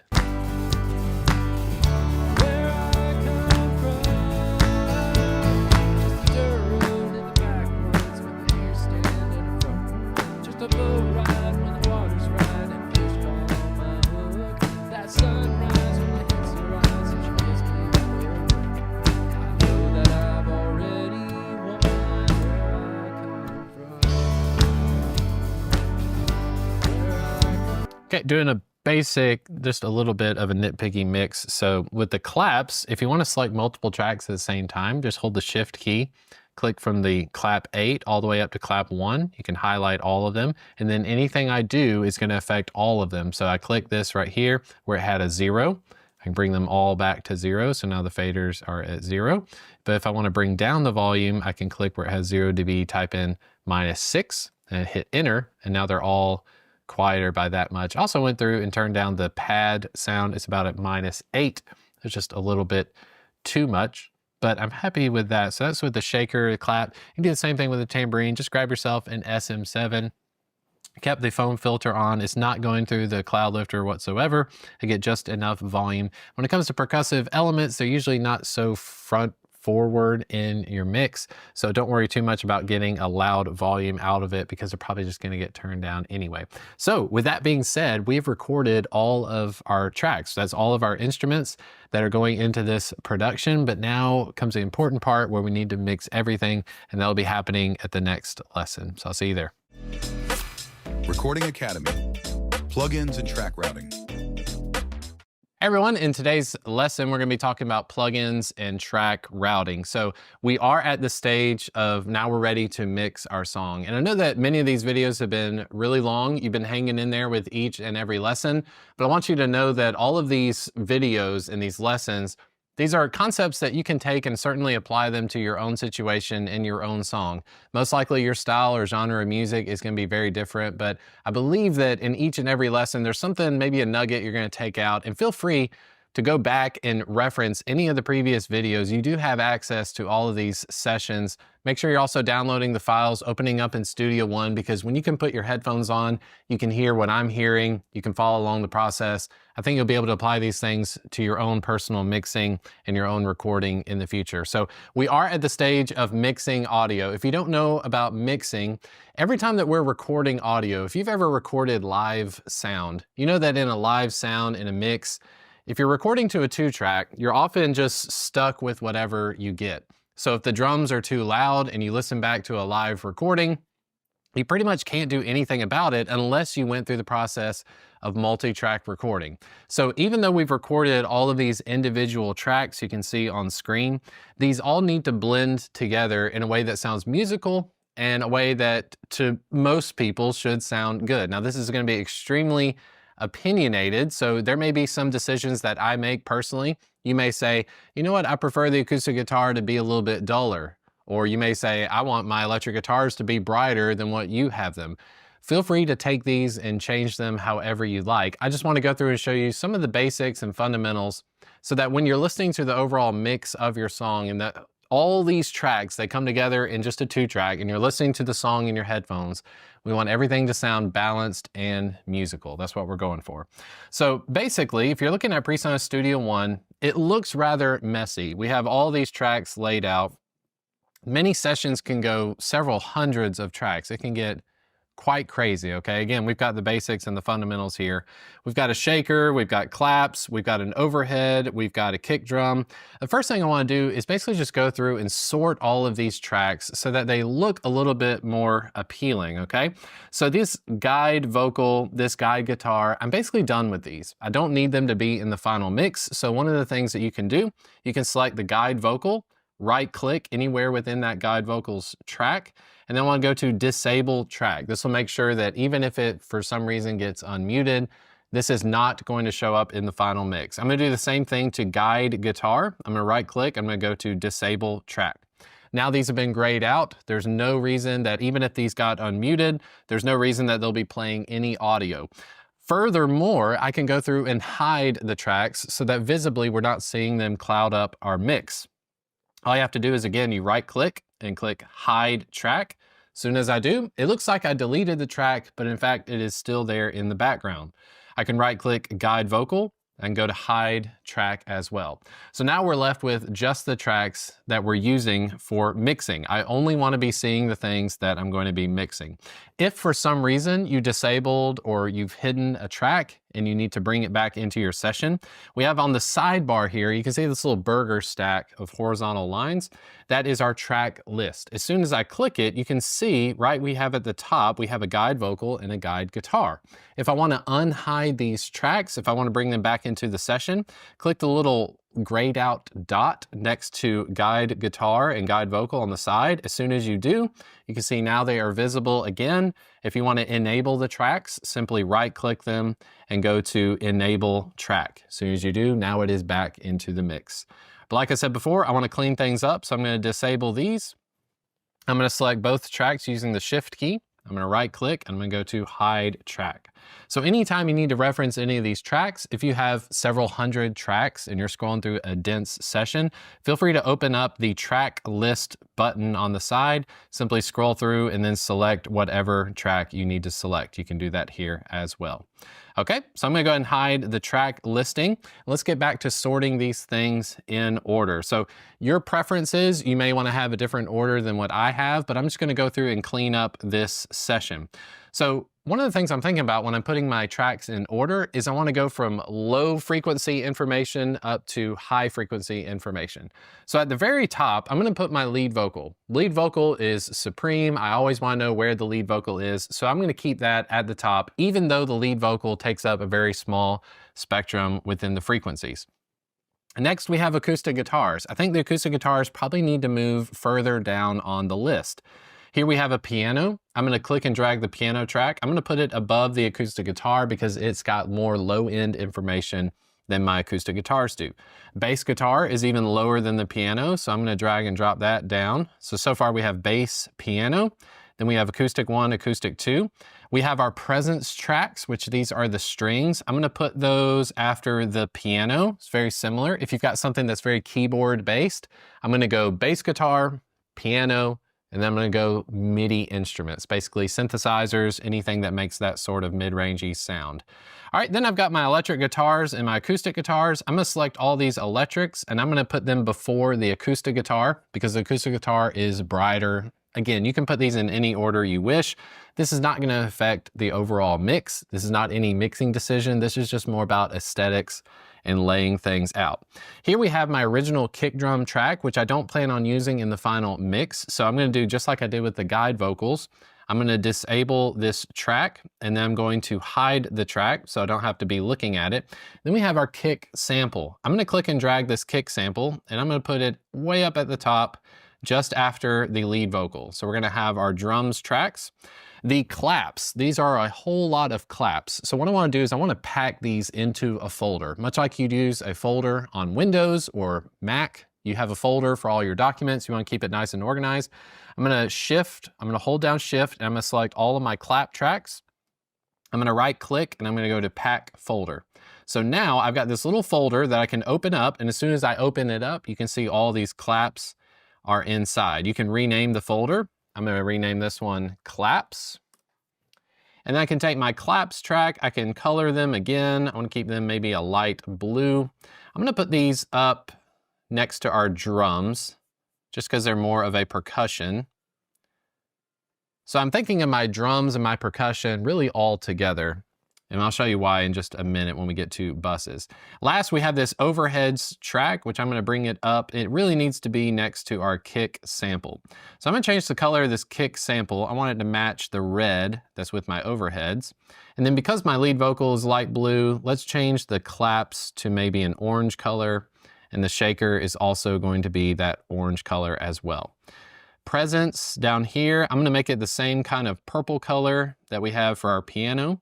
So now we have a session that seems a lot more color-coded, a lot more organized. It's just better to look at. We have a lead vocal, we have our kick drum, we have our overhead, claps, shaker, bass, piano, presence, which is our, we can rename this and call it strings. We have our electric guitar direct, we have our amps, 1 and 2.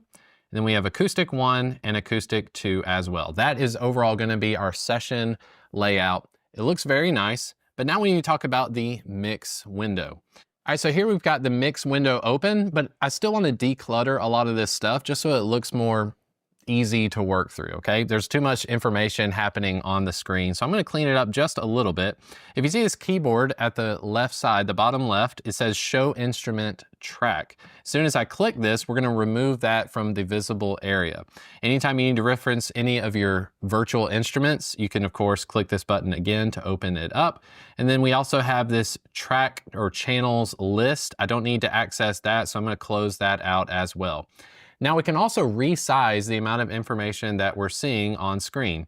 If I put my mouse just below this horizontal bar right here on our session view, you can see it has an arrow up and an arrow down. I can click and drag this up to reveal more information on the mix window, which is definitely going to come in handy when we start using plugins. Now below that, I would also encourage you to, there's another vertical extension that we can access. If you move your mouse just above the panning knobs on your tracks, you should see it change into another vertical expansion. If I click and drag this up, now we can see what are called our sends. I'll explain that in just a few minutes when we talk about sending out different channels, okay? So here we have our sends. You can increase this area. We don't need to see much of the sends area. This is really gonna have to do with effects and stuff in the future. And then of course you can also click and drag up so you can make your faders much larger. You have more access or more real estate area to see what's happening on the mix window. Now we've got everything expanded up and down so we see more area. I can actually close the inspector view if I don't want to access any of that. So now I'm seeing more of the mixer view, which looks much more like a mixer or a console if you're used to using live sound. There are several tracks here in the mix window that I don't need to access. So I'm going to highlight each of these. I'm going to right click and go to hide. And then on the impact kits, all of these gray ones I don't need to be using at the moment. I'm going to highlight those and hide those as well. So here we have our lead vocal, our impact, which is actually the kick sample track.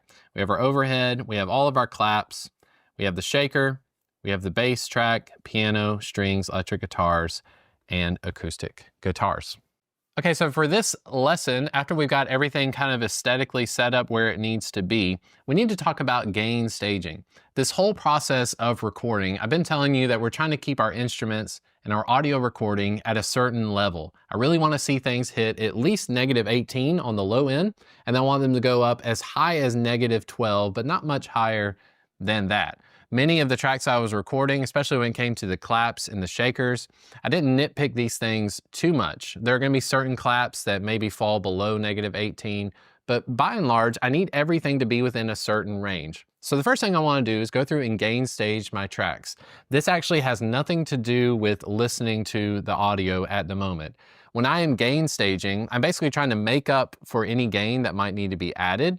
If something was recorded too quietly, I need it to be a little bit louder. Or if something happened to be recorded too loud, I can actually turn the volume or I can turn the gain down so that when we get to mixing, everything's gonna be balanced and even. This is not gonna have particularly like the best sound ever. Like I don't want my shaker to be as loud as my lead vocal. But when I'm gain staging, I actually want everything to be of a similar volume so that when I go to start mixing, when I start moving these faders, it actually means something. If I took this fader for this clap right here, you can see that it's at -6, but we don't actually know what the -6 is referring to if we don't have a standard across every track. So I want every track to be at 0, and I want them to be around -12 as much as possible. So I'm highlight all these. I'm gonna stick all my faders at 0. This will of course change what we're listening to. I'll set every track to 0 as much as possible. Some of these, like the electric guitar amps as well, I'm gonna put them at 0. All right, so now all my faders are set to 0. In order to do some gain staging easily in Presonus Studio One, I'm gonna click this wrench tool on the mix window. So make sure your mix tab is open. Then you're gonna go to the wrench. I'm going to select the box for input controls. As soon as I do, you can see that every track has a gain knob or a trim pot at the top, and we also have these buttons for the phase reverse, okay? I'm going to start with the lead vocal, and all I need to do is I need to look at the metering at the bottom of the screen. You can see right about here is where we have -12. At the loudest portions of the song, most often this will be the choruses of the song. I'm gonna take this chorus number 2. I'm gonna make a loop region right here. And I'm going to set the loop region to activate. I'm going to hit the question mark key on the keyboard. And then basically, this is going to be a rather lengthy process. Again, it doesn't matter what you're listening to in the audio. You'll be able to hear things as I'm changing them. But I'm going to go through as the tracks are playing. And each individual track, I want to see the metering go up to about -12 so that I have consistent gain staging across the board. So on the vocal, the lead vocal track, I can hit the S key to solo it as long as I have it selected. So now it's been soloed. I can hit the space bar, and then I'm going to turn this gain knob, or you can type in the value here. I'm going to make sure that we're around -12. So here's how that works. Where I come from,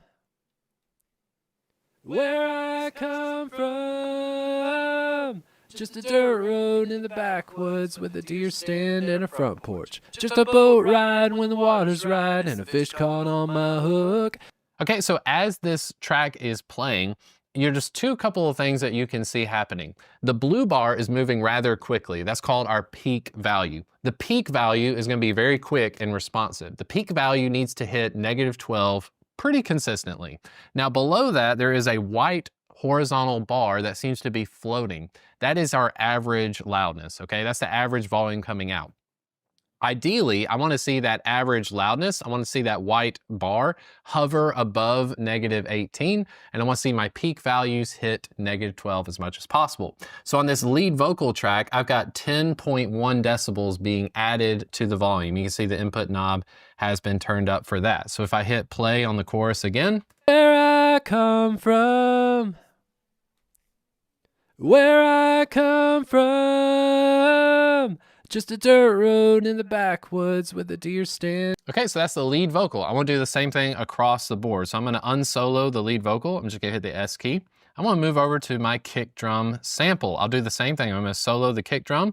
I'm going to hit play, and then I'm going to adjust this trim pot at the top so that we're getting a peak value around -12 and an average around -18 if possible. Here we go.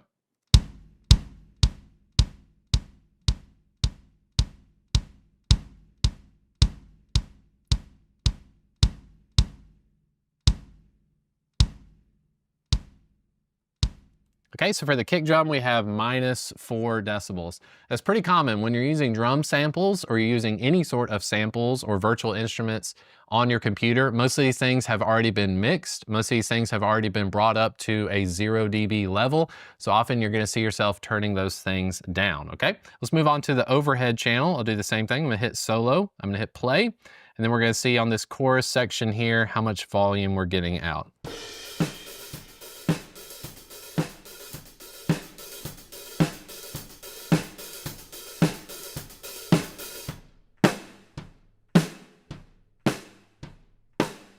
I'll say this too with drums. Drums are very transient and they're very quick, so you're not gonna see that average level being brought up as high as -18. That's because on drums, they're very quick and transient. They go from really loud to really quiet very quickly, so you're not gonna see a whole lot there. I've just simply added 0.5 decibels. Now, I'm gonna do this pretty quickly. I'm just gonna run through the rest of these tracks. You can listen along as well, or you can fast forward if you've got the principle down. I'm just going through and gain staging all of the tracks.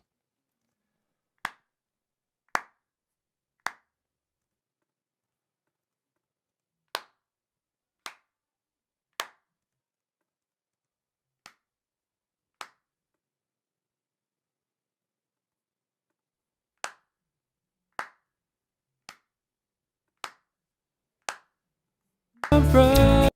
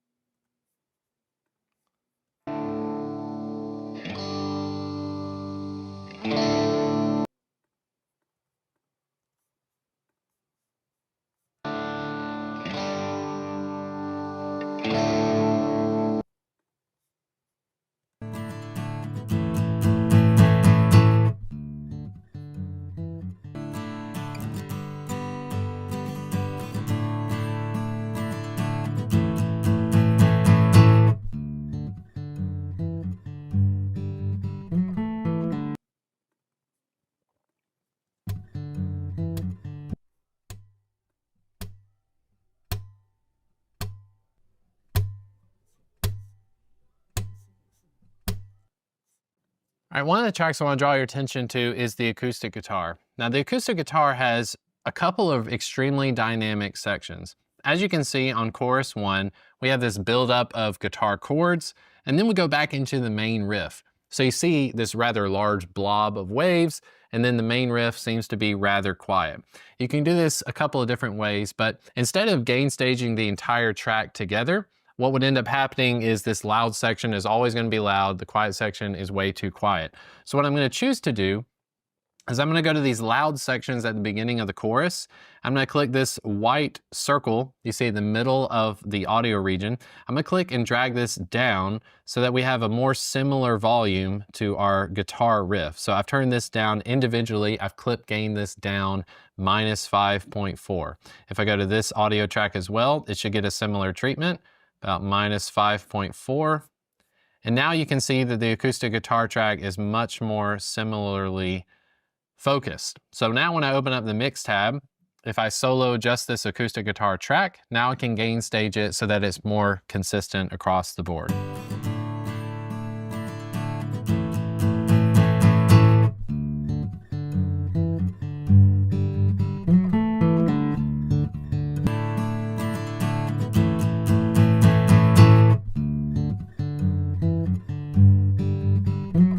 I can probably go back and clip gain this even more. If you don't end up clip gaining this stuff, it's going to cause a lot of issues when you start using plugins like Compression.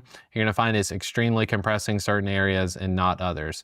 So that one was turned down about -10. We'll go to this one and turn it down -10 as well. Here we go.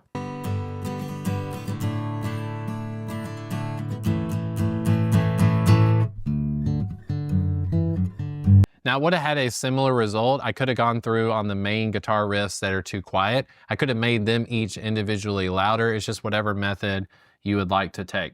So with that all being said, we still have some panning in place from the claps and also the electric guitars. But now when I hit play, everything should be at a similar gain level. Okay, so everything has been gain staged. So with the faders all at 0, you should be hearing just about everything at a relatively same volume. This isn't particularly going to sound musical, but it's going to set us up for success when we get to mixing. So let's go ahead and hit play and we'll listen to a little bit of the chorus here. Where I come from, where I come from, just a dirt road in the backwoods with the deer stand in front, just a boat ride when the water's right and fish fall on my hook, that sunrise when it hits the rise and she gives me the look, I know that I've already won where I come from.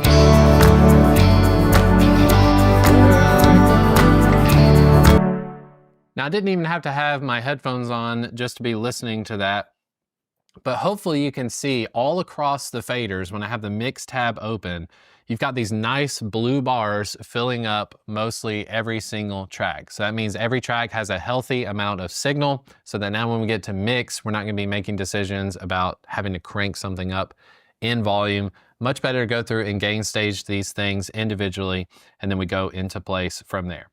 So now we want to discuss plugins and track routing. So plugins, as we'll get to in future lessons, plugins are basically effects that we are adding to each channel individually and then also to our mix overall. So the way I reference this, if you're a guitar player, like me when I started off playing guitar, I got many different guitar pedals. Every guitar pedal had a certain function. You have EQ guitar pedals. You have guitar pedals that are overdrive. Basically, they're adding distortion and saturation to your sound. You have some guitar pedals that are known for adding delay and reverb.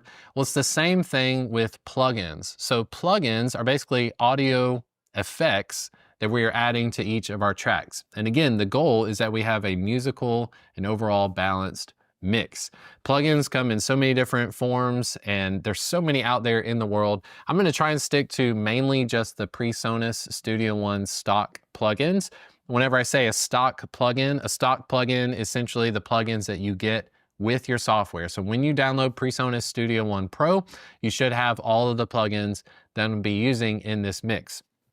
Certain plugins are pretty much universal. So when we talk about EQ, I'm going to show you the Presonus Studio One, the Pro EQ that they have built into their software. But the principles I'm showing you can be applied across every EQ that you have out there. Now, I've got many different third-party plugins. These are plugins that I spent money on that are made by different companies. FabFilter is one of the most popular companies out there. They make a Pro Q3 and I believe a Pro Q4 nowadays. It looks very different. It's got different functions than the Presonus Studio One. It may sound a little different, but all the principles still apply. When we're talking about EQ, compression, reverb, and delay, I'm going to teach you the principles of each of these so that you can put them into use no matter what company you're using. You may even be using Logic or GarageBand. They're also going to have EQ, compression, reverb, and delay. So we're going to show you all the different principles, and then you can apply them to your own mix. So the way that we're adding plugins in the future, you can see on the Mix tab, we have a section called Inserts. Inserts, basically we're going to insert a plugin. We're going to insert an effect onto that channel. So we won't go crazy with anything just yet, but on the bass track, let's say I want to add an EQ. I would go to the Inserts section. I want to click this plus button. I want to add an EQ to this insert here. Click the plus button. I'm going to navigate to a Presonus folder. You should have the Presonus folder if you're using Studio One. And if I scroll down, you can see many different plugins available. I'm going to go to the one called Pro EQ. As soon as I select it, you now see this window where we can see an EQ on the screen.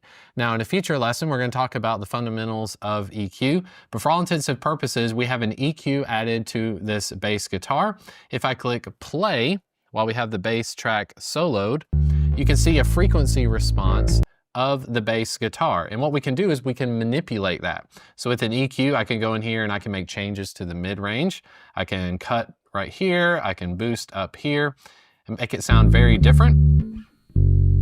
And I can bypass if I don't want to hear this EQ at all. I can hit bypass so it goes back to the original, okay?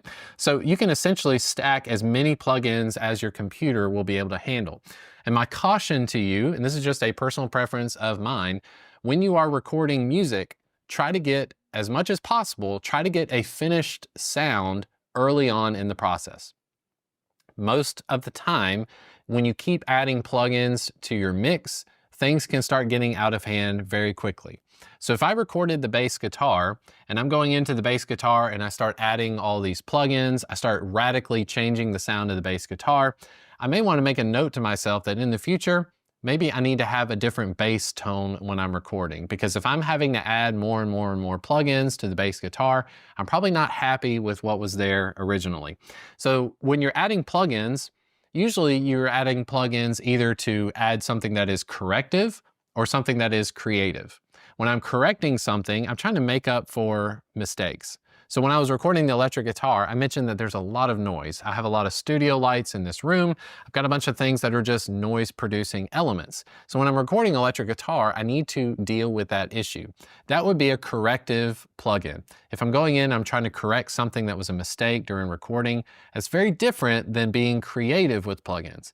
If I'm being creative with plugins, maybe I'm trying to take that electric guitar and I want that electric guitar to sound like it was recorded in an amphitheater, or I want to make it sound like it was recorded in the tunnel of a train. Those are creative elements. Those are super fun. You can definitely paint whatever picture you want with your music, but that is the purpose of plugins. Whenever we're adding a plugin, just click the plus button next to the insert, scroll to whatever plugin you'd like, You can add so many that we will get to in the future. If you want to remove a plugin, simply click the arrow next to the plugin and you can just click remove from there. Now, when it comes to track routing, you need to be concerned with this main bus. The main bus is what everything is being funneled into. So the most broad your mix will be are the tracks themselves. So if I count how many tracks that we're dealing with here, we have 3, 4, 5, 6, 7, 8, 9, 10, 11, 12, 13, 14, 15, 16, 17, 18, 19, 20 tracks, give or take 20 tracks. 20 tracks need to be funneled down into our main bus. The main bus is what you are listening to whenever you have your headphones on. These headphones don't have 20 speakers in them, okay? So whenever you're listening to music on your phone. What you're listening to is the main output. Everything needs to be funneled down. So if we have 20 tracks, how do we get 20 tracks down to just a 2-track mix? Well, by default, all of your tracks have been routed to the main bus. So if I hit play, and I don't have anything soloed, if I hit play, what you're hearing is the summation of all 20 of these tracks. Where I come from. If I want to mute certain tracks, let's just say I want to do a version that's acoustic. I can select all of these electric guitars, I can mute them, I can mute the bass, I've got the shaker, I've got drums, I've got the acoustic guitar. If I hit play, where I come from, just a dirt road in the backwoods with a deer stand. That's a very different mix. We're missing the electric guitars. We're also missing the bass guitar. So you can simply go through and mute things. Now, if you're muting things, it probably means you shouldn't have recorded it in the first place, which is totally fine. You can start with 20 tracks, narrow it down to 8 if you'd like. The more traditional that you are in your mixing, you may want to go with less plugins, less tracks. What I want to show you is kind of a basic overview, some fundamentals that you can feel free to choose and go with whatever direction you like. But the way that I like to route my audio are into buses. So basically, if we have 20 tracks, I want these 20 tracks to make pit stops along the way to the main bus. So instead of going straight from 20 tracks to the 2-track, I want to separate them into little sections that I can mix further. Here's how I might do that. So on the far right, I've got all of my guitar tracks here. If I click and hold the shift key and I select all of these guitar tracks. This is my electric guitars and my acoustic guitars. If I right click any of these and I say add bus for selected channels, I now have what's called bus 1. Down here at the bottom, you can double click. I want to rename this guitars bus. Now I have a pit stop for my guitars. So all of my guitar tracks are going to my guitars bus, and then my guitars bus is going to the 2-track mix. Here's the benefit of that. If I hit play on the chorus, watch what happens to my guitars bus when I hit the solo key on the guitars bus.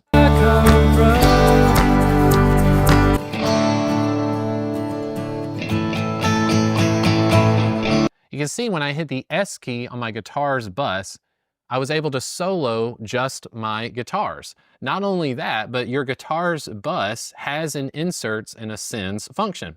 I can add an EQ to my guitars bus so that now whatever I do to this EQ, it's going to affect my acoustic guitars and my electric guitars all at once. So you can imagine these buses, since they are pit stops on the way to the main bus, I can use one EQ plugin that affects all of my guitars without affecting the rest of the tracks. Not only that, but I'm going to remove this EQ. I'm going to select my guitars bus. I'm going to right click it. I'm going to say add bus for selected channels. So now this bus 1 is being sent audio from my guitars bus. So my guitars bus is going to bus 1. I'm going to rename this one. I'm going to name it music bus. So this music bus at the moment contains my guitars bus, and you can see where I'm going to this with this in just a minute. My piano and strings, I'm going to highlight those. I'm going to say add bus for selected channels. These are going to be my keys bus, My keys bus, I want my keys bus to be routed to my music bus. So right here where it says main on my bus channel, I want the output of this to go to not my guitars bus, I want it to go to my main music bus. Okay. If you don't see your buses laid out just like mine are here, make sure that you access this wrench tool. You'll be able to see that you can keep bus channels to the right. You can keep effects channels to the right. Just check those boxes or uncheck them if you like to move things around. So my keys bus is here, my guitars bus is here. Both of those are being outputted to my music bus. Let's keep going down the line. Now the bass track, I often just make a bus track for itself, just so it keeps everything nice and clean. I'm gonna call this the bass bus. I'm gonna click and drag this so that it is in order, and I'm gonna output my bass bus to my music bus. So now we have a bass bus, a keys bus, and a guitars bus. From there, I wanna have a percussion bus. So I'm gonna select all of my shaker and my claps. I'm going to right click, I'm gonna say add bus for selected channels. I'm gonna call this perc bus. I'm gonna click and drag that where it needs to go. I want the output of this one to be my music bus as well. Just a few more. I've got the drums bus. I'm gonna highlight the kick drum track and my overhead track. Add bus for selected channels. I'm gonna call this one drums bus. Now my drums bus is gonna go to the music bus as well. And then my lead vocal, if I had background vocals, or if you have a choir, if you have multiple singers, this would also apply with them. You can add bus for selected channel. And I'm gonna call this one just my vocal bus. Now the reason I did my vocal bus and my music bus in all caps is because those are the two most important buses in the mix. I wanna make sure my vocal and my music, I can make balanced decisions for them as well. Not only that, if you want to go through and color code any of these, you can certainly color them. Like the keys bus, I believe we had a purple color. The bass bus, we need that to be a blue. Percussion bus, we went with sort of an orange. Drums bus, we want that to be red. Guitars bus, we'll go with green for those. Then music bus, we can make this one, let's see. Let's just go with a light blue for that. And then vocals bus, let's open this up and go with more of a white, okay? Now, here is the effect of that funnel. So we have these 20 tracks and they are being siphoned off to these different buses that we can manipulate. So if I hit play on chorus 2, watch what happens if I just start moving the faders of the buses rather than the individual tracks. So I'm gonna hit play and I'm gonna take this drums bus, I'm gonna turn the drums bus down and I'm gonna turn it back up. Where I come from, just a dirt road in the backwoods with the deer stand in the front. Just a boat ride when the water's right. Rise when it hits the right.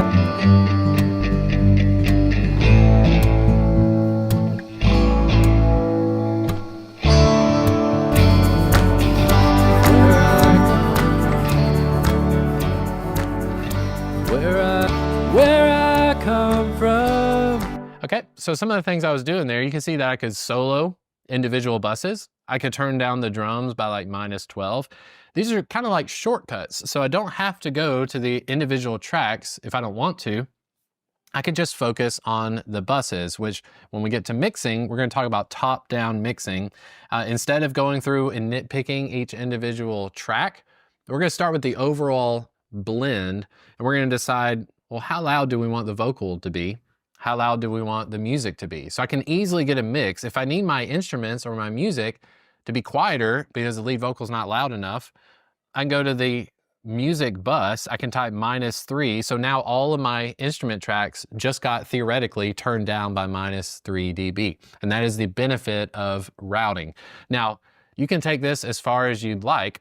You can create buses on top of buses on top of buses.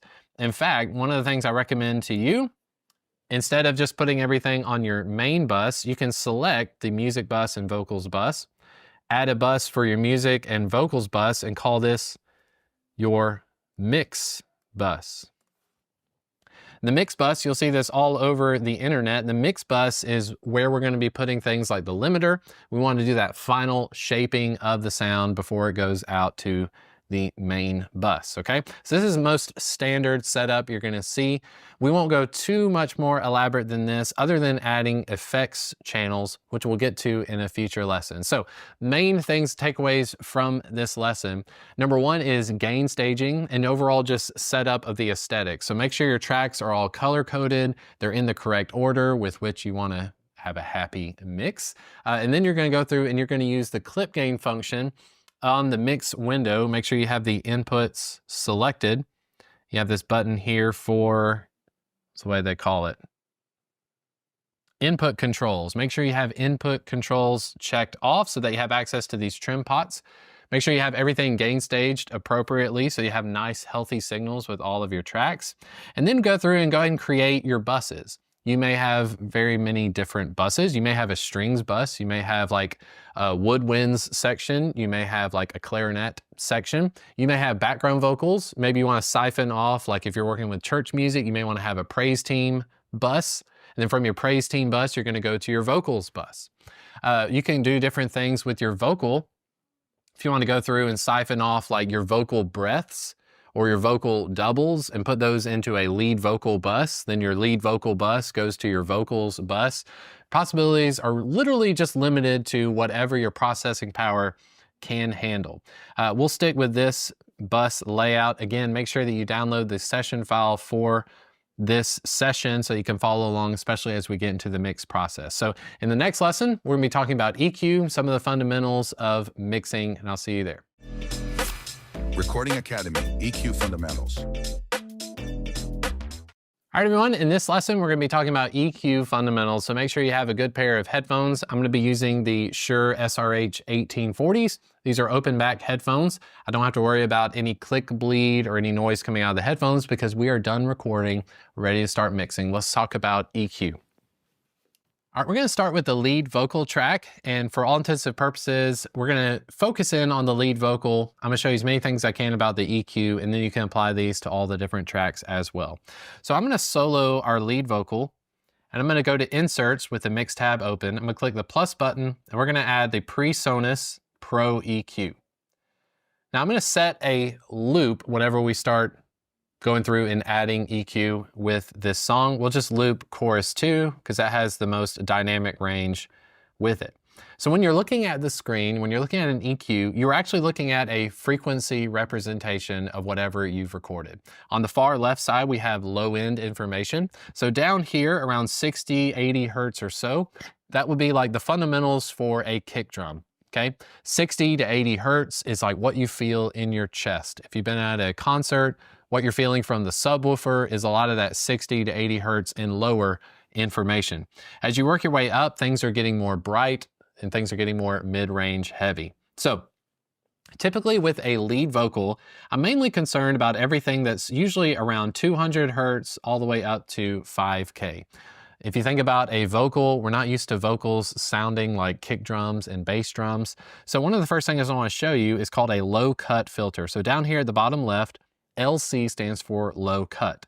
If I click this dot next to low cut, we enable a low cut filter.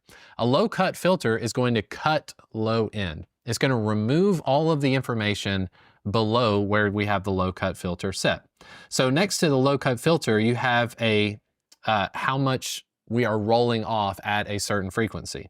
So by default, they come in at 12 decibels per octave slope, okay? If I change this to a 48 decibel per octave slope, watch what happens to the steepness of the low cut filter. So now we can see it's a lot sharper of a drop off. So if you're looking for a more dramatic effect, if you've got a lot of information that you really just need to get out of the way, you might be interested in a 48 decibel cut. I'm usually gonna stick to about 12 decibels and maybe a 24 decibel per octave cut. But I'm gonna set the frequency band. If I take this knob and I just click and drag, you can see I can bring up my low cut filter and I can bring it down. You hear this a lot with keyboards. Synthesizers will use a lot of high cuts and low cuts. A low cut is gonna remove low end information. A high cut is going to remove high end information. So I'm going to hit play on the lead vocal on chorus 2 and just listen to what happens as I move this low cut filter higher and higher. We'll start right at the bottom at 35 Hertz. Again, have a pair of headphones on so you can make sure you can hear all the nuances of this track. Where I come from, where I come from, just a dirt road in the backwoods with a deer stand and a front porch. Just a boat ride when the water's right and a fish caught on my hook. That sunrise when it hits her eyes and she gives me that old... So hopefully you noticed right away, as I started moving the low cut filter up, things got really, really thin. Now, low cut filters and high cut filters are also really useful when you're trying to get your ear used to what frequencies sound like what. You could hear that pretty much around 180 Hertz or so, we're not getting a whole lot of effect on the lead vocal. That's because the lead vocal just doesn't have the same information as a bass guitar or a subwoofer would be producing. So I'm gonna play this thing again. I'm going to find a point at which I'm removing a lot of that low end kind of rumbly sound from the vocal. And then I'm going to use this button at the top left. This is our bypass. So anytime you see this highlighted orange, that means that the EQ has been bypassed. And if I click it, when it's gray, it means you are hearing whatever the EQ is doing. So I'm going to leave the EQ turned on. This time I'm going to try and find a happy spot to where I believe the low cut filter can sit. Here we go. Oh, look. I know that I've already won where I come from. Where I come from. Where I come from. Okay, so about 170 Hertz is where I'm going to keep my low cut filter. The moment I can hear it start to affect the lead vocal, I know that that's probably where I need to stop. When it comes to a low cut filter, I don't want to cut off too much information. But for a modern sounding vocal, I need a lot of that low end, rumbly, muddy stuff to be out of the way. So I'm gonna go ahead and hit play.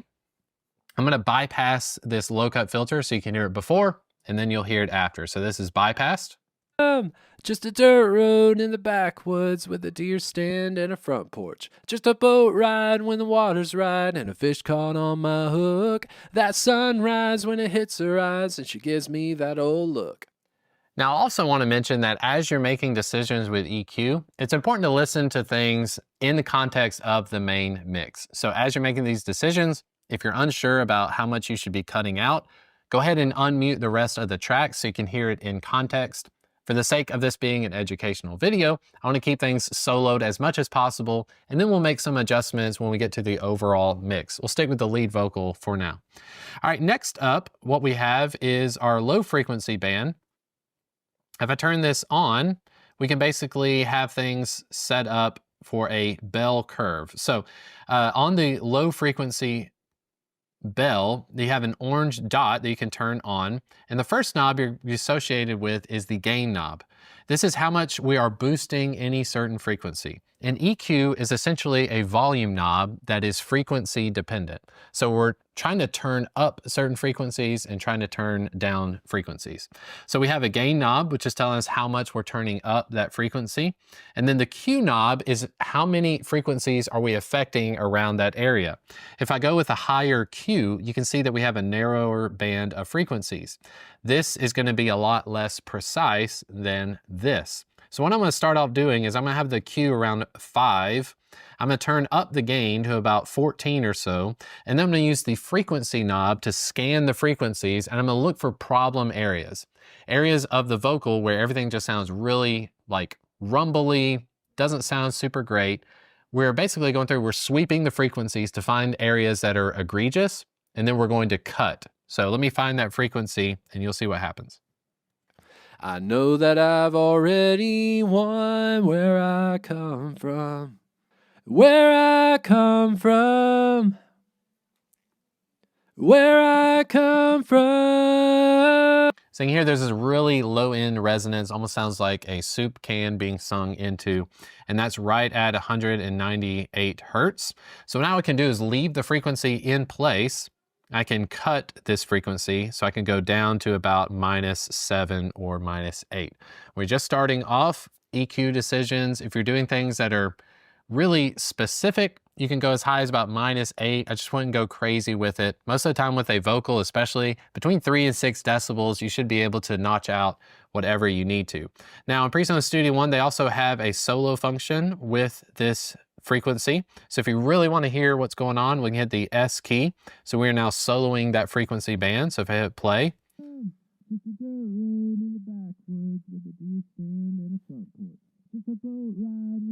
so that frequency, I don't necessarily want to bring out in the mix. So I'm going to turn off the solo band.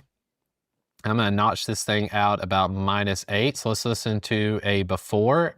Water's right and a fish caught on my hook. That sunrise. And here's an after. When it hits her eyes and she gives me that old look. I know that I've already won where I come from. Nice. Okay. Now again, we'll need to listen to this in context of the mix as we're going, but let's keep working our way up the frequency spectrum. So this is our low mid frequency band. This is the yellow one here. We can turn this up if we'd like to. This is going to be a mid-range. This is often where the mud region, if somebody says that vocals or something sounds really muddy, it's probably in that 200 to 500 hertz range.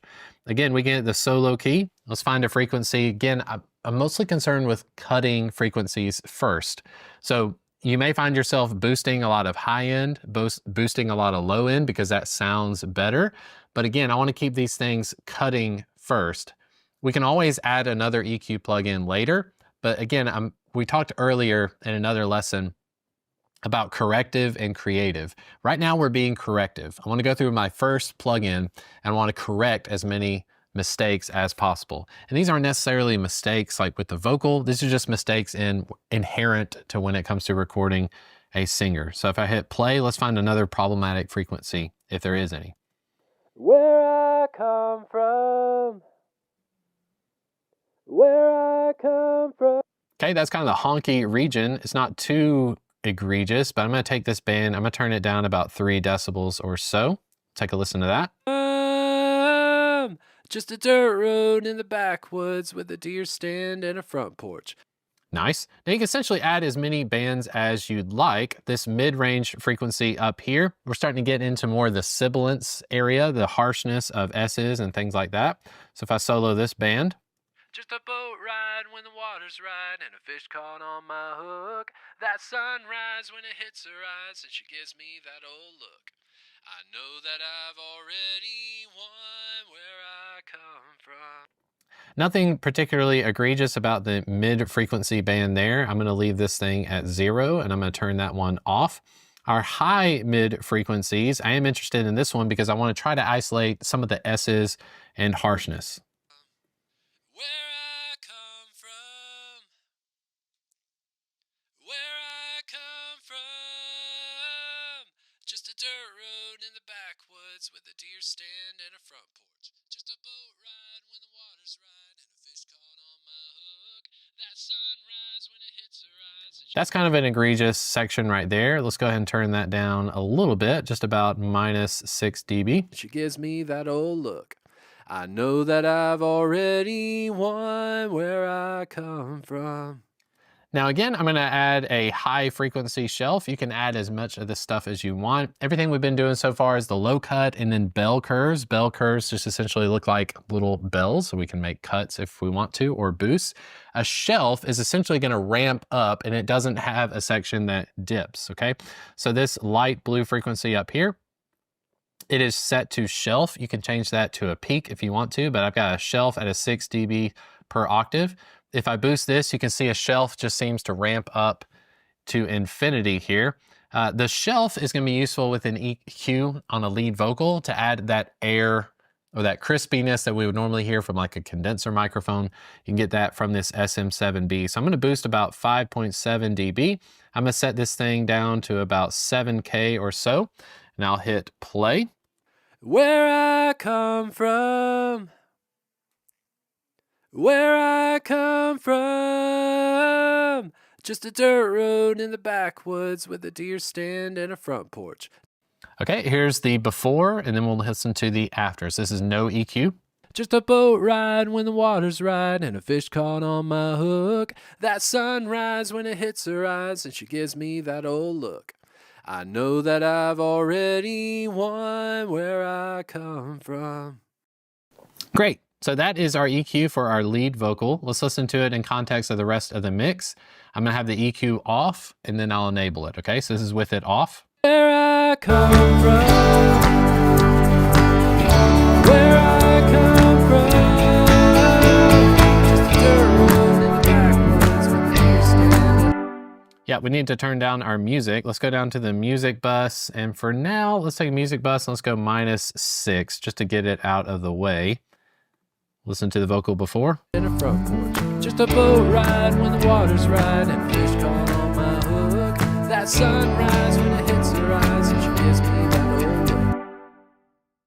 Now our output seems to be a little bit quieter when it comes to using this EQ. So Presonus Studio One have a built-in auto gain function, basically meaning that if you're cutting a bunch of frequencies from your vocal, this will add a certain amount of gain to make up for what you've lost. So if I hit the auto button, now when we bypass the EQ, it should relatively stay the same volume. I know that I've already won where I come from, where I come from, where I come from. Great. Okay, we're moving on to our kick drum. Let's take a listen to this sample. I just want to hear when I'm deciding if I'm going to put EQ on something, I'm just listening to it and thinking, is there anything that I need to cut? Is there something that's just really prominently sticking out? So we'll go through each of the tracks and take a look at those. Here's the kick drum.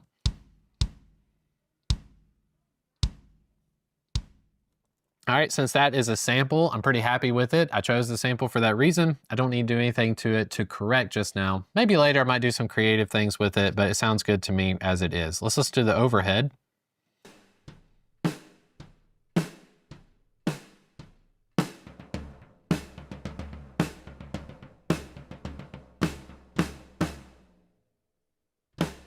Pretty happy with that overhead. I'm sure when we add compression, there'll be a lot of things that are brought out in the mix. We can go back and add EQ as we need to. Let's talk about the claps, okay? So on our claps, we have a percussion bus set up. Usually with claps, there's not a whole lot I want to cut out of the claps except that really low end information. A clap doesn't necessarily have the same frequency content as a bass guitar. Same thing goes for the shaker. So in this decision, I'm going to go to our percussion bus. Instead of adding an EQ to every single one of my clap channels, I'm just going to add this EQ. I'm going to enable a low cut filter, and I'm going to just roll this up with the percussion bus soloed. So we're just listening to the percussion. I'm going to bring this low cut filter up so that we're rolling off some of that low end rumble.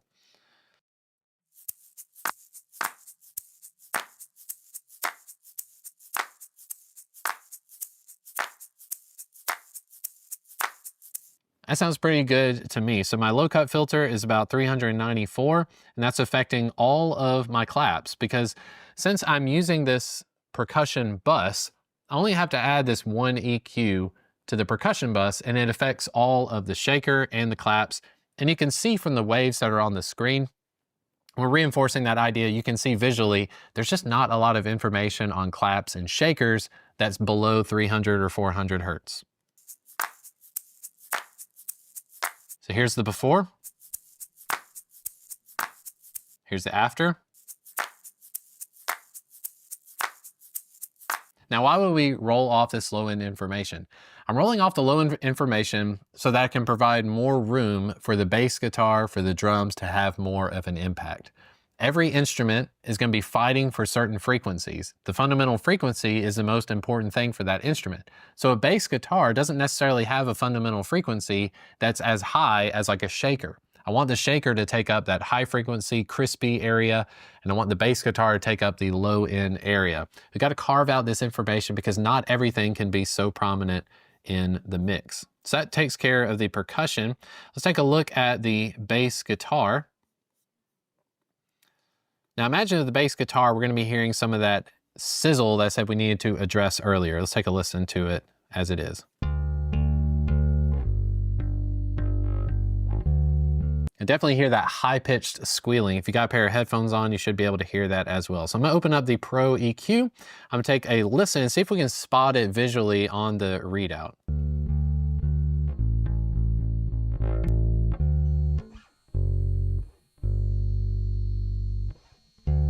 right, it seems to be right in that area of 5K. So let's just start with a simple cut. Let's see if we cut this 5K region.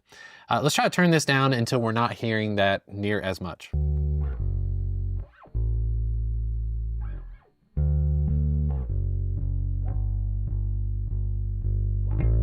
All right, it's definitely not as egregious. I'm gonna try and roll in a high cut filter. So this high cut filter, I wanna set it pretty steep. This is gonna be a 36 dB per octave. I'm gonna roll this down until we're not hearing any of that high frequency squealing sound.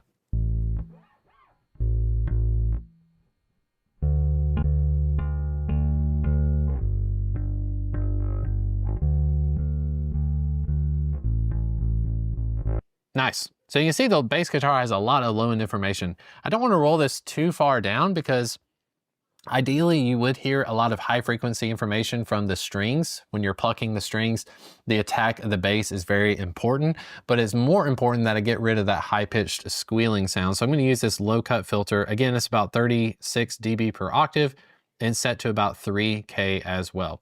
We can turn off the high mid frequency band, see if that helps as well. We might just need to use the high cut filter.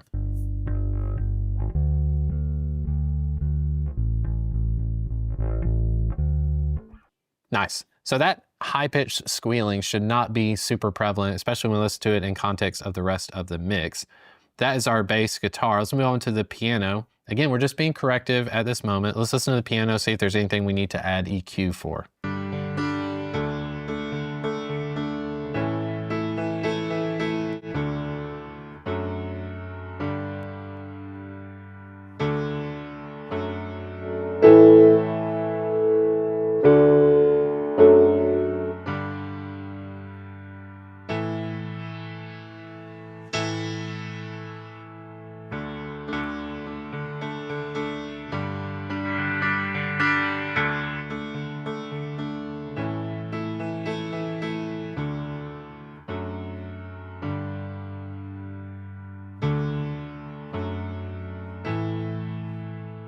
Okay, so some of the decisions I made on this piano, it just seemed to be rather mid-rangey. There's like this zingy, kind of honky sound to it. So I've got this yellow band in place, and just about every octave it seems to repeat. So I'm just cutting about, what is this, about 3 decibels or so at each band. Here is our piano before and then after.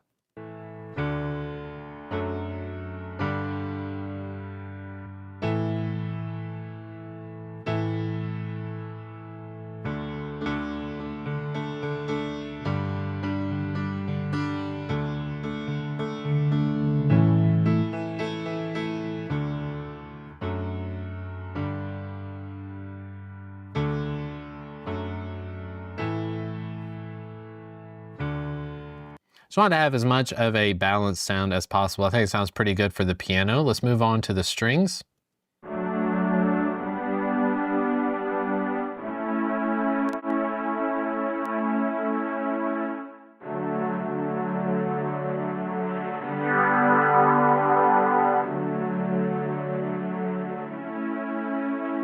And with the strings, I want them to sound rather mellow and comforting. I don't want them to have a lot of mid-range honkiness. So I do have this cut. This is about minus 5.5 dB and 957 Hertz. Of course, you can apply these to however you need to. The main thing is I'm looking at, first, I want a low cut. This is not a low end frequency information. I want to make sure I put in a low cut filter as soon as possible. The low cut is about 182 Hertz. And then up at 957 Hertz, I've got a minus 5 dB bell curve. Let's listen to before and after. Here's before.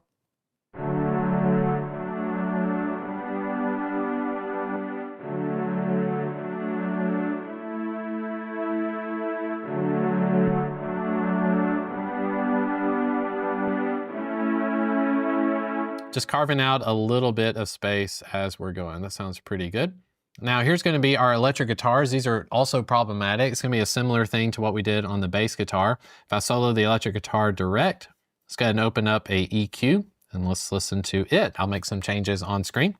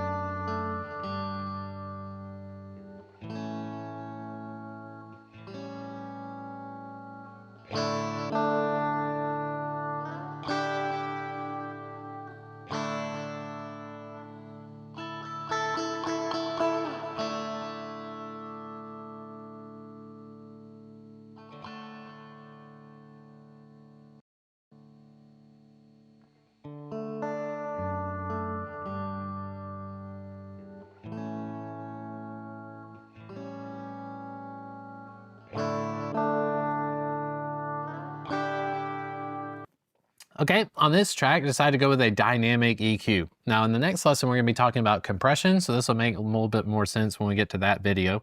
A dynamic EQ is essentially gonna be an EQ that fluctuates with the music. So I've got this EQ set to about 5K. Right at 5K, we have that hissing kind of static sound on the electric guitar. It's pretty common. And I've got it static set to -2 dB. So no matter what happens, at 5K, we are getting about -2.9, about 3 decibels of a cut. The Q is set to 1, and then when I click this D, we are now using a dynamic EQ. So now what I'm telling it to do is whenever it passes this threshold, I've got set to -55, anytime there's information that goes louder than -55 dB, it will cut down essentially 9.2 decibels. You can see this in action. So when I hit play, notice how this green frequency band, you see it kind of fluctuating every now and then.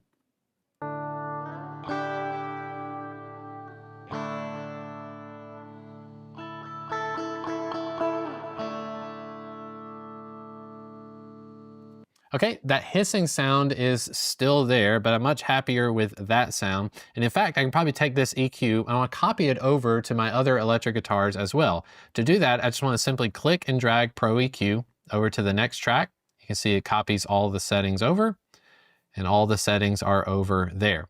We still don't have all the hissing taken care of. There's gonna be different ways of handling that. I don't want to essentially make my electric guitar sound too dull, because if I roll off too much of that high frequency content, the guitars are going to sound quite muddy. So this is where I'm going to make use of a very corrective plugin called a gate plugin. If I go to Presonus folder, I want to add a gate. I want to change the order of these plugins. I want the gate to come first. So I'm going to click and drag this gate plugin, put it right before the EQ. A gate plugin is essentially going to mute the audio. It's going to turn down the audio when there's no information being played. So when the electric guitar is quiet, you still hear that hissing sound. We want the channel to basically mute itself whenever the electric guitar is not playing, or when the electric guitar reaches a certain volume, it's going to shut itself off, much like a gate would shut itself. You can use presets if you're interested. They have some for general use. We have instruments here. We can go with electric guitar or guitar. I'll set it to the guitar preset and see how that does. I'm going to solo the electric guitar direct. And the main thing I want to associate with is the threshold. At what point do I want this channel to mute itself? Do I want it to mute itself at -40, -50, or so forth? You'll be able to see on screen with the gate, you'll see a blue dot that's floating. The blue dot is when I'm playing the guitar. And you want to see that when I'm not playing the guitar, we want it to close itself off. So here's the chorus 2.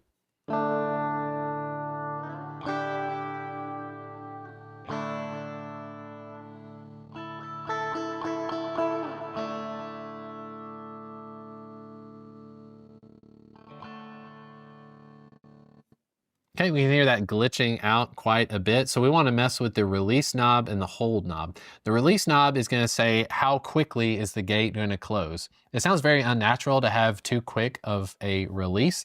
So I'm going to have this release knob turned up. Let's keep listening as we go. Might need to go to a quieter portion like verse 2 over here. Let's change our loop region to verse 2 and see how much the gate is coming into play.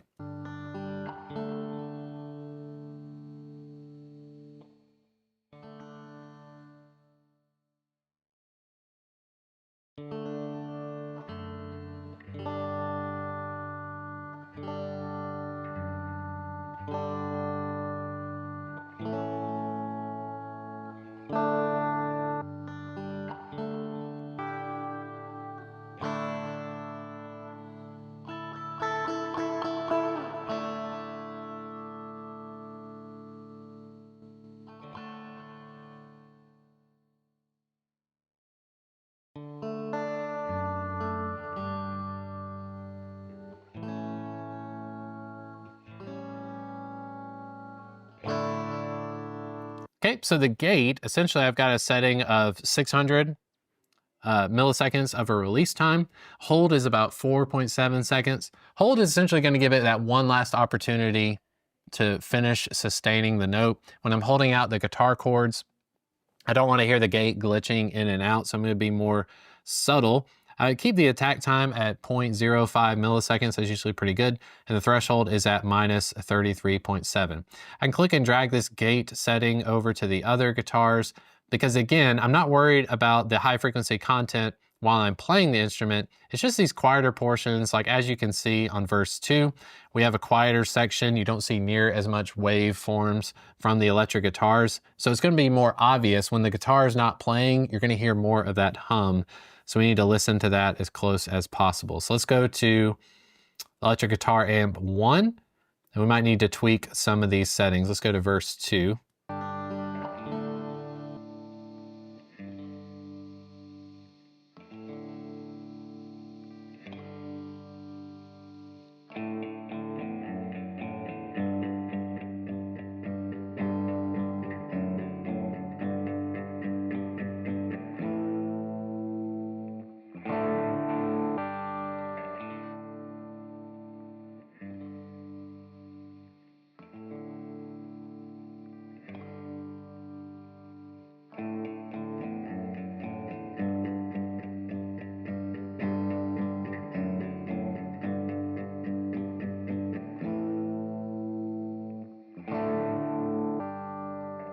Out by the moonlight, we watch the stars come out.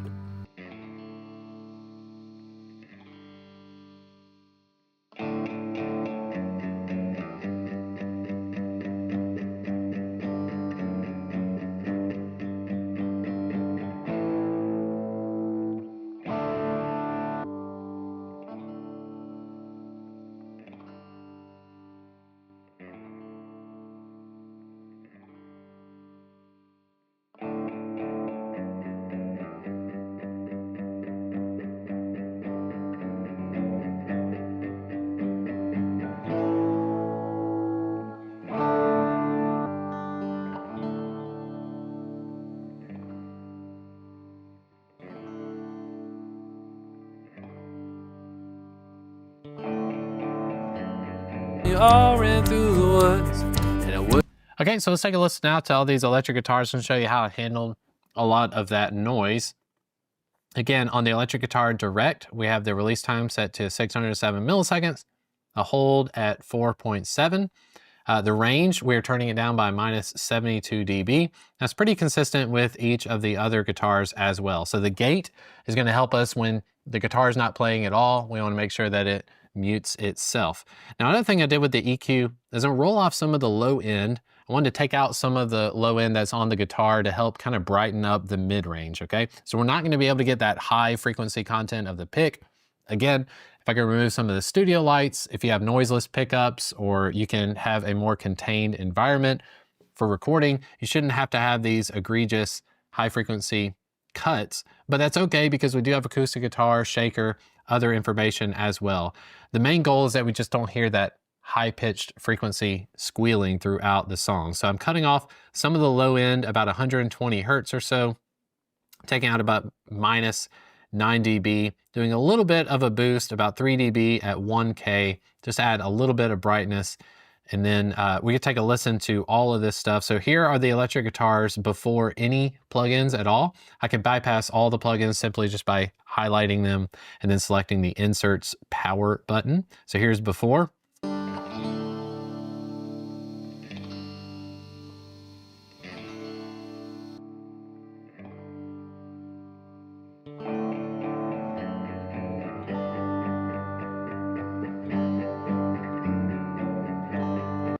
Much better. Okay, if you're listening with headphones on that, you can hear as soon as they're bypassed. I mean, it sounds like you got your head right next to a speaker on an amp, and that's not necessarily a good thing. So we're gonna keep those on for now. And the last two we're concerned ourselves with are the acoustic guitar. This should be a little bit more fun than the electrics. I'm gonna go back to chorus 2 and have that highlighted. Let's take a listen to the acoustic. We could probably go through and just on, let's create an acoustic bus. I'm gonna add a bus for this channel. My acoustic bus is going to output to my guitars bus. I call this acoustic bus. And the only reason I'm creating this acoustic bus is because I want to treat that slap sound and the acoustic guitar as if it were one track. So here I've got the acoustic guitars soloed Let's hit play.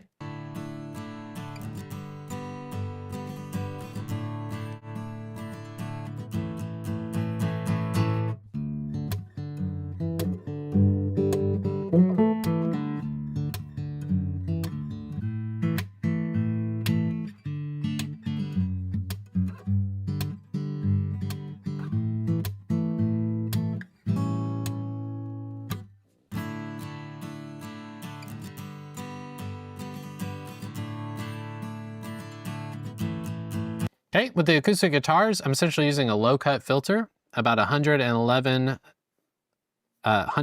hertz. Again, 111 hertz and below with the acoustic guitar, there's not a whole lot. If you're doing singer-songwriter or the acoustic guitar is your only instrument, you may not want to use this high of a low cut filter. You can turn the low cut filter down to about 50 or 60 dB and you should be fine. I'm rolling out some of the low mid frequency band at 498 hertz, taking about, again, 3 or 4 decibels. You pretty much can't go wrong if you just do everything in about 3 or 4 decibel increments. And then I'm doing a little bit of boosting just to give a little bit of brightness and bring out some of the air that you feel at 10.8K. I'm getting about 3 decibels of a boost there. And then this mid-frequency band at 3.32, that's a lot of the percussive, kind of the slap sound. Usually that's where the sibilance is with a vocal. Let's listen to the guitars, the acoustic guitars. Here's a before and after.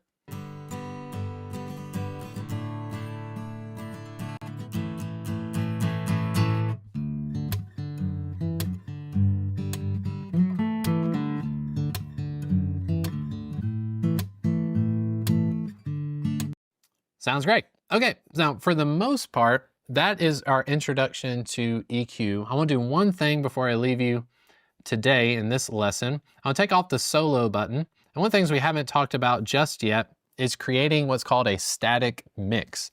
So a static mix, we basically want to go to each of these faders.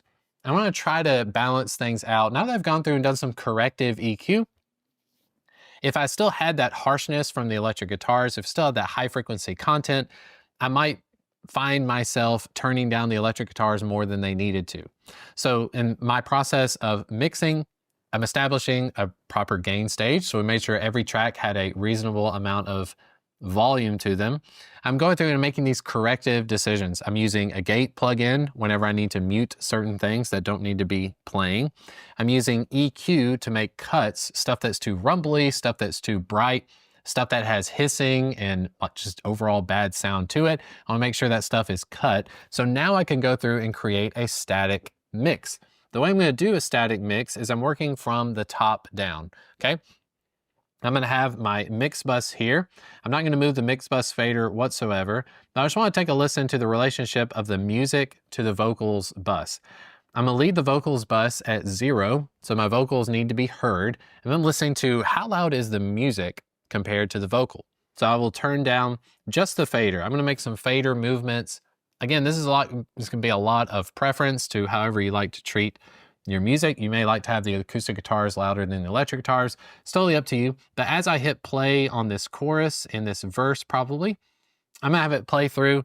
I'm just gonna be messing with each of the faders so that we have a static mix. So when I step back and I just listen to it, everything is pretty much at the volume that I'd like for it to be at the final mix. Let's go ahead and play a little bit of that. Night out by the moonlight, we watched the stars come out. And when we were half asleep, we heard an awful sound. A big ugly beast came tumbling as we all ran through the woods.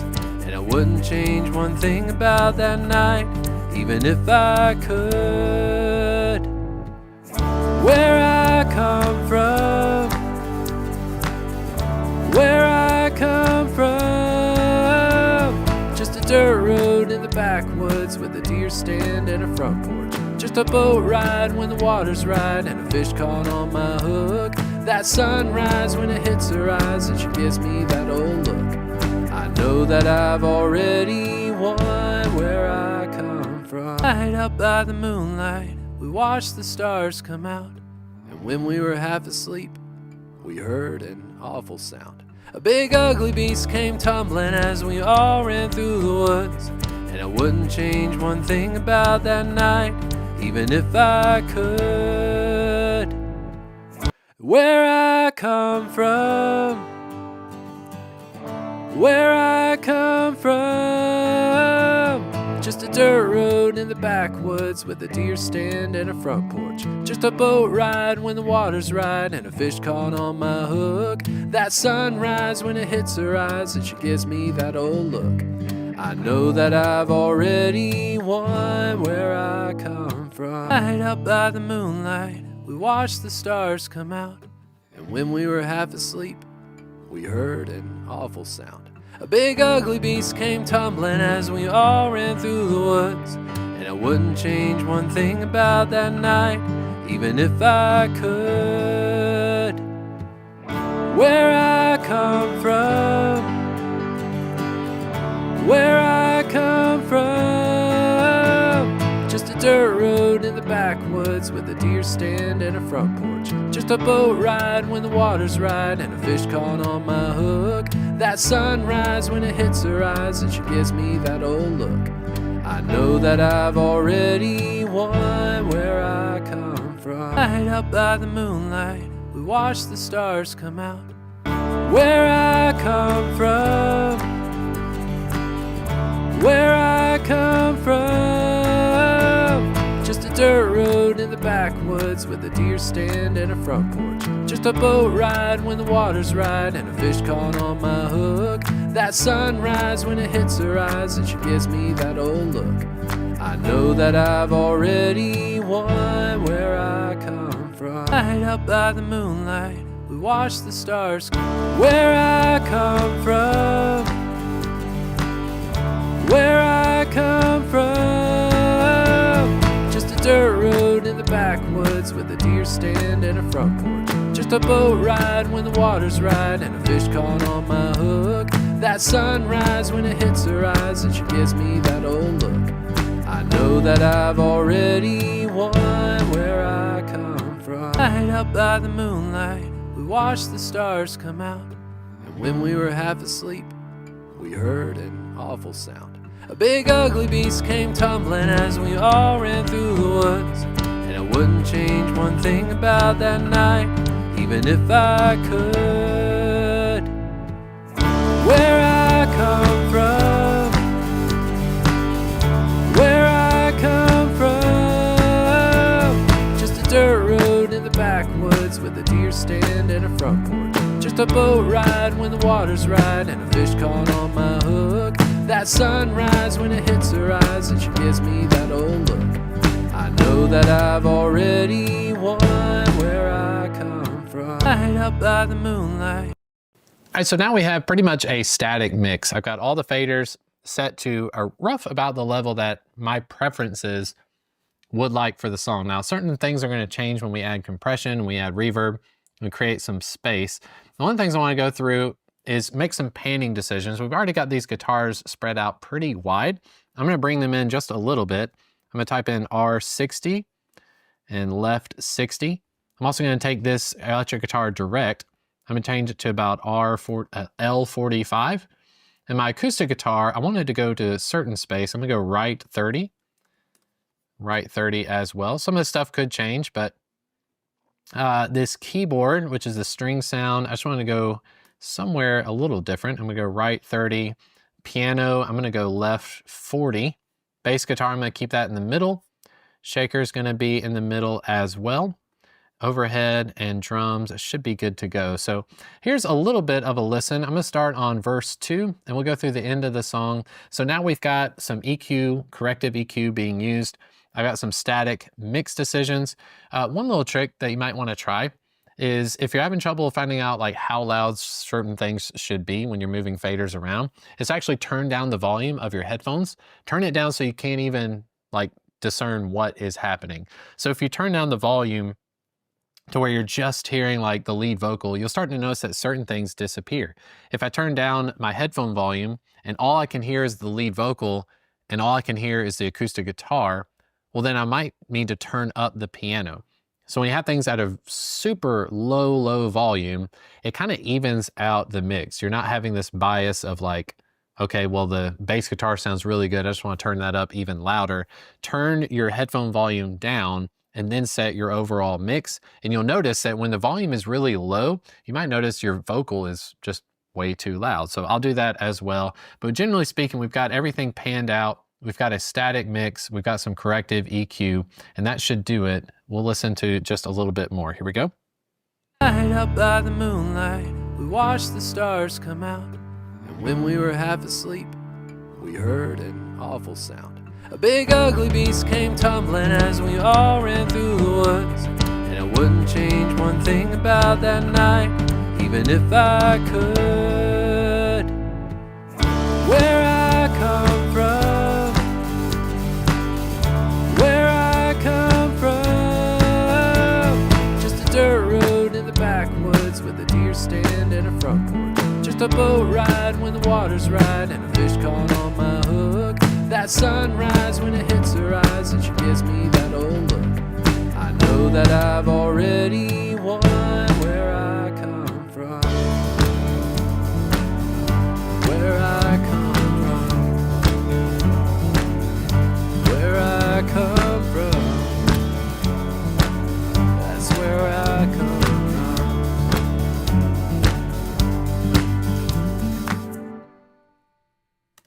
Nice. So I like the sound of that static mix. I did have to turn down the synthesizer quite a bit. When it had been gain staged to everything else, it just sounded like it was taking up too much space. So the next lesson, we'll get started with some more plugins, compression, and we'll get creative with it. And I'll see you there at the next video. Recording Academy, Compression Fundamentals. All right, everyone, now it's time to talk about compression. Now this one can take quite a long time to start to hear the effects of compression, but I do want to show you a few things in this to get you started off on the right track. Compression is basically an effect that is trying to control the dynamic range of whatever instrument or whatever track we might be using it on. So one of the most dynamic things that you're going to find are the drums. The drums can be certainly pretty quiet at certain points and then thrashing loud at other points. But we're going to go through just like we did in the EQ video. Let's start with the lead vocal and kind of build our way from there. Certain tracks won't use compression that much at all. Again, it's going to come down to your personal preferences, but I'm going to go to the lead vocal. I'm going to open up my mix tab. And again, we're using the stock plugins built with Presonus Studio One, so you have access to these as well. Open up the Presonus tab and go to Compressor. So again, compression is all about the dynamic range and how much dynamic range do you want to limit. If you're doing something that's more folk music based or orchestral, the more natural sounding you want your music to be, the less compression you probably need to use. Now, I'm going to lean on the side of using a little bit more compression than I'm comfortable with, because I want us to sound very much modern. More modern music tends to be overly compressed. And again, it's all up to your personal preferences. This is a subjective matter. So feel free to use presets if you'd like. So here is the compressor. Starting off early, you can click the preset button. Just click this folder here. You go down to vocals. It's got different presets set up here. We can go to male vocal 1. Give it a try. Whenever you're using presets, just be careful about the threshold knob. So the threshold is at what point do you want the compressor to start smacking down on your tracks. If my singer is singing pretty quiet and then all of a sudden they start screaming loud, at what point do you want it to start slapping down the volume? If your compressor is set to a high ratio, it will start to limit, it will basically act like a brick wall to where that vocal can never go louder than a certain point. And you might be asking yourself, why not just set everything to a limiter? Why bother with any sort of ratio? Well, when you are compressing information, there's this distortion effect. So compression definitely has a sound. You need to think of it almost like a distortion pedal. The more effect you're using of the compression, the more distorted your vocal is going to sound, and you'll hear that in just a minute. So on this male vocal preset with Studio One, they default to a 7:1 ratio. This is quite high. This is like a really high ratio for compression. It's got a knee of 10 decibels. Basically, this is some wiggle room for it to be able to act. It's got an attack of 0.5 milliseconds and a release of 50. It's set to adaptive, so it's going to change as you're going. But this readout on the screen, I think this would be very helpful for you to see what the compressor is actually doing. So we're going to take the threshold knob and we're going to gradually turn it down. And as I turn down the threshold, you should notice that there's more distortion. You're hearing more of the effect of compression. I'm going to solo the lead vocal. I'm going to switch this gain knob to auto, so that way that as I'm turning down the threshold and you're hearing more compression, you're also going to hear that effect of compression even more egregiously. So let's start with a high threshold. Let's bring it to 0. I'm going to bring it down. On the right side here where it says reduction, you're going to see a yellow bar, and that yellow bar is telling us how much compression we're actually getting. Ideally, your compressor is probably working between 3 to 6 decibels of compression, but I'm going to turn it down so that we're hearing more and more compression. You'll hear the effect of it. So here we go. Light up by the moonlight, we watched the stars come out, and when we were half asleep, we heard an awful sound. A big ugly beast came tumbling as we all ran through the woods. So right there, it sounds like it's going through some sort of rat pedal, basically a distortion pedal on your guitar. It gets pretty gnarly. I'm going to bring this threshold knob up to where we're getting, like I said, about 3 to 6 decibels of compression at the loudest portions. And I wouldn't change one thing about that night, even if I could. Where I come from,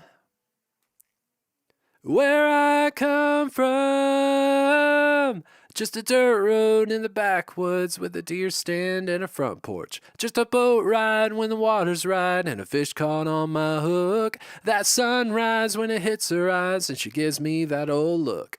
I know where I come from.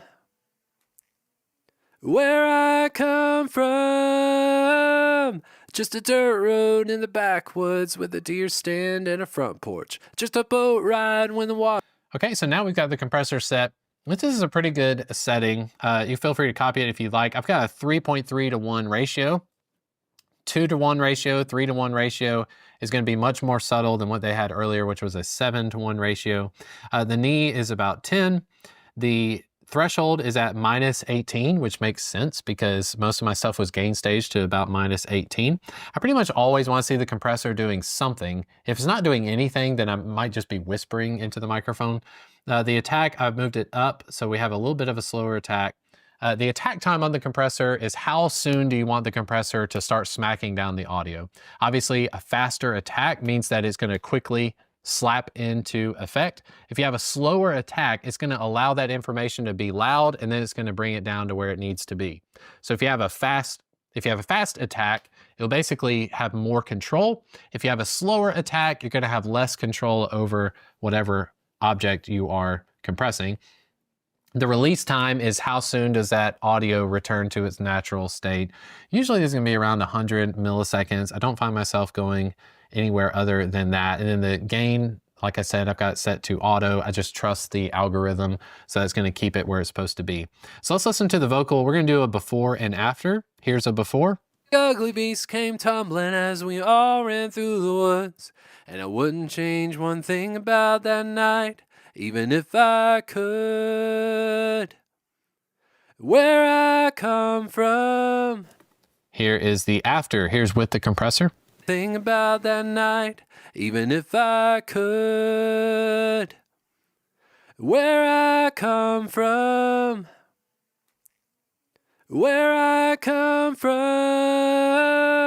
Just a dirt road in the backwoods with a deer stand and a front porch.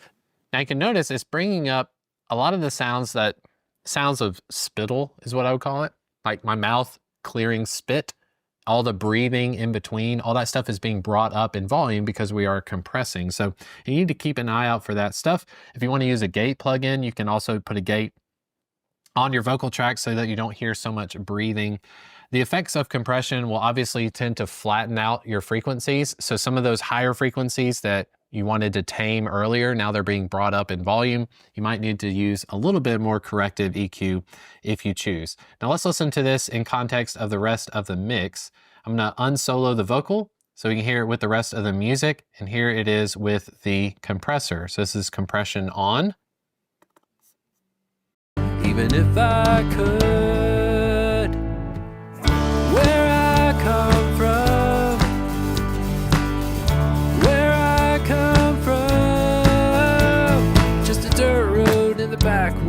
with a deer stand and a front porch. Just a boat ride when the water's right and a fish caught on my hook. That sunrise when it hits her eyes and she gives me that old look.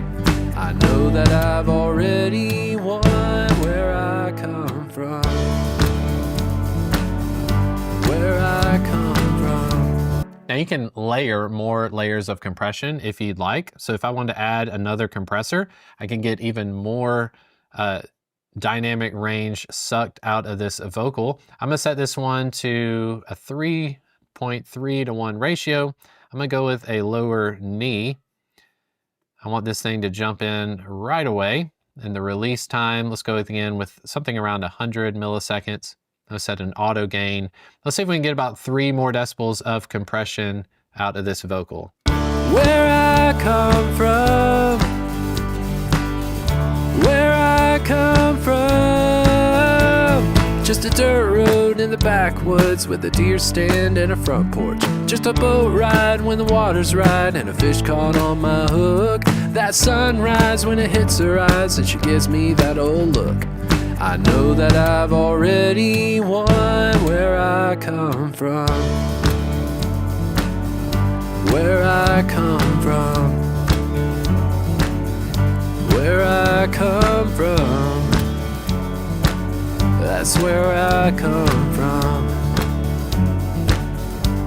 Yeah, these sections are much quieter sections of the lead vocal, like on the outro. If I bypass both of these compressors, let's take a listen to how much it just sits back in the mix, but I turn on the compressor, it seems to have a fighting chance against the music. Here it is before. Where I come from. Where I come from. That's where I come from. Here is after compression. Where I come from. Where I come from. That's where I come from. All right, now we need to do the same thing with the rest of the instruments. As we start to remove dynamic range, you'll start to hear everything kind of level out. You're hearing more of the details in the mix. You may need to go back and do some EQ decisions there, but let's go to the overheads channel because I'm very curious about with the drums. I'll keep the kick drum as part of the mix, but I want to hear these drums in context, and we're going to put a little bit of compression.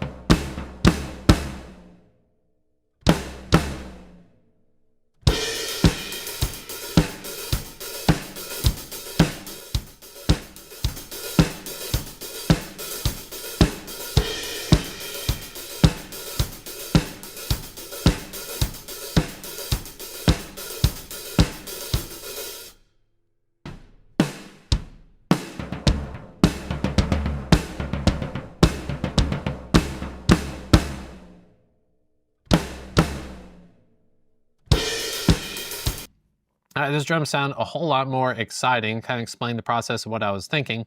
I've got this turned down the threshold to -33. I want to have more compression on my drums than I would the vocal. I've got a 4.3 to 1 ratio. I've got a knee of 6. Probably turn that down even more. Let's go to about 3. It's basically how much of a gradual amount of compression are you going to be hearing with your music.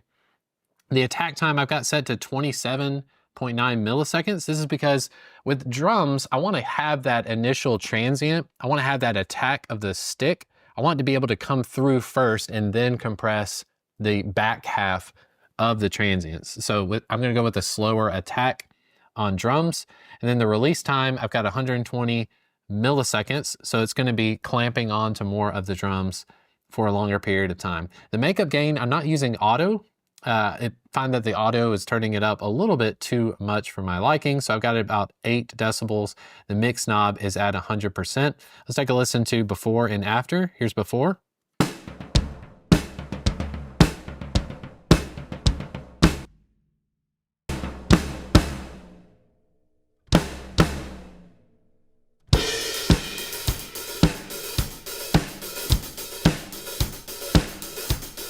You can hear a lot more of the room sound coming through in the overhead. Like I said before, whenever you add a compressor, a lot of those nuances are going to start coming out, and you're starting noticing things that may need to be corrected later. Just like we mentioned with the vocal, compression is certainly fun on the drums. I like the sound with the kick drum as well.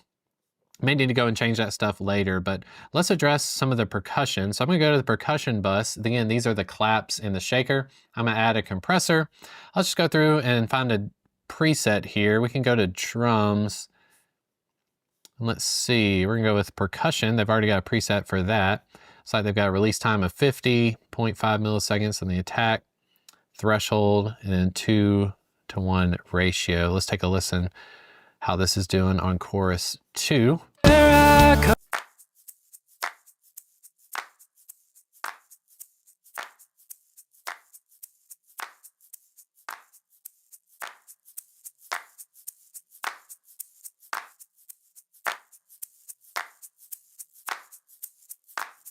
That should do pretty well. Let's listen to it in context of the rest of the songs. We have drums, percussion, and vocals being compressed. Where I come from, just a dirt road in the backwoods with a deer stand and a front porch. Just a boat ride when the water's right and a fish caught on my hook. That sunrise when it hits her eyes, and she where I come from. Very good. All right, bass guitar. This one's a fun one. So I didn't use any pedals or compression on the way in, but the bass guitar, you definitely want to have some sort of compression. We can go in and load a preset as well. And go to guitar. Let's go to bass. How about just bass guitar? This should be pretty basic, if you will. 9.9 ratio. That's pretty high. I don't know if I want to have it that high. Let's go with a 5:1 ratio. Got attack time of 117 milliseconds. Again, it's letting a lot of those transients, the plucking sound of the bass, we want to make sure that the attack comes through. And it's got a 339 millisecond release set to adaptive. Let's load in this threshold, make sure it's appropriate.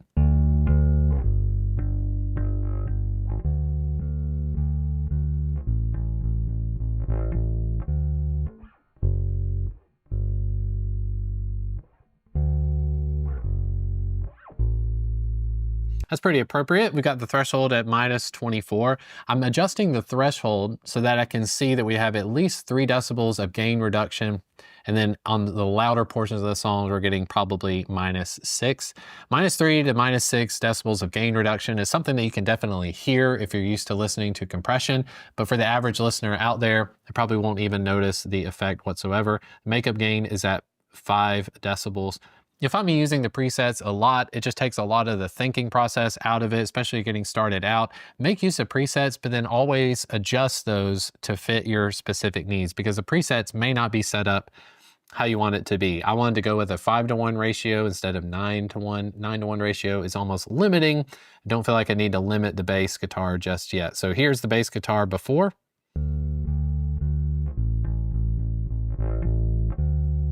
Here's after.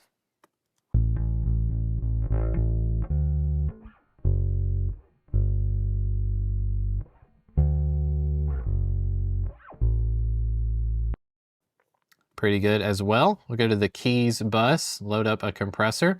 If I can put these on the bus, I'd be happy with that. I don't need to go and add them onto every individual element.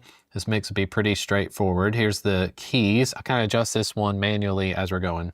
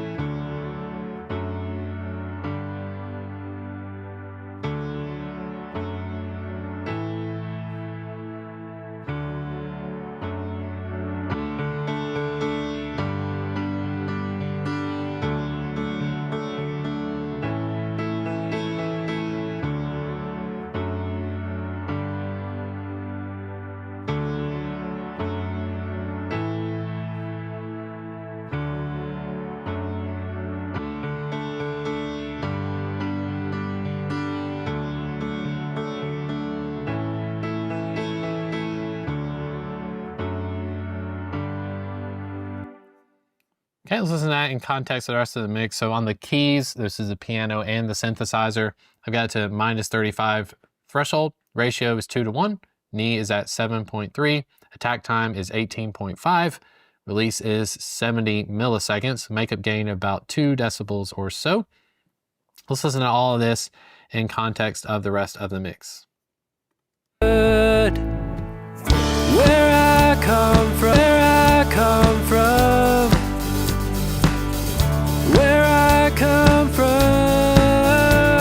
Just a dirt road in the backwoods with a deer stand and a front porch. Just a boat ride when the water's right and a fish caught on my hook. That sunrise when it hits her eyes and she... Where I come from. All right, here's the acoustic guitar. We'll load up a preset as well. We'll go to acoustic.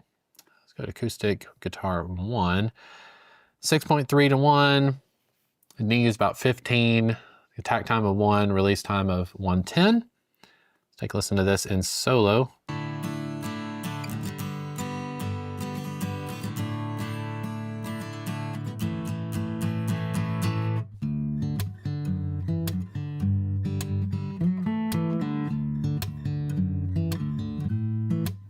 All right, I like the sound of that a lot, and I definitely wanted to hear that it has some compression happening on that finger picking, and then also with the strumming. We don't hear as much egregious distortion. If we had not clipped gained the original, like louder acoustic guitar section going into the chorus, if we had not clip gained that down, you would hear a lot more distorted acoustic guitar going into the finger picking style, but I like that sound a lot. Electric guitars, I don't know if I'm gonna compress these a whole lot. Electric guitars tend to be compressed as it is. Let me just take a listen to the guitars bus soloed on the chorus section. Take a listen to this.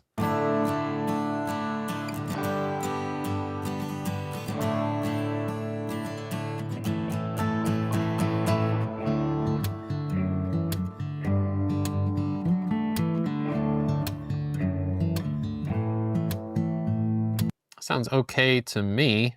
Now let's listen to overall. We've got the music bus, the vocals bus, and the mix bus. There's a few things we can do with compression and EQ, and we'll get to those in just a minute. But let's take a listen from verse 2, see if we need to go through and adjust our static mix even more now that we've got compression added. Out by the moonlight, we watched the stars come out, and when we were half asleep, we heard an awful sound. A big ugly beast came tumbling as we all ran through the woods. And I wouldn't change one thing about that night, even if I could. Where I come from, where I come from. Just a dirt road in the backwoods with a deer stand and a front porch. Just a boat ride when the water's right and a fish caught on my hook. That sunrise when it hits her eyes and she gives me that old look. I know that I've already won. Where I come from, where I come from, where I come from, that's where I come from.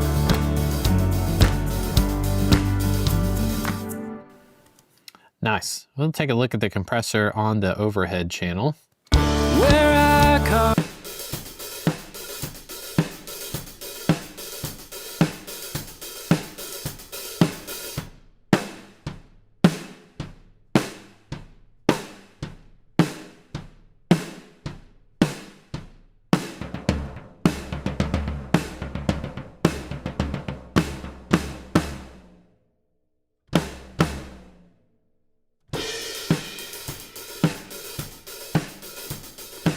I think you need to hear more of the snare drum coming out. So I'm messing with the mix knob on the drums compressor, the overhead compressor.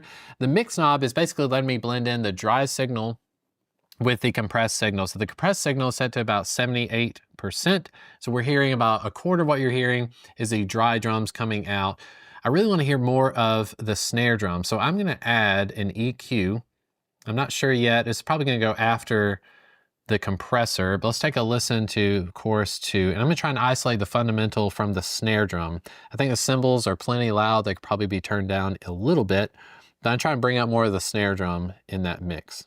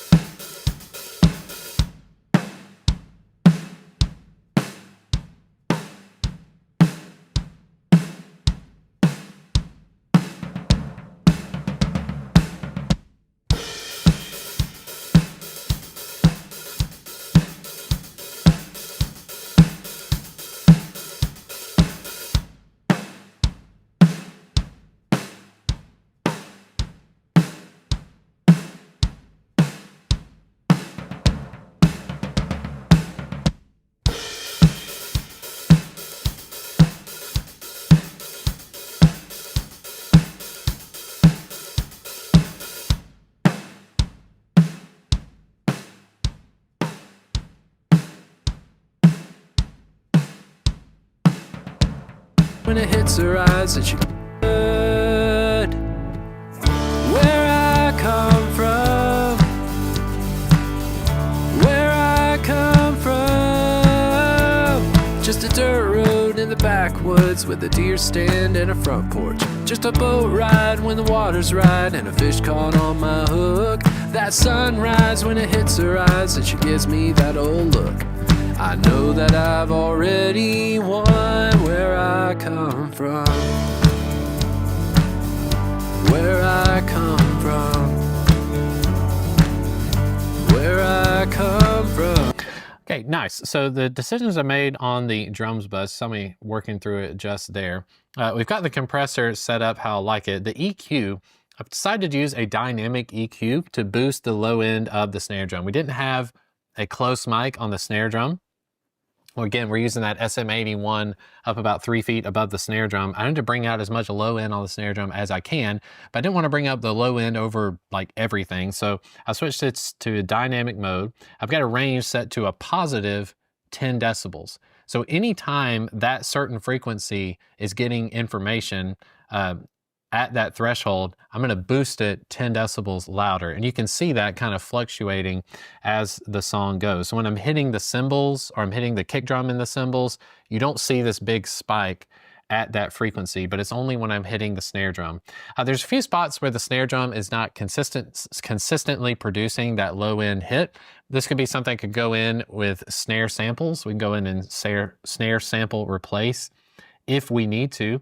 Some of the other decisions, I decided to boost the high end. So this is an interesting technique where on the high frequency shelf, I'm boosting it 5.9 decibels. So we're making it brighter, but then we're also compressing what we're making brighter. So the overall takeaway is that the high end gets a little bit brighter, but it also gets controlled. We're controlling the dynamics. So it is actually cutting 10 decibels while also boosting 5.9, if that makes sense. So that was just a change made on the EQ. Last thing I'll say about compression and EQ is that at this point, we could also be using compression on our music bus, our vocals bus, and our mix bus in general. So if I add on the mix bus, if I add an insert, I want to add a compressor, I can make this an overall blanket compression. So we're adding compression to the vocals and the instruments all together. This is like a master compressor.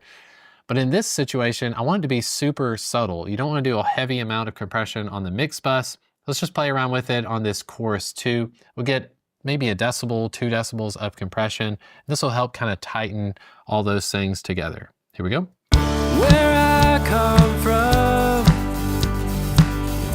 where I come from, just a dirt road in the backwoods with a deer stand and a front porch. Just a boat ride when the water's right and a fish caught on my hook. That sunrise when it hits her eyes and she gives me that old look. I know that I've already won where I come from, where I come from, where I come from, just a dirt road in the backwoods with a deer stand and a front porch. Just a boat ride when the water's right and a fish caught on my hook. That sunrise when it hits her eyes and she gives me that old look. I know that I've already won where I come from, where I come from, where I come from, just a dirt road in the backwoods. Okay, so on our mix bus, we have a subtle amount of compression, about minus 16 dB, 2.4 to 1 ratio, a 6 dB knee, 15 milliseconds on the attack, 79 milliseconds on the release. We've got roughly about 3 decibels of compression. You can see when that snare drum is hitting, it's taming it a little bit more, trying to keep everything within a certain dynamic range. Then the EQ, we need to be extra subtle with this. So everything is in about 3 decibels, 2 to 3 decibels increments, just adding a little bit of punch in the low end. The high end's getting a little bit of boost as well, so make things a little bit brighter. It's pretty common hyping techniques. When you're hyping your mix, you're turning up a little bit of the lows, turning up a little bit of the highs, cutting a little bit of mid-range. It's usually a good sound for some sort of modern mix, okay? So we've done so much already to the sound. But now's the fun part where we start to get creative with the mixing. So we're adding elements that aren't naturally coming from the recording. We're going to be looking at reverb and delay specifically, and other effects as well. So with that being said, once you've moved on from this, make sure you download the session files. You can be listening to this one as it is with the EQ and compression, and then look forward for the next lesson as we're adding some more creative elements. And I'll see you over there. Recording Academy, Reverb and Delay Fundamentals. Hey everyone, welcome back. In this module, we'll be talking about reverb and delay fundamentals. Now, there's gonna be a lot of things I'm gonna add in this lesson as well. I'll talk a little bit briefly about auto-tune. There's a few other plugins as well that don't fit necessarily into reverb and delay, but I wanna make sure I give a shout out to some of the creative plugins out there that are gonna really give you that modern sound and kind of open up some of the imagination and creativity that you can have when it comes to mixing. But first and foremost, we need to start with reverb and delay. So make sure you have a good pair of headphones on and we'll get started. Okay, so where we left off in this mix, we basically have a good amount of EQ and compression going on multiple tracks and also buses as well. Now, when we were setting up our track layout, I made mention of these sends, okay? So if you can't see the sends, make sure you have your mix tab open, and then make sure you're making use of this vertical adjustment going up and down with your cursor. You should be able to see what are called sends. So we have our inserts. Inserts are where we put our plugins. We have EQ, compression, as you can see on this lead vocal right here. But what about this sends section? Well, the purpose of a send is so that we can put one plugin in place, like a delay effect or a reverb. And instead of having to put a reverb on every single track, we have 20 tracks in this session. Instead of me adding a reverb to my lead vocal, instead of adding a reverb to my kick drum and my overhead, instead of having all these instances of reverb, I can set up one reverb channel, which is going to be on an effects channel, and I can send a certain amount of information from each of my tracks. So I'm going to show you what that looks like in context. So if I have my lead vocal selected, I'm going to right click. I'm going to go to where it says Add Effects Channel. Add FX channel. As soon as you do, on the far right, you're going to see this grayed out channel called Effects 1. And I'm going to have this one routed to my mix bus. So on this effects channel, right now there is no information, but if I scroll back over to my lead vocal, we should have where I have sends, I can go to send, audio destination, and then effects 1. In fact, I'm going to go through and select all of these channels here. I'm going to hold the shift key, go all the way to acoustic 2, make sure they're all highlighted. Then I'm going to go up here to sends, audio destination, and effects 1. So now you can see under our sends tab, we have the effects 1 selected. Now each of these effects 1s has a blue fader, and this fader kind of moves left and right. If you move this send level to the left, it's going to decrease the amount that that track is going to that effects channel. If I move it to the right or I increase it, I'm going to send more of that track into the effects channel. So here with the sends, we need to be able to blend how much are we sending to that reverb. If I'm setting up a reverb, I don't want my kick drum to have just as much reverb as my lead vocal. I don't want my lead vocal to have just as much reverb as a shaker, for instance. So we'll be able to blend that as we're going. But for now, we'll just leave the sends where they're at. Let's go back to this effects 1 channel. So the effects 1 is being output to my mix bus. Anytime you need to change the output, just simply click where it has this mix bus or any sort of name. This is your output setting, okay? Now the input for this send are the sources, which are coming from those 20 tracks earlier. But right now we don't have any effects loaded on our effects 1 channel. So I'm gonna go to Inserts, I'm gonna go to Presonus, and we're going to use some of their built-in effects. The first one I'll talk about is Room Reverb. This is very much what it sounds like it's supposed to be doing. This is going to be emulating the sound of a space. So what's the point in recording a bunch of dry vocals with a bunch of acoustic treatment all around if you're just going to end up making it sound like a space anyway?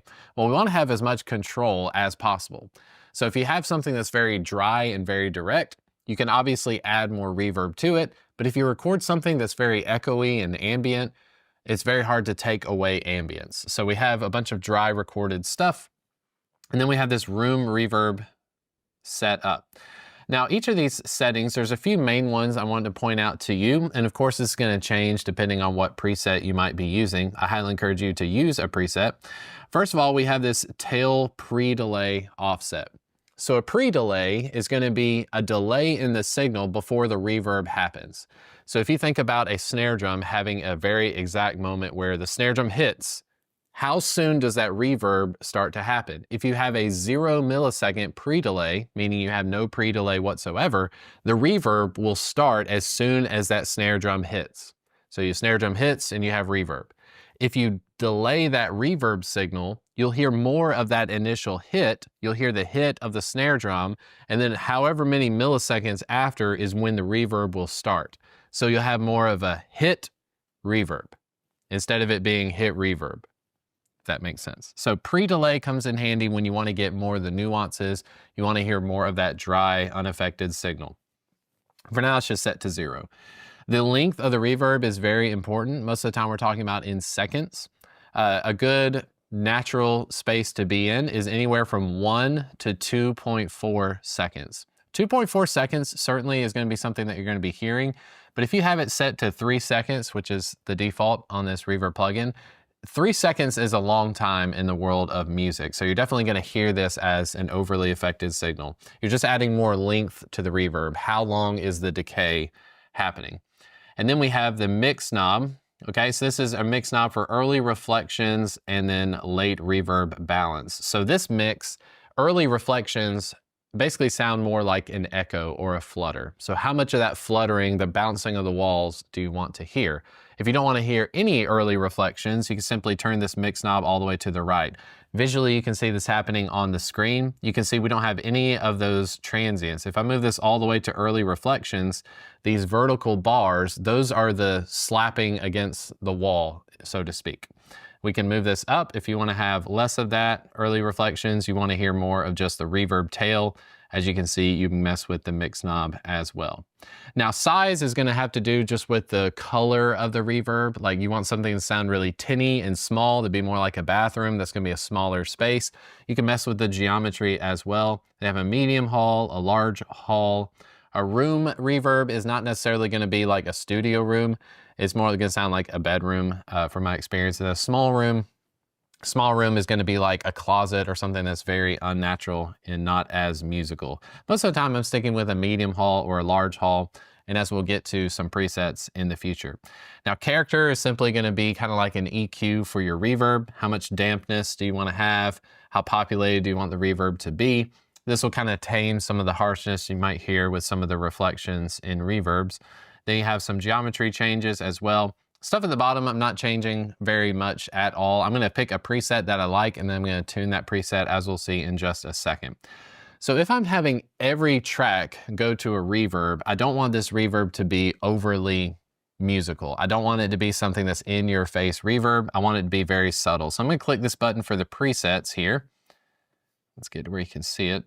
All right, on the presets, we have different things. An arena is obviously going to be huge. We can go through a few of these just so you can get a taste for what the reverbs are doing. So if I load the arena preset, you can see it's very large. We've got a large hall loaded. Now on the effects channel, you have a solo button, so we can actually solo what we're hearing in the reverb. If I go to verse 1, I was wondering if this is going to blow my eardrums out. Let's just go to, we'll go to chorus 1. Let's set up kind of a loop region. How can I as rich as I ever want? Where I come from, where I come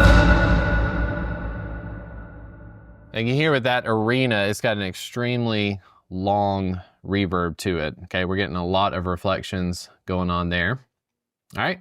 And there's just also a lot of information because we're having every track go to it. It sounds like you're in an arena. If I unsolo it and we're listening to it in context of the mix, the great thing about having an effects set up, I can rename this to say reverb main. This is my main reverb. I can take this fader and I control how much of the reverb we're hearing overall.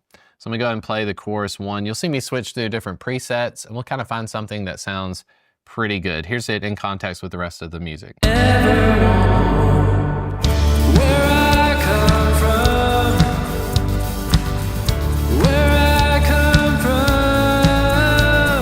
Just a dirt road near the backwoods when the deer stand in a front porch. Just a boat ride when the water's right and a fish caught on my hook. That sunrise when it hits her eyes and she gives me that old look. I know that I've already won where I come from. How could I, as rich as I, ever want more? Where I come from, where I come from. Just a dirt road near the backwoods when the deer stand in a front porch. Just a boat ride when the water's right and a fish caught on my hook. That sunrise when it hits her eyes and she gives me that old look. I know that I've already won where I come from. How could I, as rich as I, ever want more? Where I come from, where I come from. Just a dirt road near the backwoods when the deer stand in a front porch. Just a boat ride when the water's right and a fish caught on my hook. That sunrise when it hits her eyes and she gives me that old look. I know that I've already won where I come from. How could I, as rich as I, ever want more? Where I come from. Okay, I've got this medium studio reverb set up. Quite like the sound of it, but I'm gonna show you a little bit of tweaking I'm gonna do just to tame some of there's a clicking sound that I can hear. I don't know if it's coming necessarily from the claps or the snare drum, but what we can do on any effects channel, we can add more effects. So we have an inserts button, just like we have on normal tracks. And I'm gonna go here and I'm gonna add a EQ, and I'm gonna click and drag this EQ so that it comes right before the room reverb. So if I hit play, what I want you to notice is what we're doing with this EQ is we are EQing the signals going into the reverb. So I don't want to hear very much high end on the reverb. I want this to be kind of more subtle, something that you feel more than something that you're hearing all the time. And like I said before, we're hearing a lot of that snare drum and claps. Well, a simple thing we can do is just add a high cut filter. I'm just going to click and drag this down as far as maybe 1K. So now we have an affected signal going to our reverb. So if I hit play. Ever want more? Where I come from. Where I come from. So that's the sound of the reverb with this EQ in place. If I bypass the EQ, here's what the reverb sounds like before, and then I'll turn on the EQ for the reverb.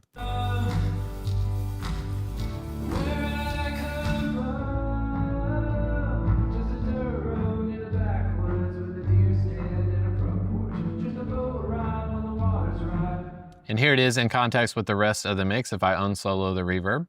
Where I come from, where I come from. Now another thing you can do when it comes to mixing in your reverb, we need to talk about this with the sends. We want to be able to tell it how much are we sending to the reverb. So one of the things for sure, I don't think I necessarily need a lot of kick drum going to the reverb. So I'm going to drag this down to about -11 or so. I can maybe turn it up a little bit with some of the drum overheads. The claps are fine, the shaker is fine. I don't need a lot of bass guitar going to the reverb, so I'm going to turn down the bass guitar to like -20, just make it obsolete.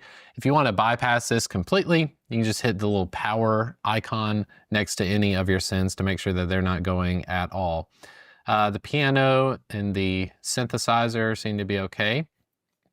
Let's listen to some of the guitars. If I solo the guitars bus, notice you also have got a solo for the reverb. So let's hear what the reverb is doing for the guitars.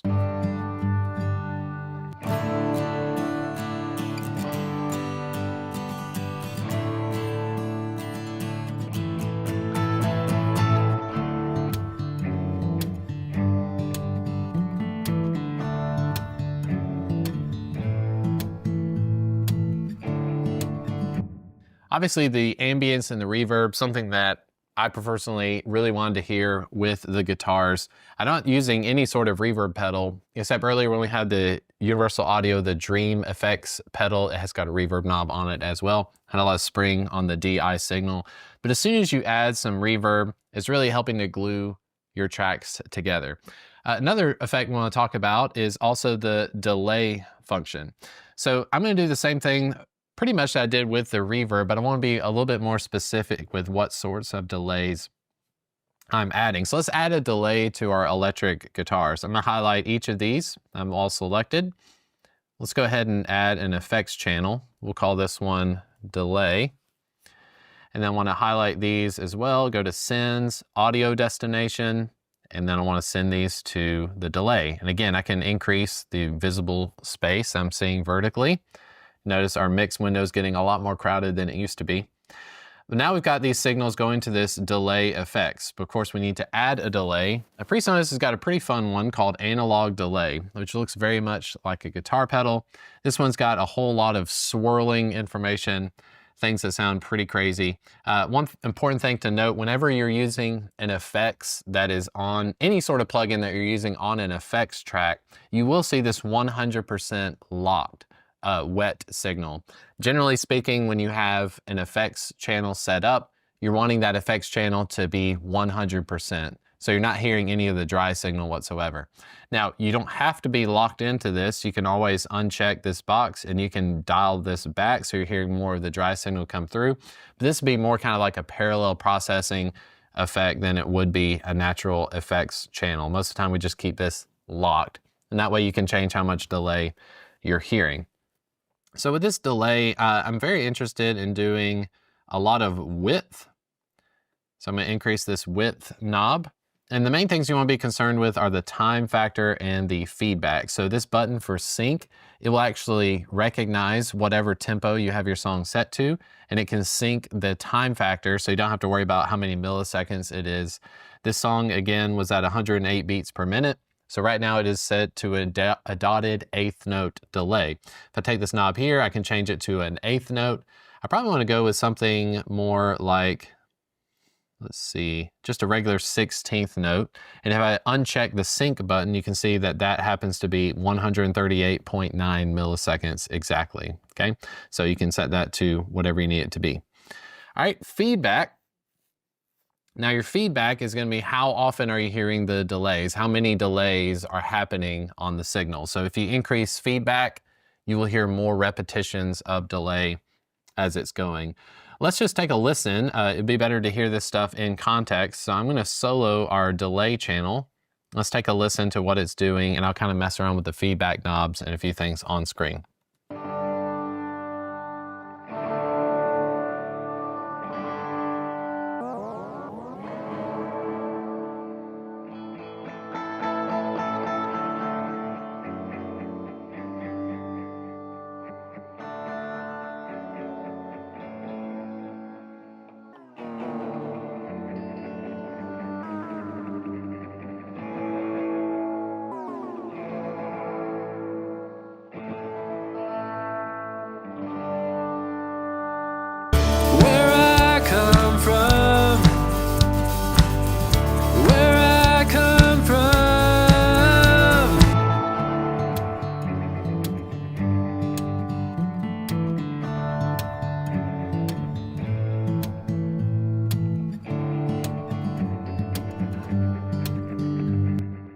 I like that setting because especially when I'm kind of chugging on the low notes with the guitar, you can hear it very much in time with the music. So I ended up with a 16th note delay, feedback about 37%. And then of course I'm taking that fader for the delay. I'm turning it down about -4.5.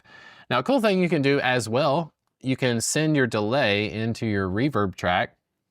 That'll of course hide the sound of the delay a little bit more, but it might help it to sit in the mix a little bit better. Again, instead of sending it to the mix bus, you can simply just select the reverb main. We'll take a listen to that.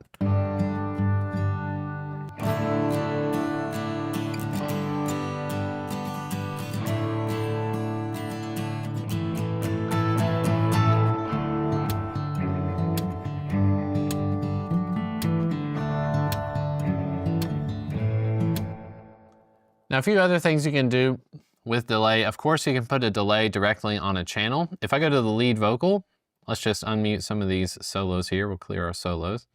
I wouldn't do this personally, but just to show you, we'll go into the inserts page and I'll add an analog delay directly to my lead vocal. And here you can notice we have this dry wet knob. So I want to show you this in practice. So if I happen to set up something like let's go back to a 16th note delay with this much feedback. I'm going to start with the dry knob all the way to the left, meaning you should just be hearing the lead vocal completely dry. Here it goes. On my hook, that sunrise when it hits her eyes, and she gives me that old look. Now I'm going to increase the delay's dry wet knob, so you're hearing more of the delay and less of the dry signal. I know that I've already won where I come from. How could I, as rich as I, ever want more? Where I come from, where I come from. Just a dirt road near the backwoods with a deer stand and a front porch. Just a boat ride when the water's right and a fish caught on my hook. That sunrise when it hits her eyes and you can hear it's a lot more it's like a slap back delay. On the colored section, we see some familiar terms that we get from an EQ. This is a high cut filter. So I've rolled this back to 2.67. All that sibilance, the harshness that we normally hear at 5K, I'm just rolling that off because the more sibilance, the more S's and T's that you hear on a delay, the more prominent it's gonna be. And again, if you do this approach, if you put your delays and reverbs directly on your tracks, you're gonna find yourself putting it probably around 7%, maybe as high as 10% when it comes to the dry wet knob, because we really don't want that much to be coming through unless you're going for that sort of effect. I'm thinking about this with the song or the artist The Weeknd. A lot of times in pop music recently, they almost have this like bathroom quality of reverb and ambience. If you're going for something like that, you want that very like overproduced, this sounds like it's coming from a bathroom, you simply need to increase the dry wet knob. You want to hear more of the wet signal, and you want to decrease the feedback. So we can achieve this if I want to have a more affected lead vocal. I'm going to put it in context of the entire mix. So I'm going to hit play on this. I'm going to decrease the feedback on the delay, but I'm going to increase the wet knob so we're getting more of an affected lead vocal. This kind of sound, to me, it kind of sounds more like kind of sounds more old school or something you'd hear from The Weeknd. Here we go. Ever want more? Where I come from, where I come from. Just a dirt road near the backwoods with a deer stand and a front porch. Just a boat ride when the water's right and a fish caught on my hook. That sunrise when it hits her eyes and she gives me that old look. I know that I've already won where I come from. Okay, so obviously that's more affected. I'm just gonna remove this effect. If you want to, just click any of these triangles right here. You can go to remove, and that is gone. All intents and purposes, that's it for reverb and delay. Now I'd like to take just a few minutes to shout out a few plugins and things that might be a little bit paid for in the future for you. Shout out some different companies and things that you may want to consider if you're looking at going down some of these rabbit holes. The first glaring thing I want to talk about is auto-tune, because when you get Presonus Studio One, back in the day when we had Presonus version 3, we came with an introductory version of Melodyne. Presonus Studio One has a lot of built-in compatibility with Melodyne, so I encourage you to check that out. But I will say that Melodyne is a lot more expensive than some of the alternatives you have available today. That'll have to be its own dedicated video with getting into Melodyne, because it's a little bit more scientific than some of these other plugins. The one I wanted to give a shout out to today is one that I tried out just a few years ago, and it's called Waves Tune. Waves Tune Real Time. I'm gonna load up a mono version of this. This one is relatively affordable. I believe you can get this when they're on sale. Sometimes they've been as low as $20, $30. The thing about Waves you need to understand though is that Waves often makes use of their license updates. So if you're somebody that updates your computer a lot, you may find yourself having to pay for this thing like every 12 months or every 24 months, just so it's compatible with your software. But most auto-tune plugins are gonna have these similar features. So I'm gonna load auto-tune. I want it to come as early as possible on my lead vocal. Now speed is gonna be how quickly do you want the auto-tune function to latch onto your audio. It defaults to 15 milliseconds. That might be pretty quick. The quicker some of these things are, like the note transition, the quicker you go with the speed, the more it's going to sound like T-Pain, the more you're going to get that overly auto-tune effect. But I do want to select a key. So I've got this right now set to chromatic, meaning it's just going to tune to whatever note you happen to be singing. If I'm in the key of D, for this song, I should not be singing the note C pretty much at all. I don't believe at any point in the song I should be singing C. It would be more fitting in the key of D that I would sing a C sharp or a B. So I'm going to change this from chromatic, and I'm going to use the major scale. I'm going to select D major. So what it's doing now is it's negating any of the keys that wouldn't be present in D major.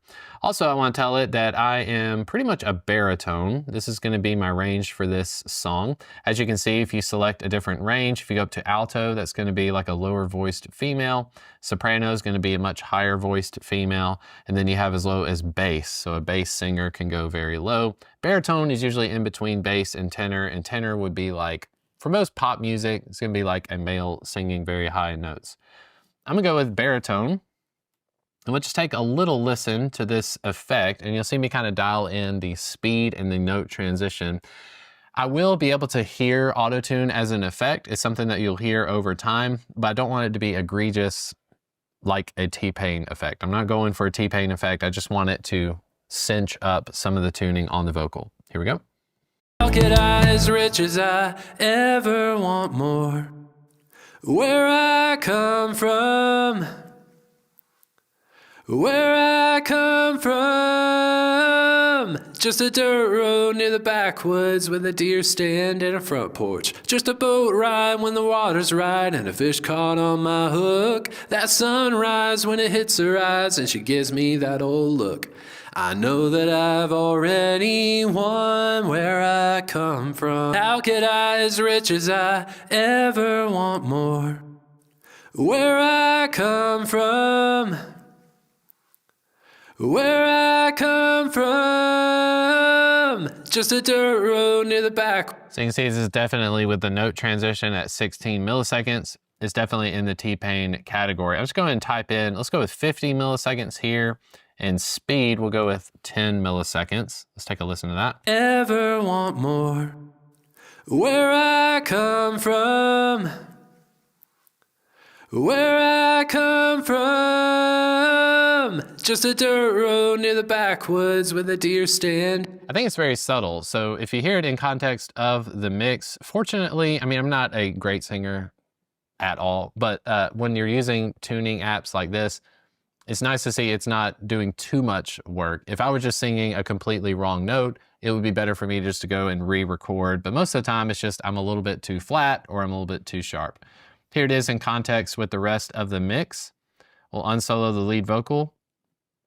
Here it is with no tuning, and then we're going to turn the tuning on. So it's off. How could I, as rich as I, ever want more? Where I come from, how could I, as rich as I, ever want more? Where I come from, where I come from, just a dirt road near the backwoods with a deer stand and a front porch. Just a boat ride when the water's right and a fish caught on my hook. That sunrise when it hits her eyes and she gives me that old look. I know that I've already won where I come from. How could I, as rich as I? Okay, I like that effect. That's auto-tune for you. Now, Universal Audio also makes an auto-tune advanced, so you can check out. I had this one as well, but with auto-tune advanced from Universal Audio, you do need to have a Universal Audio interface plugged in. So make sure before you go down any of these routes, make sure your system is compatible with whatever you choose to use. Now I'm going to stay on the lead vocal for a little bit. There's a few other plugins I want to give a shout out to. One of these is called Red Light Dist, which I imagine stands for Red Light Distortion. You're going to hear a lot of distortion with this one. Now, why would you put distortion on a vocal? I think it's a pretty cool effect. It's going to add a little bit of aggressiveness to the vocal. You can also use this on different instruments. We may put this on the drums in just a little bit. The first thing you need to do is dial back the mix knob. I don't want this to be at 100%. Again, I'm going for more of an effect of distortion. So I'm going to put it around 9.5%. I'm going to solo my lead vocal. I'm going to tune in some of these settings This is like a distortion pedal. So you have a drive knob. The more you turn up the drive, the more drive you're gonna hear. It's gonna overdrive the sound. You can change what type of tube it's using. So this is like emulating a tube amp. You can have a soft tube, hard tube, bad tube. And as you can tell, it goes up to fuzz, and it's just more broken and gnarly there. If you set to soft tube, it's pretty subtle. I'm just gonna keep it on hard tube for now. And then you have this high frequency cutoff and low frequency cutoff. So how much of the frequencies do you wanna be dealing with? Most of the time with vocals, you can ride up on the low frequency knob. I don't wanna be distorting low end information as much as I'm distorting the high end, because the high end is where you get that sizzly character. So enough of speaking about it. Let me just hit play, and I'm gonna dial in some settings with this red light plugin. How could I, as rich as I, ever want more? Where I come from, where I come from, just a dirt road near the backwoods with a deer stand and a front porch. Just a boat ride when the water's right and a fish caught on my hook. That sunrise when it hits her eyes and she gives me that old look.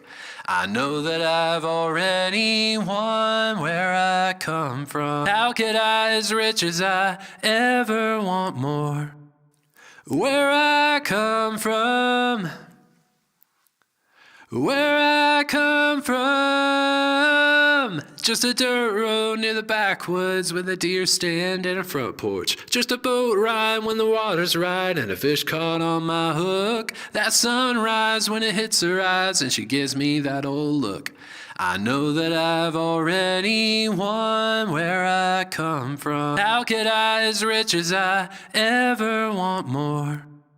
Where I come from, where I come from, just a dirt road near the backwoods with a deer stand and a front porch. Just a boat ride when the water's right and a fish caught on my hook. That sunrise when it hits her eyes and she gives me that old look. I know that I've already won where I come from. How could I, as rich as I, ever want more?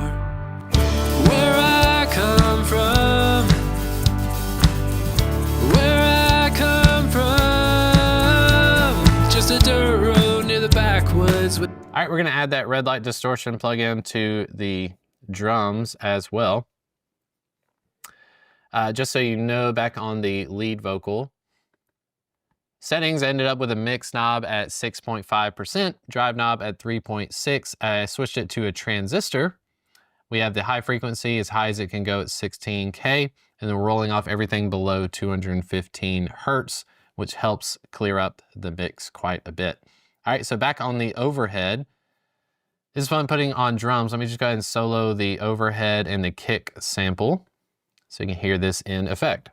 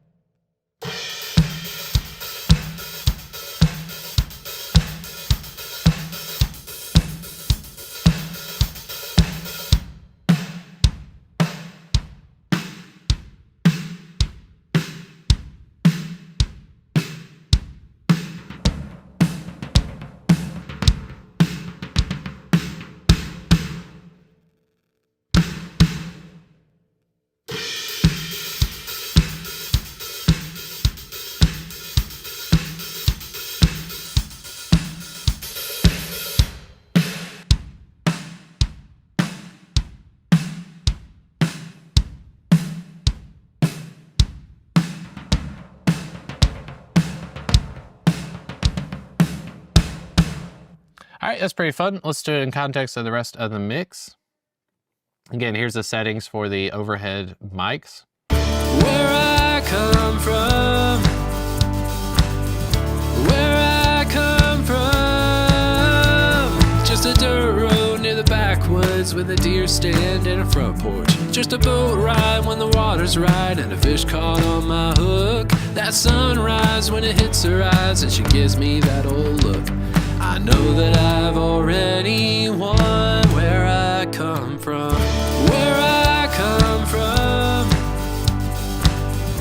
where I come from, just a dirt road near the backwoods with a deer stand and a front porch. Just a boat ride when the water's right and a fish caught on my hook. That sunrise when it hits her eyes and she gives me that old look. I know that I've already won. Where I come from, where I come from, where I come from, just a dirt road near the backwoods with a deer stand and a front porch. Just a boat ride when the water's right and a fish caught on my hook. That sunrise when it hits her eyes and she gives me that old look. I know that I've already won. Where I come from, where I come from, where I come from, just a dirt road near the backwoods with a deer stand and a front porch. Just a boat ride when the water's right and a fish caught on my hook. That sunrise when it hits her eyes and she gives me that old look. I know that I've already won. Where I come from. All right, so we made some adjustments there. We got the overhead with a little bit of red light distortion. And then I was just going through with the mix, making some last minute tweaks here. Of course, you can go crazy with any of this stuff. You can keep adding EQ if you like. As you can see on the mix bus, we've got a compressor where we dialed in a little bit more compression. I wanted to hear 2.4 to 1 ratio, minus 19. Seeing, again, at most maybe 3 decibels of compression. And then on the EQ, I just wanted to roll out a little bit of this 279 hertz. Is kind of the low, mid, rumbly stuff, but you can go crazy from there. That is it as far as adding plugins and things like that. Mostly every plugin you use in Presonus Studio One is going to work in a similar way. They're going to have some sort of mix knob. You're going to have some sort of gain compensation knob. And then you're going to see, as you saw with distortion, as you saw with the delay, you see a lot of the same terms being used over and over again, where you have EQs like high frequency roll-offs, low frequency cuts. It's all kind of becomes familiar the more you play around with it. But those are the 4 main ones I'd want you to check out, especially early on. The Pro EQ, your compressor plugin from Presonus Studio One, room reverb, and analog delay. You can get a whole lot done with that. Again, check out the Waves Tune real time if you're looking for some sort of auto tune. A lot of these companies also make a trial version, so you can use like a 7-day free trial, I believe. If you want to get more creative, you can use red light distortion, different plugins from Presonus Studio One. They also have like guitar amp pedal simulation plugins that you can use as well if you're interested in that. Make sure you have all your buses aligned how you'd like them. Now in the next video, we're going to be moving on to the mastering stage. So I'll see you there at that lesson in the next video. Recording Academy, mastering your song. All right, everyone, now it's time we talk about mastering the song. This is a topic that seems to be losing attention as the years go by, especially when you're used to mixing and recording your own music. This can be done in a couple of different ways. I'll show you my preferred way of doing it, and I'll show you the way that Presonus Studio One has some built-in features that you can, of course, make use of. So personally, if I'm happy with the way that the mix sounds, I can't send this off to someone else because I'm the only one that's working on it. So any sort of decision, if I thought the kick drum sounded bad, I just need to go in and change the kick drum or make changes to the mix. So on my mix bus, personally, when I'm going in and I'm just looking at exporting my song or mastering the song, I'm going to go in and add an effect. And in the Presonus Studio One, they have a built-in plugin called Limiter. Now with a limiter, this is essentially a compressor that will not allow certain information above a threshold. And what this allows us to do is to get as much volume as possible out of the mix without distorting. So the main things we want to be concerned with are the ceiling and then the gain knob. On the ceiling, I'm going to type in minus 1.01 dB. I'm a little bit superstitious about some of this stuff, but basically I want to give myself 1 decibel of headroom so that when I'm exporting the song or as it's being moved around, I don't have to worry about it clipping. You can, by all means, you can leave this at 0 if you want your ceiling to be at 0, but when it gets to 0, 0 is clipping. So try to move the ceiling down just a little bit, maybe even 0.03 decibels might be good to start with. And then we have the gain knob. And the only way you're gonna know how much to turn up the gain knob is by looking at how much reduction you have. So here on the screen, you can see reduction says 0 dB. I'm gonna go to one of the more louder portions of the song. I'm gonna let it play. You'll see the audio coming in. And what we don't wanna see on the reduction, I don't wanna see hardly any reduction whatsoever. Maybe once in a while would be okay. That lets me know it's hitting the limiter, but I don't want to be aggressively hitting the limiter. It should not be reducing that much volume. So we're going to hit play. You'll see me increase the gain or decrease as needed. Where I come from, where I come from, just a dirt road in the backwoods with a deer stand and a front porch. Just a boat ride when the water's right and a fish caught on my hook. That sunrise when it hits her eyes and she gives me that old look. I know that I've already won where I come from. Where I come from. Where I come from. That's where I come from.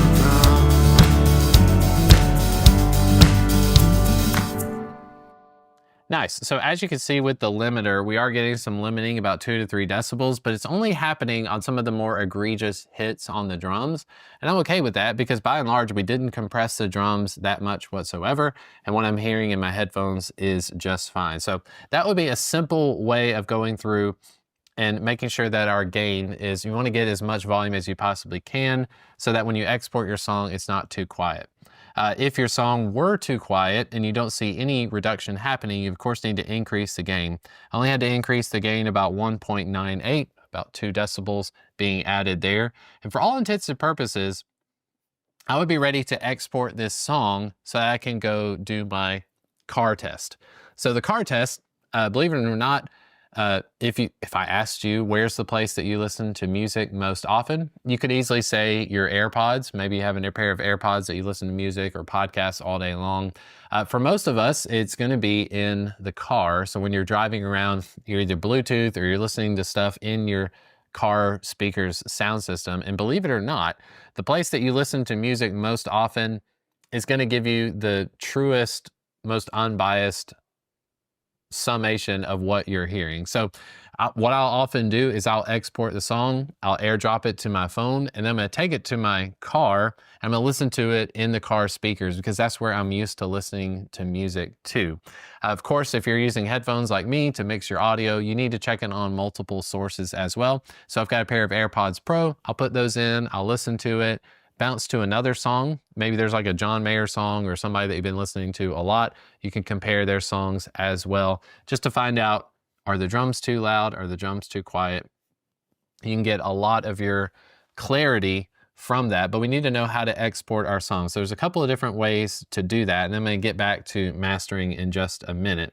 So up at the top where we have our global track visibility, we want to unleash the marker tool. When you open up the marker tool, you should see a start flag and an end flag. So we want to narrow these in, kind of squeeze them in so that we know where the start of our song is and the end. So this song actually begins on measure 5. Measure 5 is the first note we hear. What I want to do is I want to go just like an 8th note or 16th note just before measure 5. It gives me a little bit of room to start the song. And then the end of the song, I want to find when all of the audio is absolutely finished.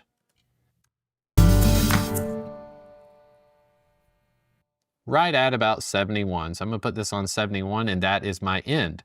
Very important, because now when we want to export our song, if this were the chosen route of mastering your song, you essentially go into Song and then Export Mixdown. At Export Mixdown, I want to name this Where I Come From. I'm going to put a little bit of a disclaimer. I'm going to put Mastered Version 1. I'm not going to publish this one right now.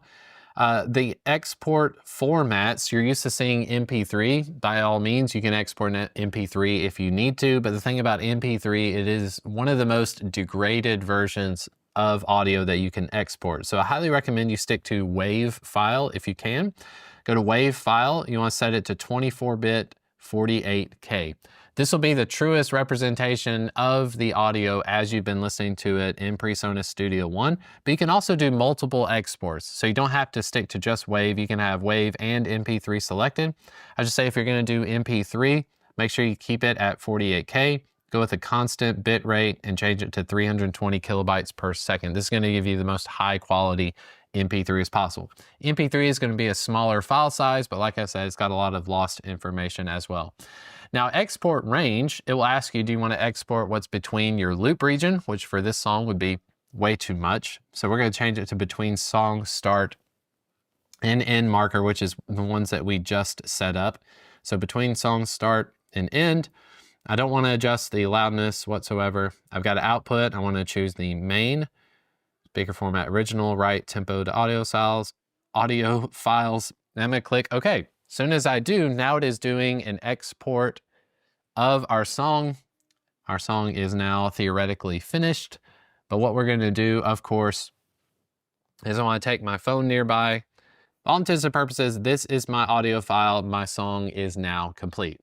So this is the first way of mastering. It's more convenient, and especially if you're doing your own mixing, you've been working on this song yourself for so long, there's no reason you couldn't do it this way. If you want to be a little bit more professional about it, there is a process in Presonus Studio One where it has a mastering page. So I'm going to go up to Song.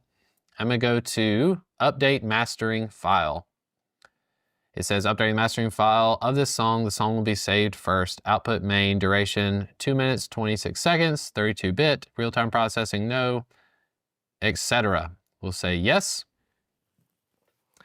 It's updating the mastering file. And then what we're going to do is we're going to work our way to the project page, where it's going to have a little bit more of a readout of information that we can take a look at. Okay, so now it's got our exported, it's got our updated mastered file. We can go up to Song, Add to Project, and we're going to create a new project, Where I Come From.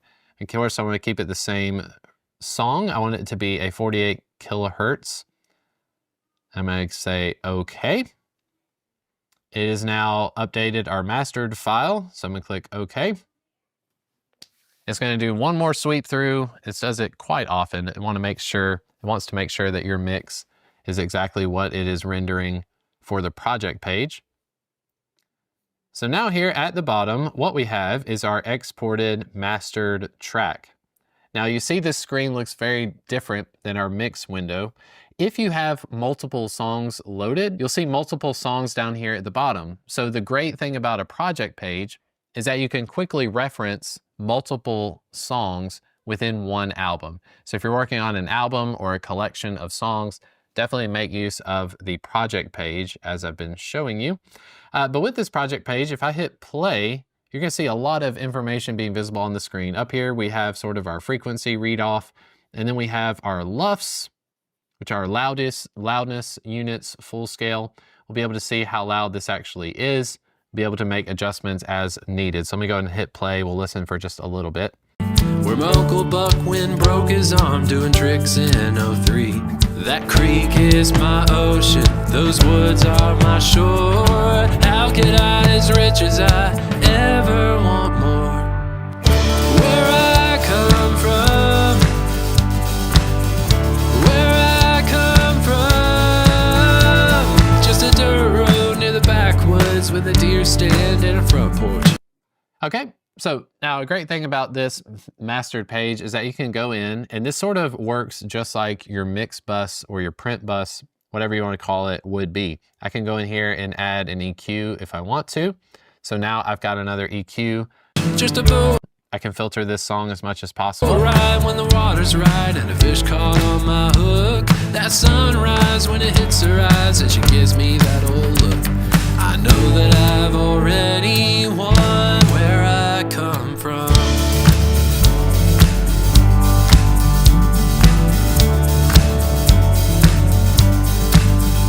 Late one night out by the moonlight, we watched the stars come out. And when we were half asleep, we heard an awful sound. A big ugly beast came tumbling as we all ran through the woods. Okay, so like I've shown you, you can have the Pro EQ, you can add your limiter. Of course, if you've made it this far, you know that in the previous example, I just put the limiter on the mix bus. Theoretically, that's doing the same thing that the project page is doing, but the benefits of the project page are that you can reference multiple songs at the same time. Here we have our meta information, metadata. So if you want to go in and add some of these things about who the songwriter is, composer, arranger, I can put Chris Green. Genre, I can put country. Year, I can put 2025. I can add some artwork if I want to, which we'll get to in just a minute. Your EAN, this is available from whatever sort of distributor you're using. It's kind of like your barcode number, if you will. The album, I'll call it Where I Come From Single by Chris Green. Okay. From here, of course, you can make your release. If you want to do a digital release, any of this stuff will certainly work. You can click digital release there. You can add all of the tracks you want. And it's a very similar process to what I showed you in the previous example when we exported the mix down. We can do a WAV and an MP3 if we would like. Change MP3 to 48K. Use range of events, add track numbers, add artist to file name, use real-time processing. I don't know if there's any benefit to using real-time processing. Other people have covered this more extensively. I've never done the real-time processing versus the quick processing. Doesn't seem to be a difference to me, but you can certainly check that if you want. It'll just take a lot longer. Then you have album mode as well, and you can click OK. Of course, it'll go through and it'll make your release. And here we have our two waveforms. We've got this file right here for WAV and then MP3, of course, right here. Now, one of the things I want to say about mastering is a part of the reason that it's kind of lost a lot of talk lately is because so many digital platforms are actually compensating for loudness. So it used to be back in the day, everyone was fighting over how loud their music could be because on the radio, they wanted to have the loudest mix possible. Well, nowadays with YouTube, Spotify, Amazon, they all have some sort of loudness normalization. So it's a very bad experience for your customers if they're listening from song to song and then you're hearing this drastic change in volume. Nobody wanted that. So by default, a lot of these platforms already take care of the loudness for you. I would not get too bent out of shape trying to make sure that you hit certain targets for loudness.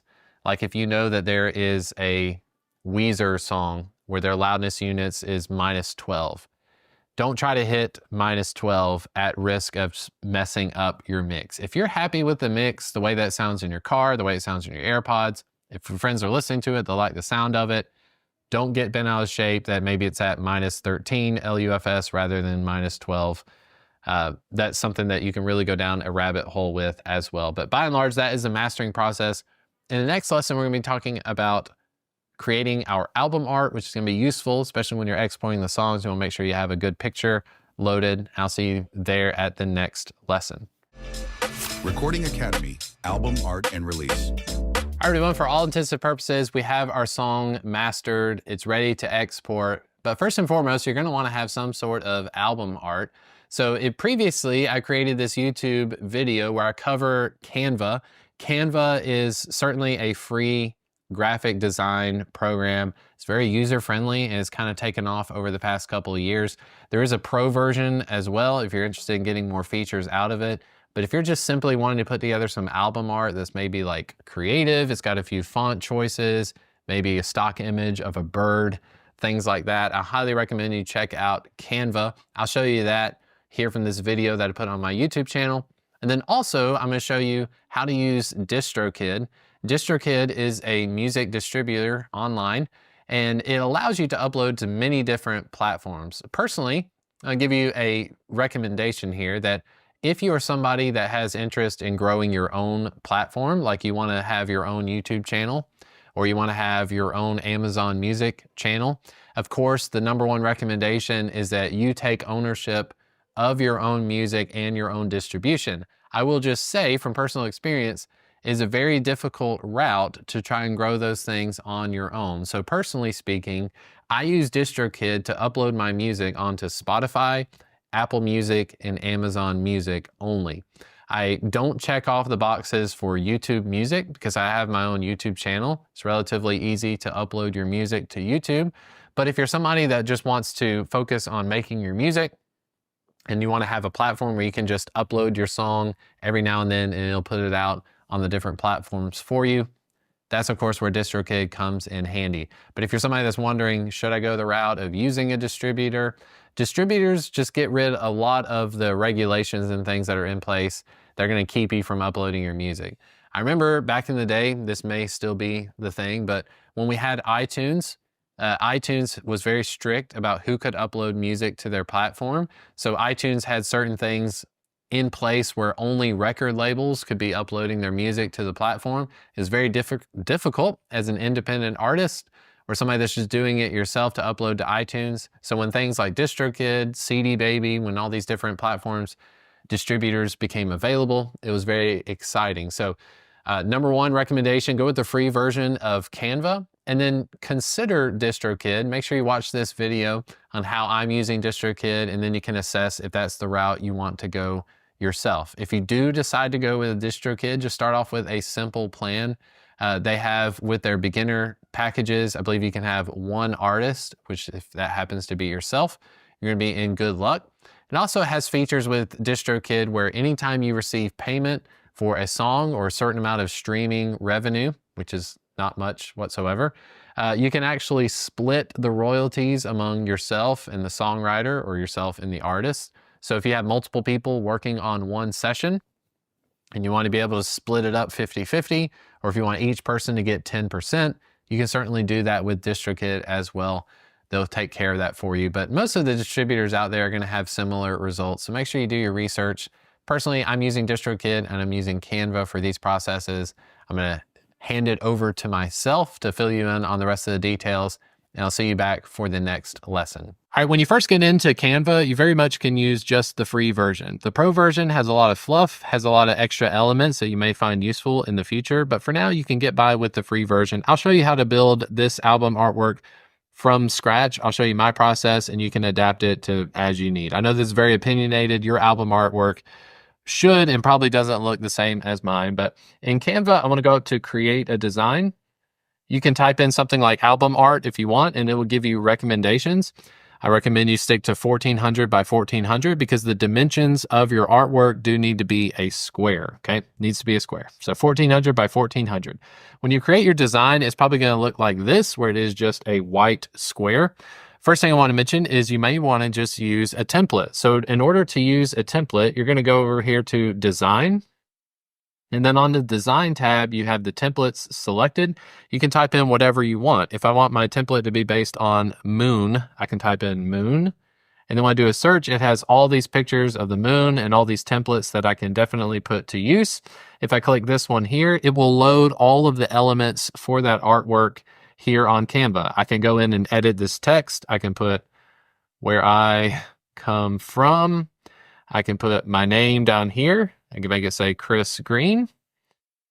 Great music. That sounds good. It's got this little icon. I don't guess I can edit that, but you can use the templates. Templates are great, but you may notice that a lot of people in the world are using the same templates. So always making something unique will probably go a lot farther than using a template, but I want you to be aware of that if you're new to designing any of that sort of stuff. Now, if you're not going to go the route of using a template, here's something very quick that I make use of all the time, especially here on YouTube. This is how I make my thumbnails.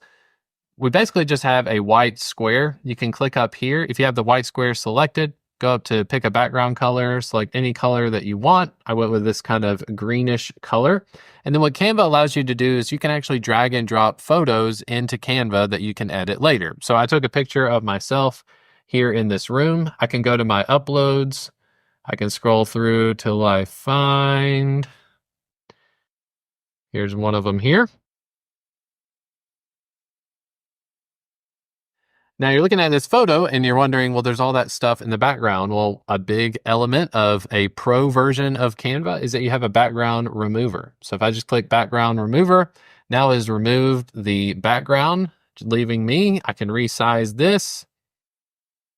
And not only can you resize it, you can also go through and make edits. So I can click this and go edit. I want to adjust the edit. I can add some brightness. I can remove some contrast. I can mess around with the colors, etc. You can also use like a drop shadow. There's more fancy techniques. If you're interested in Canva stuff, let me know in the comment section. But primarily, I don't want to get too bogged down in Canva. The next thing you may want to add is a text box.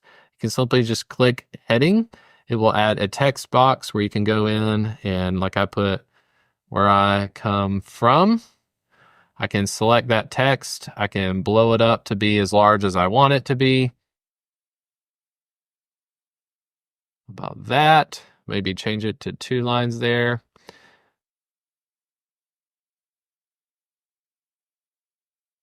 I'll take this text and I'm going to change the text to white. And then I can't really see the text very well, so I'm going to go to effects and you can do a shadow. Shadow, you can make the shadow black, make it stand out a little bit more. Okay. You can enlarge the text. You can pretty much go crazy with Canva, make it however you want it to be. And a big element with Canva is layering. So if you're not familiar with Photoshop or any of these kind of design processes, you need to have everything in layers and you know how those layers interact with each other. Obviously, this text is sitting on top of my forehead. If I want to move that text to be behind my forehead, I can simply right-click this text box. I can go to layer and I can send backward. As soon as I send it backward, now the text is like floating behind my head. I can move it around and have something very much like that. So when you're done with this process on Canva, you want to click share and then click download. And then what you need to have is at least a PNG. PNG is going to be a higher file quality than something like a JPEG. I set it to PNG, and then what I want to export is just page 2. I click download. Now it's going to download the picture, and I'll have an audio file ready to upload to DistroKid. And then I've got my album artwork as well, which will come in handy, okay? Again, this is not a sponsored video. I do want to look at what DistroKid has currently for their pricing so that you can know what you're getting into. For most of you out there, I highly recommend you check out the musician tier, which is the most basic form of DistroKid. It's going to be about $1.92 a month or $22.99 billed annually.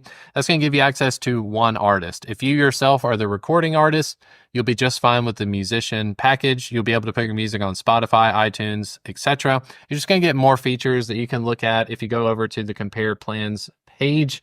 My wife and I are 2 different people and 2 different artists. So if I want to upload something as Chris Green and she wants to upload something as Lana Green, we obviously need to have a plan that covers more than one person. So we go with the 2 artists plan, and it's been working out pretty well.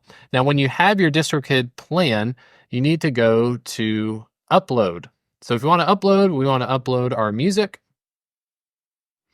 First thing first, it's going to ask, where do we want to upload our music? Personally, I don't see any sort of negative in you uploading to many different platforms, but something I did with this recent release of Where I Come From, just so I could try it out, I basically wanted to limit the amount of places that I'm having the music uploaded. So I'm personally sticking to something like Spotify, Apple Music. I'm not uploading to YouTube Music for my own channel's sake.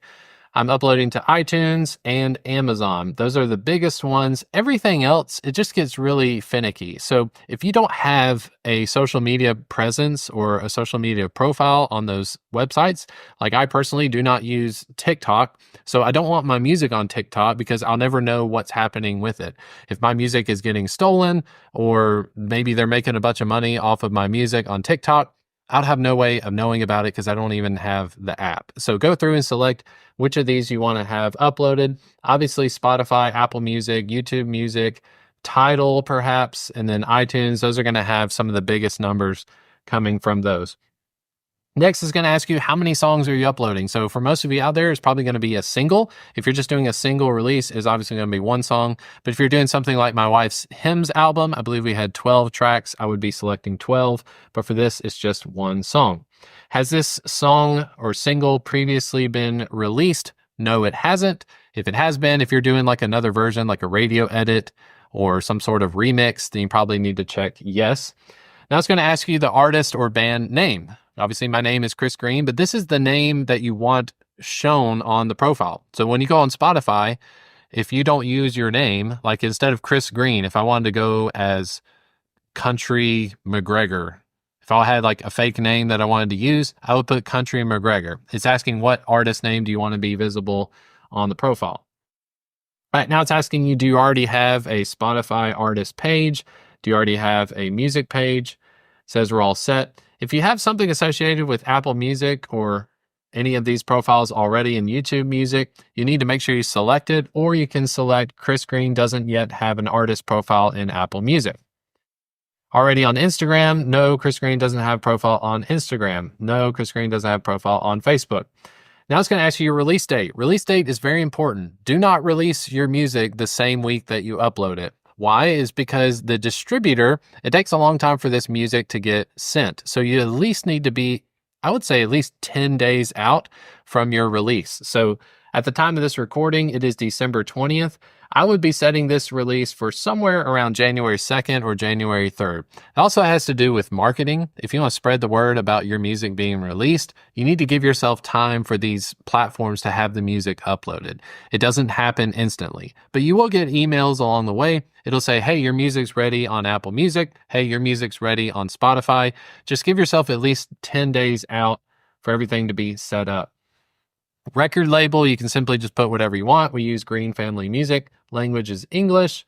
Primary genre, where do you want your music associated? So with this one, I would put country music, and then I will not put a secondary genre. All right, here we go. This is where we want to have our album cover. This is the artwork that we made in Canva. It's recommending that you upload a 3000 by 3000 JPEG format. So if you're using Canva, you want to go in and use 3000, that's fine.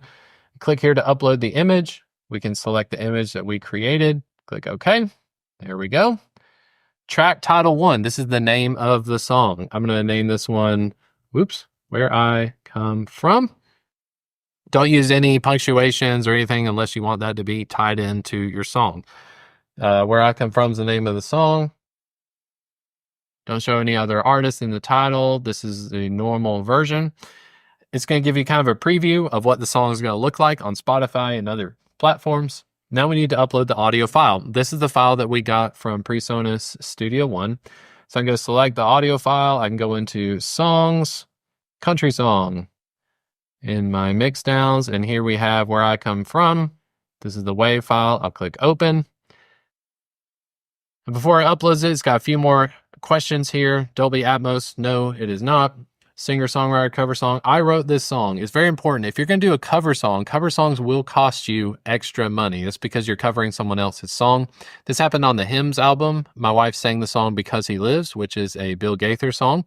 So in addition to our normal upload process, if we're doing a cover song, she had to add another like $12 or so for it to be up for the year. Since this is an original song, I don't have to mark that. Singer-songwriter's real name, music, and lyrics. Christopher Green. Explicit lyrics. Do you have any language or cussing in there? You can put yes or no. No, the song is clean and always has been. Instrumental. The song contains lyrics. You can answer those questions as you're going. Now, I believe on the basic package, you cannot set your pricing for iTunes other than 99 cents, but for the most part, 99 cents, $1.29, it's not going to make that big of a difference. All right, it wants me to add credits for the song on release, and then it's going to give you some extras if you want to add those on. You totally don't have to do this. If you've already spent money on the musician plan, you don't want to spend any more. Just scroll all the way down to the bottom, check off these check boxes, click continue, and then it's going to ask you if you want DistroKid to master your music. It's totally up to you. I've never done the mastering process, but just keep things simple. Continue all the way through. It will upload your music ready for release. All intents and purposes, once you've uploaded your music and you've scheduled it for release, you should be good to go. Next steps, you obviously want to go into each of those platforms, Spotify, Apple Music. Make sure you have an artist profile created and that you have the rights to that account. You might have to have some sort of email with the companies or platforms to let them know this is my artist profile. It'll go through sort of like a security check where you have to answer some questions, and then you should have access to your artist profile so that you can log into each of those platforms and see your own stats. Now in DistroKid, you can also look at your own stats, how much money or revenue is coming in. But just know when you're using DistroKid and streaming platforms, this is not a day-to-day updated thing. It's usually about a month or maybe even 2 months delayed in the stats. And what they're doing is basically checking in the background, making sure that you're not abusing the system and that it's not a bunch of bots running your music. It does take quite a while for you to start seeing some revenue coming in from DistroKid. With that being said, those are the steps to get your music up and released. I hope you've enjoyed this video. Make sure you have your album artwork ready and then use a platform like DistroKid. All the links are in the description of this video to get your music up and released. Hope you enjoyed it. I'll see you in the next video. Now there are many other videos here on my channel other than the Recording Academy, but make sure you check the playlist for Recording Academy for more lessons as they're being uploaded. YouTube is recommending this video just over my shoulder, so give that one a watch and I'll see you at the next video.